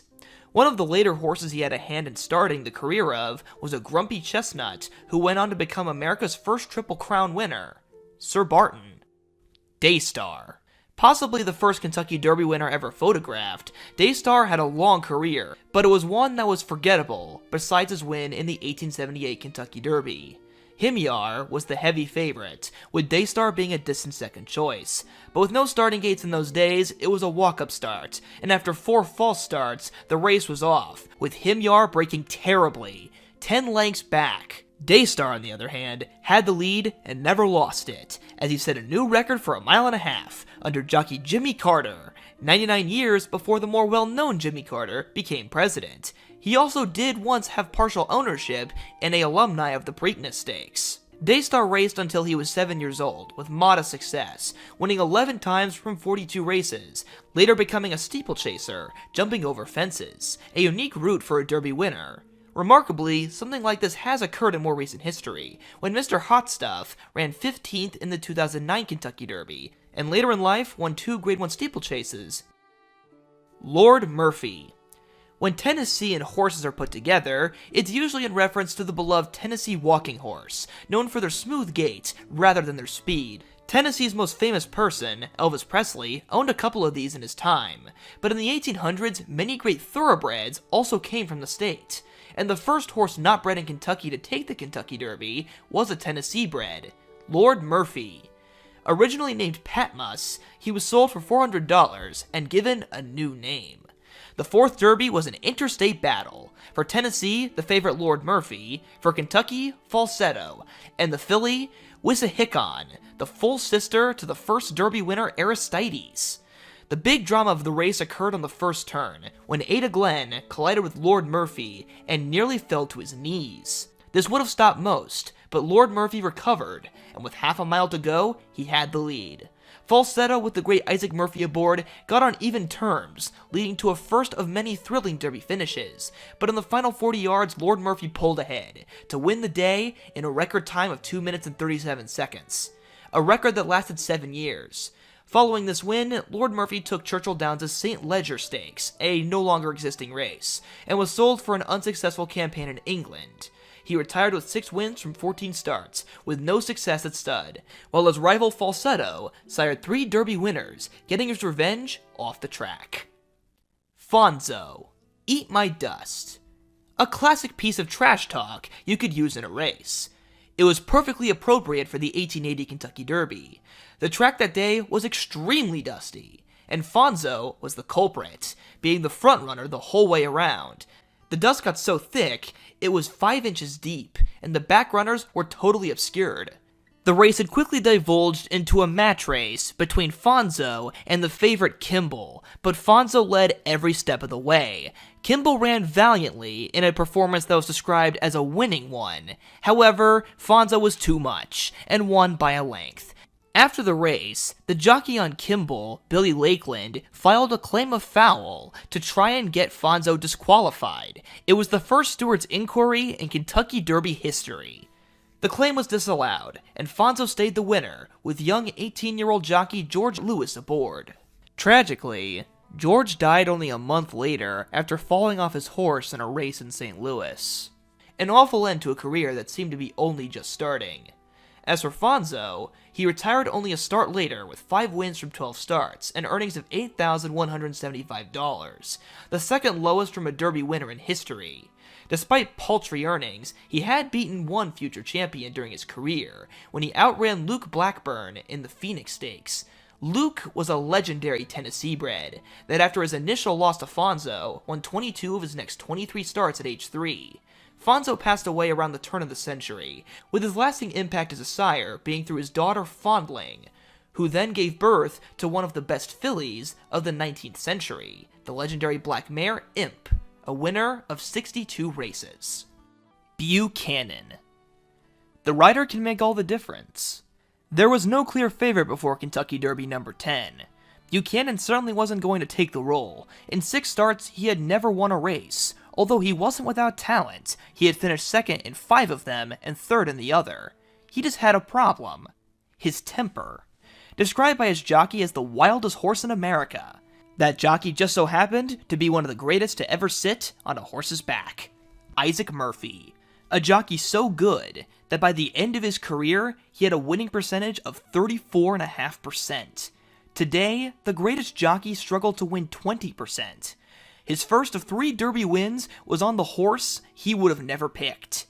Buchanan had previously gotten disqualified from his 6th second-place finish due to his antics during a race. Murphy was under contract to ride this noble beast, so reluctantly, he rode the winless horse. William Byrd was the trainer. He had also coached Kimball, the runner-up in the 1880 Derby, and Crickmore, who twice beat the 1881 Derby winner Hindu, even snapping his 18-race win streak. Neither Isaac or Byrd had won the Derby, and with this rowdy steed, things were going to be different. Buchanan wore blinkers for the first time. It didn't work perfectly. He proved difficult in the post-parade and started poorly. But when the race was underway, luck began to change. Murphy held him on the inside for the first half, and then moved to the outside, where he was let loose. Circling the field and running away much the best, Isaac eased the horse up to win convincingly. After that day, Isaac and Byrd were champions, and Buchanan was no longer a silver medalist. Days later, Isaac pulled a historic double to take the Kentucky Oaks on modesty, and finally, he became the only jockey to win Churchill Downs' 3 oldest major races when he got back on Buchanan to win the Clark Handicap. It took 140 years for another jockey to match this, when Brian Hernandez Jr. rode Torpedo Anna, Mystic Dan, and Rattle and Roll to win the 150th Kentucky Derby, Oaks, and Clark Stakes. As for Buchanan, in 35 starts, he won 8, along with a remarkable 14 seconds and 10 thirds. Only 3 times did he not make it into the top 3 over 3 years of racing. For all the trouble he may have caused, he'll always be an important horse in the story of America's best jockey. And to think, he didn't want to ride this horse. Riley. Originally named Short Fellow, as a young horse, when it was time for him to race, he was given a new name of Riley, named after Clinton C. Riley, a rider for the DRF. It was a miserable day in Louisville, and the first time the race would be rated as muddy. Good news for Riley, he loved the mud, and was leaps and bounds ahead of the rest of the field. In no particular hurry, he completed the Kentucky Derby in 2 minutes and 45 seconds under Isaac Murphy. It was his biggest win in a long career, full of ups and downs, which included being mistakenly thought to have died in a train crash, winning from as east as New York and Jersey to the west of Kentucky and Tennessee, and trying and failing to become a steeplechaser. By the end of this long career, he had won 30 times from 64 outs, and was taken care of into his retirement by a horse rescue operation, one of the first Derby horses to receive accredited aftercare in his old age. His owner, Ed Corrigan, was known to beat up anyone he didn't like, even once thinking that he had beaten someone to death, but after splashing water on them and realizing they were okay, went back to beating them up. One of the few people he did not assault was the great Isaac Murphy. While a second Derby win was a welcome introduction to the new decade, the 1890s proved tumultuous for Murphy. In June of 1890, he won a high-profile match race against the best white jockey, George Snapper Garrison, on a horse named Salvatore, by a nose over Garrison's Mount Tenney. But then 2 months later, Isaac rode poorly on a champion horse named Ferenzi and collapsed after the race. He was accused of riding drunk, an accusation that he staunchly denied, instead claiming he was poisoned and hadn't eaten for 2 days to keep weight. Despite drinking before racing being something other jockeys actually did, due to his race, this accusation was enough to ruin his once lauded reputation as one of the most honest riders, and started the end of his career. But it wasn't all over for him. Only 10 days after Riley had won the Kentucky Derby, he would finish second in the Latonia Derby. But only a race prior, a 2-year-old horse had crossed the wire first, and this horse would become Isaac's next Derby ticket. Kingman. Secretariat is known as the fastest winner of the Kentucky Derby. Now I present to you the slowest. A field of 4 horses lined up, with Kingman the favorite, but each jockey had the exact same instructions, to hold their horses back for the first mile. So when the race began and no one set the pace, it turned into a competition of who could go the slowest, each jockey wondering who was going to set the pace. When one horse inched forward, the jockey immediately pulled them back. They were so slow! They ran the mile in 2 minutes and 1 second, almost 2 seconds slower than Secretariat's time for 1.25 miles. But finally, Isaac Murphy, down from the previous year but not out, let the horse run. He gained the edge over his fellow plotters and won by half a length, stopping the clock in an atrocious 2 minutes 52.25 seconds, over 7 seconds slower than the second slowest Derby time done by Riley. It was considered a farce, in contention for the worst Kentucky Derby ever, smack dab in the middle of the Derby's darkest period, between the Ben Ali betting scandal of 1886 and Matt Wynn taking over in 1902. While he is the slowest Derby winner, Kingman was far from a bad racehorse.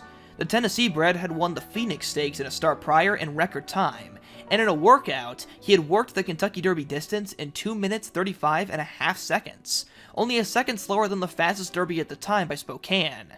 After the Derby, he made a double by taking the Latonia Derby.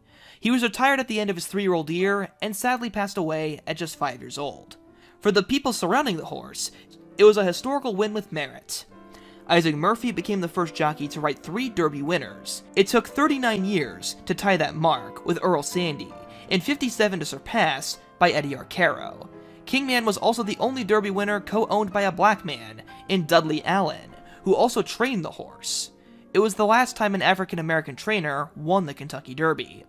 After this hat trick, Isaac's career continued to slow, until he retired in 1895. Still, the last race he rode was a winning one.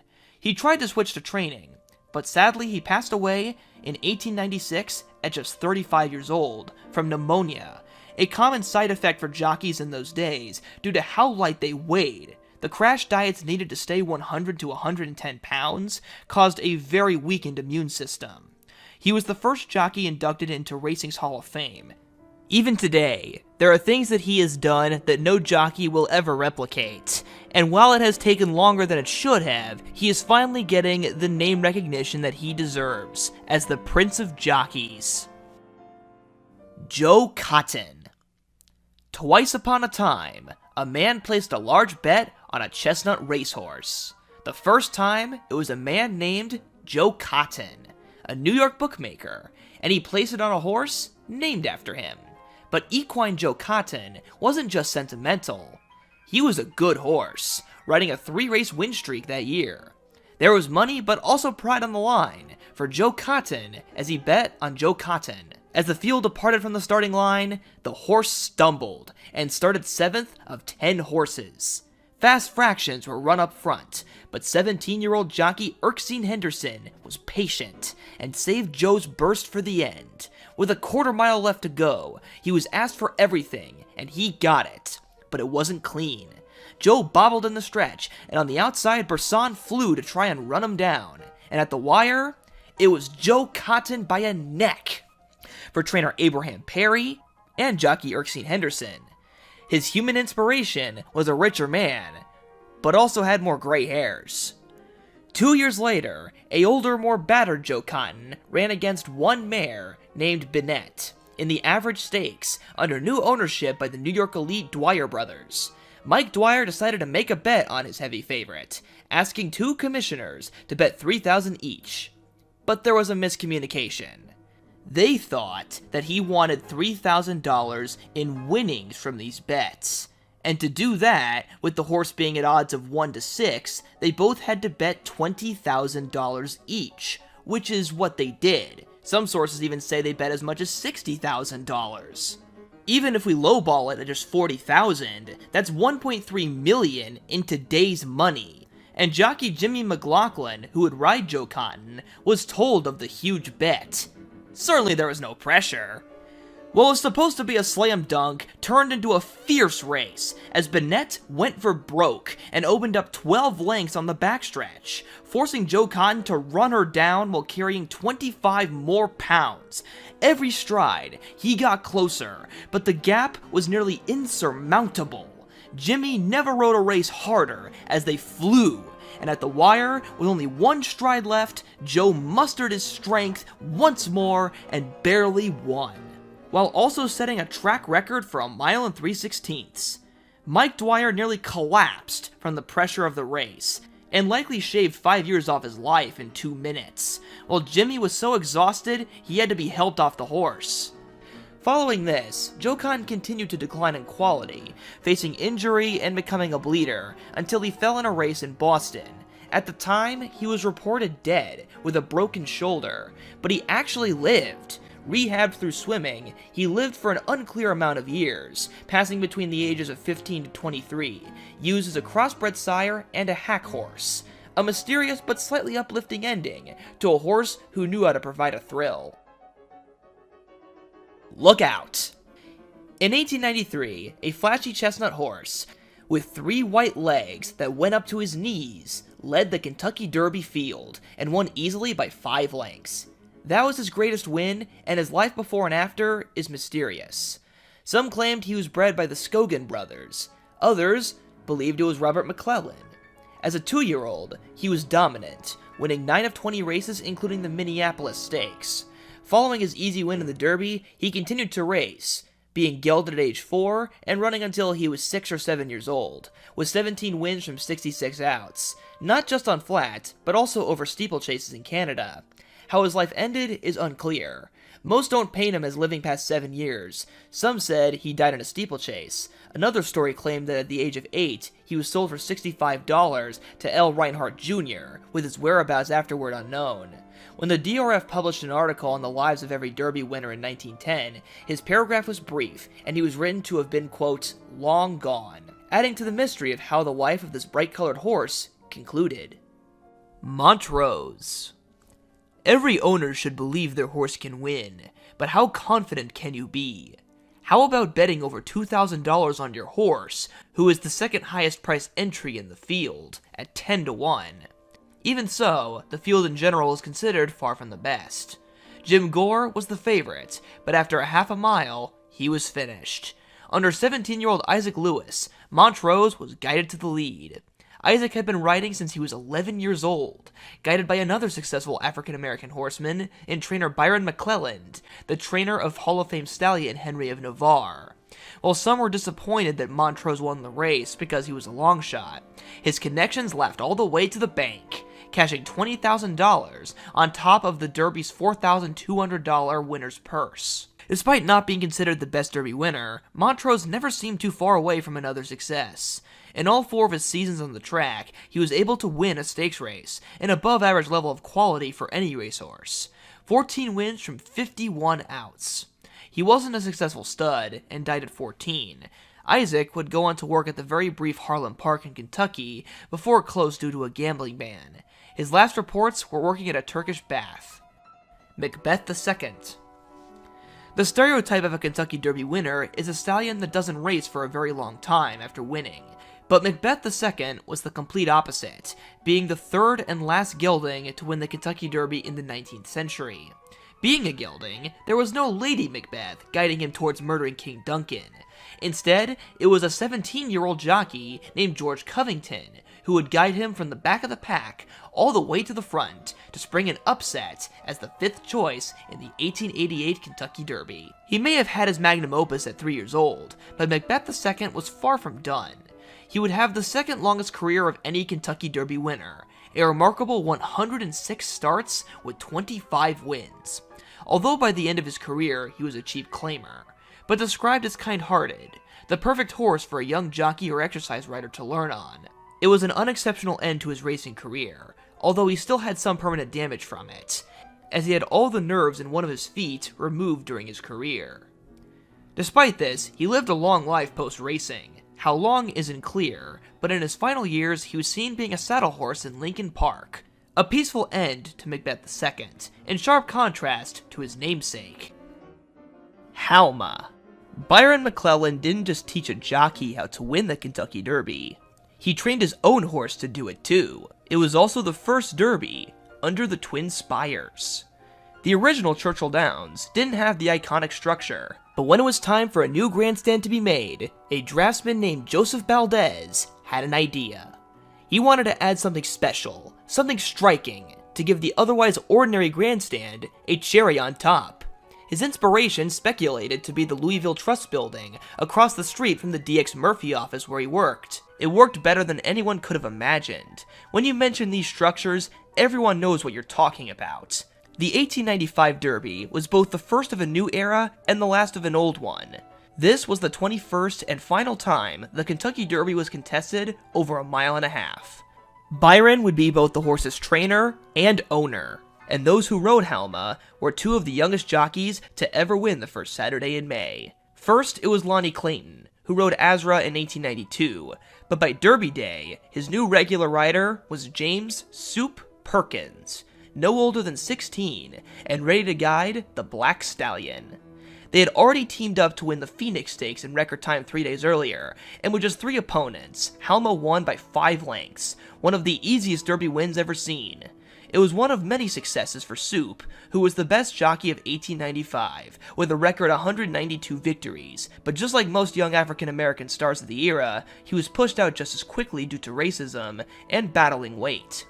He turned to training and timing in places where he could find work, but passed away due to a heart attack at just 32 years old, likely in part due to the unhealthy diets needed to stay so light.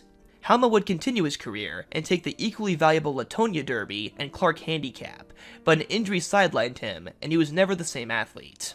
A good but abbreviated career, but at stud, he would stand in both America and be exported to France. His greatest achievement being the first Derby winner to then sire a Derby winner of his own, in Alan Adale. Danow. 111. That is the most starts from a Kentucky Derby winner, something never to be duplicated. Even more outrageously, Danow passed away at just 6 years old, an unfairly brief life for a warrior horse. To only make things more insane, 41 of those races were at just 2 years old, enough to give any racing fan today a stroke. The one year where he ran less than 30 times was in his 3-year-old season, with his defining moment being in the Derby, where he was the favorite, and he lived up to the role, but won the race in close quarters, when his 3-length lead was shortened to just half a length by Joe Morris, but he still came out on top. He raced for just 2 more years, all 111 outs in the span of just 4 seasons of racing, and he would have somehow ran even more if it weren't for his legendarily bad temper. At his best, the horse was described as a veritable bulldog, and used those qualities to gamely win races, and run all day. He was one of the soundest horses to ever live, but getting him to run was frequently almost impossible. After the Derby, his temper just got worse and worse, and they tried everything to tame him, including gelding him. He fought every step of the way when he didn't want to do something. Even just saddling him was a chore. He would throw riders, plant his legs in the dirt and not move when races started. Or one time, after throwing his rider, he proceeded to lay down on the track. Not even being mercilessly beaten by whips caused him to rise. The barbaric things people tried to do at the time to get him to race were likely obscene, and there's a good chance we don't know everything they tried. But somehow, thanks to a long whip, at ages 4 and 5, they got the angry horse to race 60 more times, and retired ready for a second career. By retirement, he had won 30 times from those 111 starts, an amazing stat considering his disdain at every turn. Steeplechasing was supposed to be his next job at age 6, but before he had the chance, he passed away during a viral outbreak. A bitter end to a horse who had seen the best and worst in horse racing, taking its biggest prizes, racing endlessly without fatigue, while also spreading nothing but chaos through his antics, and facing untold abuse. He could run forever, but would prefer to throw you off and sit down. Danow was a horse who deserved a lot better, and likely could have gone on to do many things in the right hands, but we'll simply never know what that would have entailed. Typhoon II. It's appropriate that this Derby was muddy. It poured the day before, and didn't have enough time to dry, leading to a messy and uneven track surface. The inside was deeper than the outside, a critical factor on race day. The heavy favorite was Ornament. He was the best horse that year. 20 wins from 32 starts when his career was said and done. No doubt, a great equine athlete. But he would lose thanks to a couple key choices. Lonnie Clayton took Ornament to the rail and started at the back, while Typhoon II and Fred Button's Garner were hustled to the lead and went wide into the first turn. Typhoon II would cover more ground, but it was made up for with better footing on that part of the track. Ornament played catch-up the whole race to Typhoon II. They separated themselves by a large margin to the rest of the field, 20 lengths to the nearest horse. Typhoon II stayed wide, being only hand-ridden, while Ornament trudged on the rail under steady whipping. Ornament gave it his all, but Garner and Typhoon II held him at bay to win by a neck, giving Tennessee a third and final Kentucky Derby. Typhoon II was a good horse, with 16 wins over his first 2 years, but Ornament proved superior, getting his revenge later that year. After his 3-year-old year, Typhoon tailed off. Despite winning at least one race at a back-breaking 145 pounds, it wasn't enough to save his stud value, and he was gelded, and failed to return to the races despite attempts. He lived out the rest of his days as a cart horse. Some say it was milk, others hay. Whatever it was a vastly different life than the days where he beat the Horse of the Year and carried a garland of roses on his back. Chant. The foundation of horse racing was two men getting into a disagreement over which had the faster horse. A shade of that returned when Eugene Lay offered Chant to Charles Hughes. But Charles thought he already had the Derby winner in his barn, Pearl Song. He was so sure of it that he bet $500 that Pearl Song would beat Chant. That was $500 he would never get back.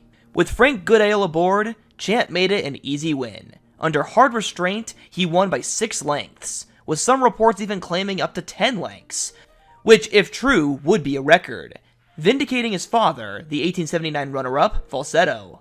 The story after this takes a hard turn to catastrophe.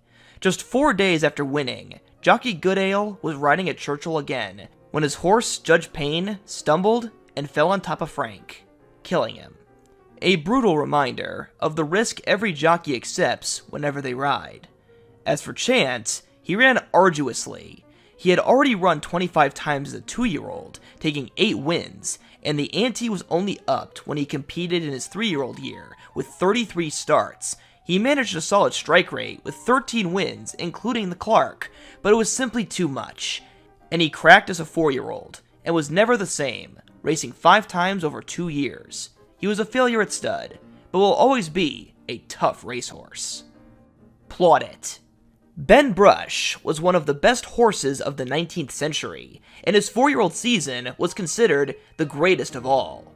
He had beaten champions like Ornament, Hall of Famer Clifford, and Belmont Stakes winner Hastings, who became the grandsire of Man o' War, but in his final race, he would lose to an unlikely adversary, Hastings' little half-brother Plaudit, just 2 years old, and not very eye-catching. He would face Ben Brush. He carried 126 pounds, and Plaudit carried a featherweight 90, but Plaudit unexpectedly took the lead, and when they hit the wire, he had just held off the 96 Derby winner by a nose in his final start of his best season. Plaudit was 40-1. Both horses had started from the same trainer, Ed Brown, before they got sold. There was one other connection too, their rider. Willie Sims guided Ben Brush to Derby glory, and now sat on the back of Plaudit. This time, the little horse would have to play catch-up against the favorite, Lieber Carl. But Plaudit accepted his new role, and Sims knew that Lieber Carl was tired in the final eighth of a mile. He ran them down. Again by a slim margin, Plaudit was the winner, giving Sims a second Derby to new owner John Madden, who had bred 5 Derby winners, but only owned 1, and it was a horse he didn't breed. A month later, Willie Sims would make history again, when he rode Sly Fox to win a race in New York, called the Preakness Stakes.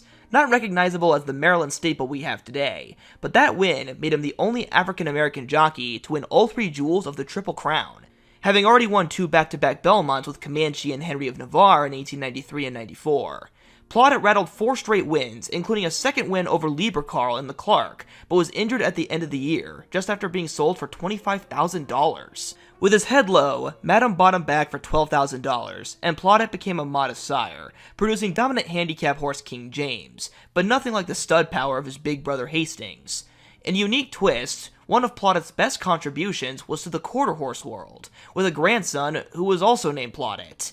This quarter horse Plottet was considered an influential sire and got himself and his sons and daughters inducted into the American Quarter Horse Hall of Fame, a stud influence you don't hear every day from a winner of the Kentucky Derby. Manuel. The end of the 19th century was not a good time for Churchill Downs. The field had just 5 horses, and 2 weeks before the race, its creator, Meriwether Lewis Clark Jr., had committed suicide. He wouldn't see his track come back in the next century. There wasn't just one factor that led to this decision, but several, including financial difficulties for both himself and the facility, and declining health. This mournful derby was a 2-horse race. Manuel and California Derby winner Corsini, but Manuel was still much the best. He'd won 3 of 17 outs at 2, but when it was time for his 3-year-old year, everything went wrong. In his second start, he lost his rider and hit a fence, and then after that scare, he stepped on a nail. But somehow he recovered. His one blessing was in the Derby, where after getting a brief challenge from Corsini, he beat them by 2 lengths, without full encouragement. But his luck ended after that. He stepped in a hole, which took him out of training for months, and he only had one more underwhelming start afterward. He was then put out to stud, but mysteriously died at just 4 years old, with no cause of death mentioned. Lieutenant Gibson. The first winner of the new century was a rising star that never reached his full potential. His story started right when Manuel was winning his Derby, when Lieutenant Gibson won a half-mile maiden race in the undercard, leading to a $9,500 purchase by Charles Hughes, the man that turned down Derby winner Chant in 1894. His 2-year-old year was productive, with 18 outs and multiple stakes victories, earning him a break before the Derby. The Run for the Roses was his seasonal debut. Already, $20,000 offers were being given to Charles, and just like with 1894, he turned them down, once again believing he had the Derby winner in his barn already. This time, however, he was right. Against a tough field, Lieutenant Gibson stepped up and won by 4 lengths, verifying Hughes' good judgment and propelling him into a brief winning streak, which included other classic 3-year-old races of the era, like the Clark Stakes and the Latonia Derby, which he did in a walkover because no one wanted to take him on. But it all came down in the American Derby, when he bowed a tendon, finishing 3rd. Many attempts to treat it were made, including pin firing, but it just got worse and worse, until he passed away. His owner, Charles Smith, was so upset over what occurred that he buried the body without telling anyone for a week before it was reported. His Eminence. 3 times, the race called the first Saturday in May did not occur in that month. Authentic in September due to COVID, Hoop Jr. in June due to World War II, but the very first had no major reason. On the last Monday in April, the 1901 Kentucky Derby was run, the earliest Derby ever. Most of the attention was on the well-regarded Tennessee bred named Allard Scheck, but it wasn't to be his day. Instead, second choice His Eminence, under Jimmy Winkfield, took the race. At 2, His Eminence had ran in the Chicago circuit, where Jimmy had guided him to his first of 11 wins. But in the Derby, he hadn't raced at 3 years old, or even gone further than a mile, making it even more impressive that he managed to adjust so well. Injury plagued him the rest of the year, but he did continue to win into his 5-year-old season. His next career was supposed to be steeplechasing, but he fell during a race and had to be put down, an untimely end. But not the end of his legacy. More than 100 years later, a Gallapalooza statue was bought for charity by an Indiana real estate agent named Pat Harrison, and stood right outside her office, greeting visitors. But mysteriously, in 2017, over a decade after the purchase, it was stolen, and never seen again. Luckily, she was able to find a replica on Craigslist, and placed it where the original fiberglass statue stood. When asked about the statue, she said, quote, "I think anybody that goes down Charleston Road that sees the horse enjoys and smiles, because he's a happy horse." Agile. Today, 20 horses thundering down a track is one of the unique features of the Kentucky Derby. No other American horse race has as many horses running at the same time. But 120 years ago, just 3 horses showed up, tied with Azra's 1892 Kentucky Derby for the smallest field in its history. Thanks to a muddy deep track, the original field of 5 was reduced, and lucky for Agile, he was a mutta, although I don't know if his mother was a mutta. His easy Derby victory was one of a handful of big stakes wins for him, that included the Tennessee Derby and the Advanced Stakes over the great mare Beldame, just the 3rd mare in history to break 6 figures, and still remembered today through the Beldame Stakes. But he was not the best 3-year-old that year, being heavily outclassed by the short-lived but almost unbeatable Sinzabi, a horse whose only loss in 15 starts came after his groom was bribed to tranquilize him. Agile moseyed down the ranks until he was last in a claiming race 2 years later in his 66th and final start. After this, he went down to Texas and had a few foals, and then lived out the rest of his days as a carriage horse. Judge Himes. Taking the bronze medal for the most starts for a Derby winner is Old Giraffe, a long-necked thoroughbred who was hardy but only had a brief period in the spotlight during a 104-race career. First, the Kentucky Derby, a race his connections didn't even think he'd win, and put him in at the last minute. It was just a year after Colonel Matt Winn took over, and started a newfound upward trajectory. Just 6 horses ran, but that didn't stop the race from being exciting. Woodlake and Bad News led for the first 3/4, but then came the poetically named Early, under Jimmy Winkfield, who looked to have the race wrapped with a precocious move. But with all his energy saved under Hal Booker, Judge Himes ran him down with a great burst of speed, to win by 3 parts of a length. Soon after the Derby, he would spring another upset, this time at 20-1 in the Hawthorne Handicap, helping his owner, C.R. Ellison, win a rumored $12,000. But it crashed after the, at the time, even larger and prestigious American Derby, with nearly 4 times as many people in attendance. Judge Himes finished last by 40 lengths to a long shot named the Picket, who had never won a race, and took the lead to win by 6 lengths over 18 other opponents. His loss in the American Derby, while also shocking, also helped get a criminal locked up. Henry Budget would be arrested for cashing worthless checks on that race.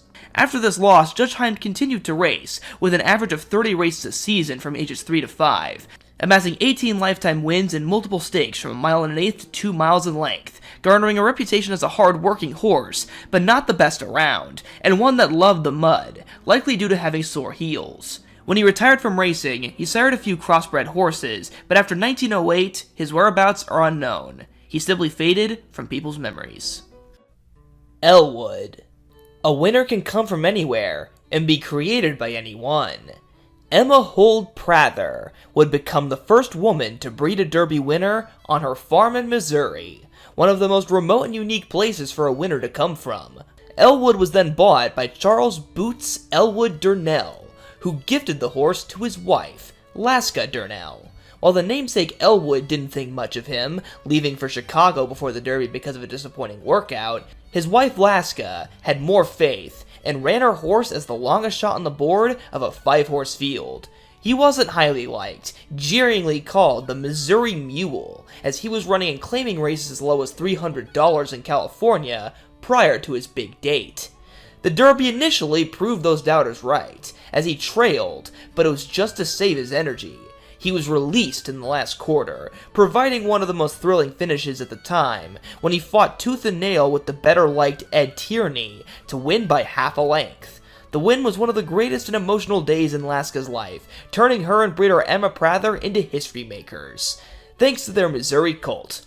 Soon after, Elwood pulled double in the Latonia Derby, but tailed off, falling into claiming rankings again. After a long and uneventful rest of his career, his last reports were in California where he started racing, now as a riding horse, a quiet and open ending to Missouri's only Kentucky Derby winner. The Mule turned champion. Pink Star. A strong contender for the worst Kentucky Derby winner. Pink Star forever holds the record for the lowest career earnings of a Derby winner, with just $5,750. 84% came from his win in the Kentucky Derby. From his 15 other starts, he won just 2, and couldn't even scrape up $1,000. He was the longest shot in his Derby, at 15-1, doubted by all, including his owner, but he had the mud on his side. The field was reduced to 6, and those who were left didn't like the surface. Except for Pink Star. The 16.5-hand ill-tempered horse with a huge blaze and 4 white stockings pulled off the upset. But only a year after his triumph, he was a simple farm horse, and a gelding, described by some newspapers as disgraced. While mostly a failure, and called a mean critter, just like his father, he is forever the winner of the Kentucky Derby, even if the rest of the world put him to the wayside. When it was Derby Day, even an otherwise ordinary horse like Pink Star could live up to his name. Sir Huon. Named after a knight in the European romance opera Oberon, the horse Sir Huon was Kentucky through and through. He was bred in Louisville itself by George Long of Bashford Manor Stables. He was the end of 2 Kentucky Derby trilogies. First, George Long, who had already bred Azra and Manuel. Then, for his sire, Falsetto, who produced Chant and His Eminence. Sir Huon's participation would be bittersweet, as Falsetto had passed away when Sir Huon was only a yearling. He'd run posthumously for one of the Derby's greatest sires. He had the love of all the locals. He was one of them, born and raised in Falls City. The cheers never stopped after he entered the paddock. His main adversary was the filly Lady Navarre from one state over, winner of both the Tennessee Oaks and Derby. After starting the race sideways, Sir Huon quickly recovered and overtook Hyperion II after a fast pace. He then trudged home to hold on by 2 lengths over Lady Navarre, who ran credibly to be second. A rematch would come only a month later in the Latonia Derby. It was a match race, and not much of one either, as Sir Huon won by 5 lengths eased up. He won from Cincinnati to Coney Island at age 3, but slowed down when he became an older horse. 10 wins from 18 outs by the time he retired. He proved unsuccessful at stud, and concluded his stud life siring Army remount horses. Stone Street. 1908 was a bad year for horse racing. A push for anti-gambling laws grew, causing many track closures, the biggest being in New York, where the Hart-Agnew Law passed, an anti-gambling law that led to the temporary shutdown of all racing in the state, taking with it some of New York's most iconic tracks of the time. Louisville would also be hit with anti-gambling laws, specifically ones that outlawed the use of bookmakers, at the time the go-to betting for the Kentucky Derby. No longer could people get curated odds chosen by the bookies, but Matt Wynne found a loophole. Back in 1878, they had tried to introduce a French form of betting known as parimutuel wagering, something that any person who bets on horses should be familiar with. But at the time, it wasn't a success. This time, however, 30 years later, it would become the default way to bet all the way to the present day. All the money bet on a race being used to calculate the odds and payoffs of each horse. For our 1908 winner Stone Street, the money was not on his nose. He was 23-1, the second longest shot, a seemingly dismal horse dismissed even by his own owners. But like Pink Star the year before, he was saved by a deluge of rain. As the rest of the field struggled through the deep sludge, Stone Street was on easy street, winning by 3 lengths, but stopping the time in an abysmal 2 minutes 15 and a 5th seconds, the slowest Derby time for a mile and a quarter ever. Almost 16 seconds slower than Secretariat, and 2.5 seconds slower than the second slowest time done by Pink Star. It was the only stakes win in Stone Street's 92-race career, but it wasn't a career without value or talent, as he managed 18 lifetime wins, a hard-working blue-collar horse, once winning a race after being 100 meters behind his opponents in the first half mile. By the time he was 6, he even had a sudden burst of improvement, winning 8 times in 20 outs, nearly doubling his lifetime wins. But as a 9-year-old, he suffered an untimely end after escaping his paddock and severely cutting himself on a wire fence. A tragedy especially to those closest to him, as he had become a sentimental favorite of theirs. Winter Green. One state over from Kentucky, only one has bared the roses, representing Ohio. That was Winter Green, born in Woodlawn near Cincinnati, bred by the mighty Jerome Respes, a man with quite a history. In the last decade of the 19th century, he had gotten into plenty of trouble, mainly in bar fights, including one altercation where he was shot in the arm. He then turned his career towards the sketchy and tumultuous life of a bookmaker to fund his new breeding and racing operation. Despite police raids and court cases, by the 1900s, he had his greatest horse yet, in Dick Wells, named for the father of the legendary Orson Welles, a record setter and one of the best ever seen when he retired, and Winter Green's sire. One look was all that was needed for those close to Winter Green to be sure that he would beat the 9 other horses in the 1909 Derby. The race started a half an hour late, but Wintergreen was perfect, leading at every pole and only getting further away to win by a confident 4 lengths, an above-average win margin. He'd placed in stakes races later in his career, but never won another stakes race after the Derby, with his ankle being a common problem he had to deal with. He accrued 16 wins from 61 outs. By the time he was 8, he had been gelded and no longer under Jerome's care when a fire broke out at a stable at Latonia Racetrack. The blaze killed him and 7 other horses. His life started and ended in Cincinnati, going from one side of it to the other. Meridian. In 1911, the Hart-Agnew Law took effect, stopping New York and New Jersey racing in its tracks. Not even the Belmont Stakes was run in 1911 or 1912. With this, New York owners and trainers who had boycotted the Derby before, starting after 1886 with Ben Ollie, finally came back west, including Meridian, with New York owner Richard Carman. Meridian had failed to reach his reserve price as a 2-year-old, but Carman acquired him when he was 3 and sent him west. Just 3 days before the Derby, he ran in a newly inaugurated race called the Bluegrass Stakes. Today, one of the most important preps for the Run for the Roses. All the way back to its first renewal, it created a Derby winner, but most backed the wrong horse from that race. The gelding Governor Gray won the Bluegrass, and Meridian was second. Round 2 came fast, and this time Meridian wasted no time, setting a torrid pace, opening up 4 lengths, but things got close in the stretch when he began to tire. An ill-timed ride on Governor Gray and a late swerve by Meridian helped him hang on, setting a record time of 2 minutes 5 seconds, more than a second faster than Lieutenant Gibson from 11 years ago. The race wasn't without controversy, as the owner of Governor Gray, James Williams, thought a bookie named Charlie Ellison, who backed Meridian, and Governor Gray's jockey Roscoe Troxler were in cahoots, after catching him paying the jockey a piece of his winnings. Although the bookie later claimed it was travel money so Troxler and his wife could leave Louisville. Williams proceeded to swing his cane twice at the bookie over the next 4 days, and never fully believed him. Meridian would continue a successful 3-year-old season, being considered the best horse of 1911, setting a track record in Canada the same year. His highest praises came at 3, but he won even more at 4. With 8 more wins, and at 5, despite slowing down, he managed to set a track record in the Excelsior handicap.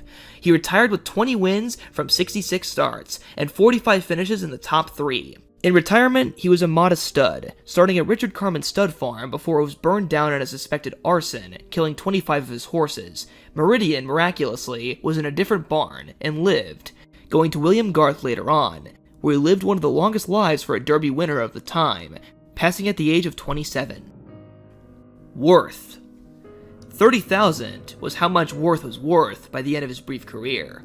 He only raced for a year and a half, winning 15 of 31 races, most in his 2-year-old season, which built him up as the heavy favorite for the Derby. Before he had run his biggest race, he had already sold successfully for $10,000 as a juvenile and earned more money than Meridian. He lived up to expectations when it was time for the Roses, aggressively taking the lead. Only one scare would come, as they trudged through the mud, when a long shot named Duval flew late to try and run him down. While the margin was only a neck, Worth only needed hand-riding to hold off Duval. He stayed a good stakes performer that year, but wasn't nearly as authoritative, winning 5 of 18 outs with 6 seconds and 3/3. But it then all came to an end, after his jockey put him too close to another horse. The two fell, and took a third horse with them. Worth initially survived, but had severed 2 tendons in the right hind. He later died of blood poisoning, ending what was a promising career and life. George Smith. In 1918, in Maryland, a great race occurred. The Bowie Handicap had the last 3 winners of the Kentucky Derby all in one race. That year's winner Exterminator, the previous year's Omar Khayyam, and the oldest was the 1916 winner George Smith, carrying top weight of 130 pounds, 10 more than Exterminator and 15 more than Omar Khayyam. A powerhouse older horse who had been great since the beginning. At 2, he was a success in 2 countries, winning 2 stakes in America and 3 in Canada. A great record, but not enough to hog the limelight. Bettors also loved the very crudely named The Cock and British-bred Starhawk, who had been brought to the US as a baby, determined to become the first horse not born in the US to take the Roses. It came down to those 2 when the race reached its closing stages. Johnny Loftus saved up George Smith while he led the pack, opening up a comfortable lead, while Starhawk flew from the back. Starhawk gained ground with every stride, while George Smith used all his reserves. When they hit the wire, the black colt George Smith had won by a neck, denying England its first Derby champion. It was the only win for George Smith that year, but as he got older, he got stronger, having his highest earning season at age 5, bringing us back to that Triple Derby winner face-off. In a loaded 15-horse field that included other champions, like Preakness winner Warcloud, the 3 Derby winners were 6 lengths ahead of the nearest horse as they smashed the mile-and-a-half track record. But there only could be one winner, and leading the pack, fighting off an English-born American raced horse, just like in his most iconic win, was George Smith, defeating Omar Khayyam and Exterminator. A final victory for a great horse. 17 wins from 31 starts. After this, he was a modest stud, later becoming an Army remount stallion in New York, living to be 20 years old. Omar Khayyam. Only 1 year after Starhawk failed to beat George Smith in Louisville, and a year before George Smith would beat him, Omar Khayyam was a history maker. He may have raced his entire career in America, but he was born in England. Conflicts in both America and Britain led to more trade of horses during the later 1910s, anti-gambling laws in New Jersey and New York, while Britain was in the midst of the Great War, later known as World War I. American horses raced in Britain, and British-born horses came to America, such as the previous Starhawk, and Omar Khayyam was short after, being bought for 300 guineas to be trained by Charles Patterson. A bright chestnut colt, considered talented from the word go. He was a 13-to-1 outsider, winning just once in 6 starts before his date with the Derby. But confidence from his trainer hadn't waned. He had more faith in Omar than any other Derby prospect in his past, and that included Ornament, who he had trained 20 years earlier. This race would introduce Omar Khayyam to a valuable piece of equipment: blinkers, with huge cups covering more than half his vision, but never his huge blaze, forcing him to look straight. It was a particularly patriotic Derby, run 1 month after the US had joined World War I, which would add a unique flavor to this win. Just 7 minutes after the Preakness was run, the Derby was off. After initial traffic issues shuffled him to 10th, Omar Khayyam found his way through, the blinkers helping him harness his speed as he surged past horses late. In just a few strides, he was able to open up 2 lengths to win the Derby over the favorite Ticket, who had beaten him just 4 days ago in the Derby trial. Omar Khayyam was the first non-American horse to win the Kentucky Derby. Soon after, due to World War I, Omar was sold again, this time for a staggering $26,000. Still nothing compared to the $49,000 he earned as a 3-year-old, stacking up 9 wins in the biggest races in America, like the Saratoga Cup, Travers Stakes, Brooklyn Derby, and Lawrence Realization. The last 2 were against Hourless, another British-born horse who that year had taken the Belmont Stakes. 1917's 2 best American 3-year-olds were 2 British colts. The debate on the 2 was divisive. Omar Khayyam had won 2 of their 3 meetings, but Hourless had won the American Championship over him, considered the best race of the year. Regardless, by the end of 1917, they were both considered some of the best to ever race. But heavyweights would catch up to Omar Khayyam as a 4- and 5-year-old, causing a dramatic drop in quality as he struggled to win 3 of his last 14 races, including finishing behind 3 different Kentucky Derby winners, finishing behind Old Rosebud and Regret in the Brooklyn Handicap, and then George Smith in the previously mentioned Bowie Handicap, although he did finish ahead of Exterminator. He sired many horses, but was only a modest success, living to be 24, and for 41 years, the Kentucky Derby's only non-American victor.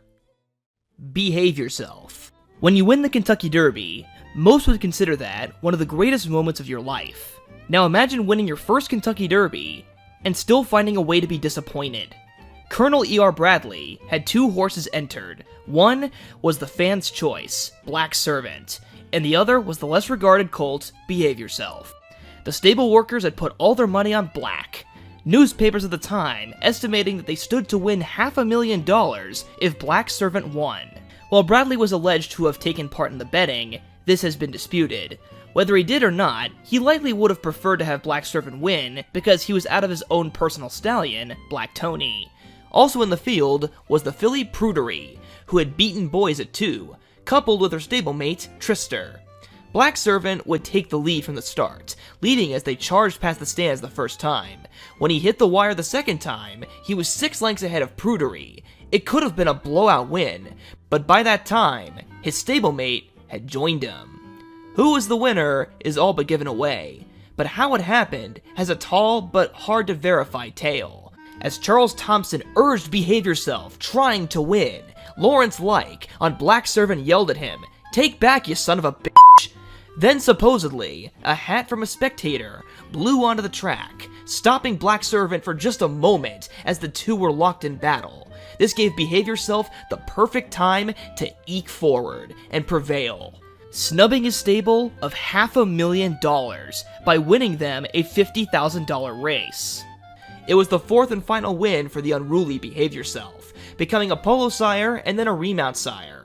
In 5 meetings, Black Servant beat Behave Yourself in 4 of them, but the only time he didn't is the one that people will remember.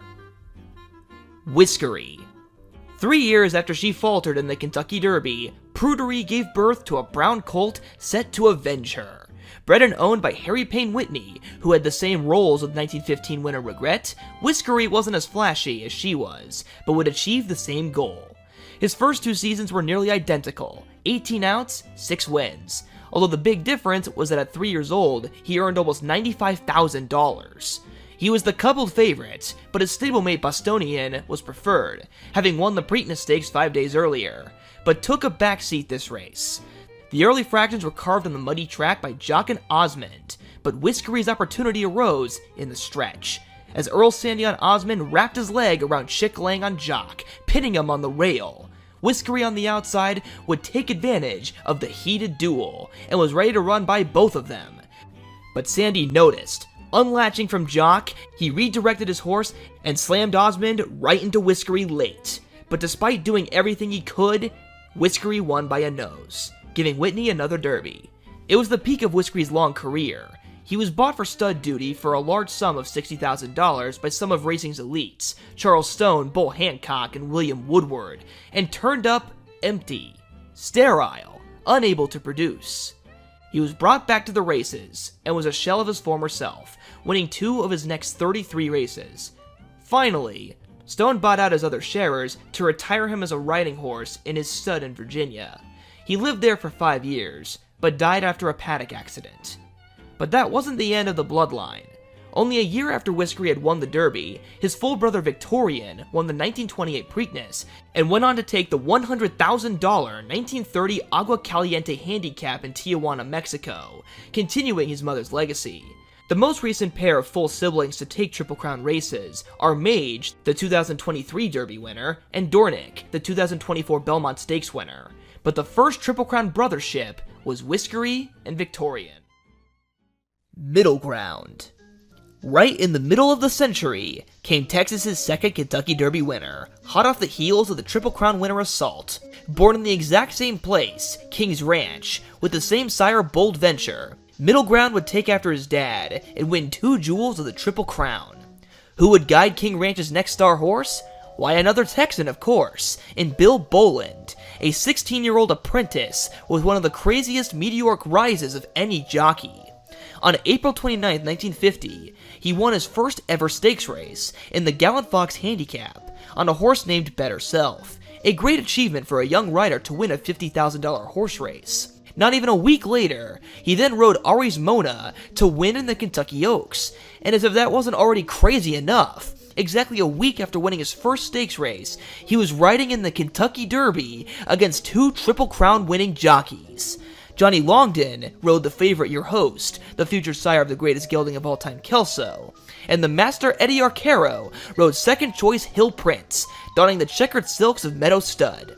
A huge challenge for a young man to take on. Your Host would not show up that day, but as they rounded the turn, 4 horses were separated by less than 2 lengths, but it would be Middle Ground who broke away. Hill Prince could only get second. Not even the great Eddie Arcaro could catch Boland, as Boland became the second apprentice to win the Kentucky Derby. Who was the first? Ira Hanford, on Middle Ground's father, Bold Venture. The win was Texas in every corner. A Texas jockey rode a Texas born and owned horse, trained by a Texas trainer in Max Hirsch. A bad trip in the Preakness gave Hill Prince the chance to reverse their order, but in the Belmont, it was back to Texas, as Middle Ground ran down lights up to win the Test of Champions by a length. Bill Bullen may not have been allowed to vote, enlist in the army, or drink yet, but he had already won 2 jewels of the Triple Crown. Middle Ground's soundness proved troublesome, and abridged his career. He failed to produce at stud, but lived happily at King's Ranch until he passed away at 25. Bullen would ride for another 19 years, winning many important races, including another Belmont Stakes on Amberoid in 1966. He would then transition to being a trainer, where poetically, his only stakes win was when Weiss Phillip won the Gallant Fox Handicap, making the Gallant Fox Handicap the first and last stakes win he would ever win. Flying Ebony. Today, we can watch the Derby from practically anywhere. I watched the 150th Derby at an Italian restaurant, but in 1925, broadcasting was in its infancy, and for the first time ever, the Kentucky Derby would be heard on the radio. Over 6 million people would listen as an upset would emerge. Flying Ebony was born where champions come from, and ridden by one of the best jockeys of the era, but was somehow still a long shot. He was a mix of prestige and doubt, born at Hamburg Place Farm, where greats like Old Rosebud, Sir Barton, and Zev also took their first steps, sold for a high price as a youngster of $21,000, and winning 4 straight at 2 years old, including winning on the undercard of the 1924 Derby, when only hours later, Black Gold would take the 50th Derby. But he had never won a stakes race, and that win streak seemed behind him. His jockey also seemed to have his best moments in the rearview mirror. Earl Sandy. He had ridden Zev, and later in his career would ride Gallant Fox, but between that and 1925, he was recovering from a grievous fall, and getting mounts after his injury was difficult. Flying Ebony was not his first choice to ride, but it was the only one he had. But luck was on their side, as a deluge came down just before the race. Flying Ebony liked the mud, and was the only horse wearing the proper shoes. As other horses slipped and slided, Sandy rode perfectly in the mud on his black horse, only ever letting Captain Hal head them at any point in the race, and then retaking their lead in the stretch. It was also the first time the term Run for the Roses had been used to describe the Kentucky Derby, which has stuck 100 years on. Flying Ebony never won another race, and was unsuccessful at stud. His final owner was Charles Perkins, and when Perkins passed away, he had written a letter asking for Flying Ebony to be euthanized if he were to die, as he didn't believe that anyone else could take care of the aging horse. So soon after Perkins passed, so did Flying Ebony, at 21 years of age. Bubbling Over. Brilliant, but fleeting. The Kentucky Derby was the final stop in a 13-race career for Bubbling Over, but first, we go to the start. The day he ran his first race. Colonel E.R. Bradley was singing the blues in 1925. It was a disappointing season, and on this day his first 3 horses had all failed to win. All that was left was a green 50-1 shot, who was considered not a good looker with a wide body. But as they hit the wire, it was he who was first. 3 days later, he won again, and 8 more days later, he won for a 3rd time. By the end of 1925, Bubbling Over had won 7 of 10 races, and tussled with the best of his crop, like Mars and Display, but one was missing. Bubbling Over was an aggressive frontrunner who was hard to catch. This boomer bust style wasn't just a preference, it was a necessity, because of one problem that would go on to end his career. He was going blind. This first revealed itself in his 6th start and first defeat, when Earl Sandy whipped him to get him around a wet spot on the track. Bubbling Over didn't see it, and in response, bolted to the far outside. Still, he was able to finish 3rd, his worst finish in his entire career. If he was behind horses, the kickback and commotion would disorient him. He needed the lead and the inside rail as a guide around the track. Still, he was so talented that he was the favorite for the 1926 Derby, where he would finally face the one star of his crop he hadn't faced at 2, Pompey. Pompey had also won 7 of 10 races, and his owners were confident that he was the best around. Bradley, always a betting man, put a $120,000 wager that Bubbling Over would finish ahead of Pompey, and also bet heavily in other places. When the race began, it was just like how Bubbling Over had handled his 9 other wins. He went to the lead and never looked back. Even with his ailing vision, Pompey couldn't keep up with him, and was stuck in 2nd place and faded back to 5th. A 10th and crowning victory for Bubbling Over. While he could no longer race due to his vision and a problem in his tendons, he could still produce, creating his own Derby and Preakness winner, Burgoo King.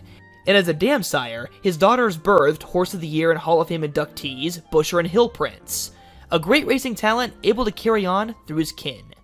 Paul Jones. 17 horses lined up for the 1920 renewal, all except for one. Man o' War, the greatest of his time, some debate the greatest ever, did not race in the Kentucky Derby, as owner Sam Riddle didn't want to send him out west that early in the year and run him at 1.25 miles. He thought it was too much too soon. At 2, Man o' War never ran further than 6 furlongs, so it would have been a huge leap. Instead, he waited to run in the 1 1/8 Preakness, more local to Riddle's Maryland farm.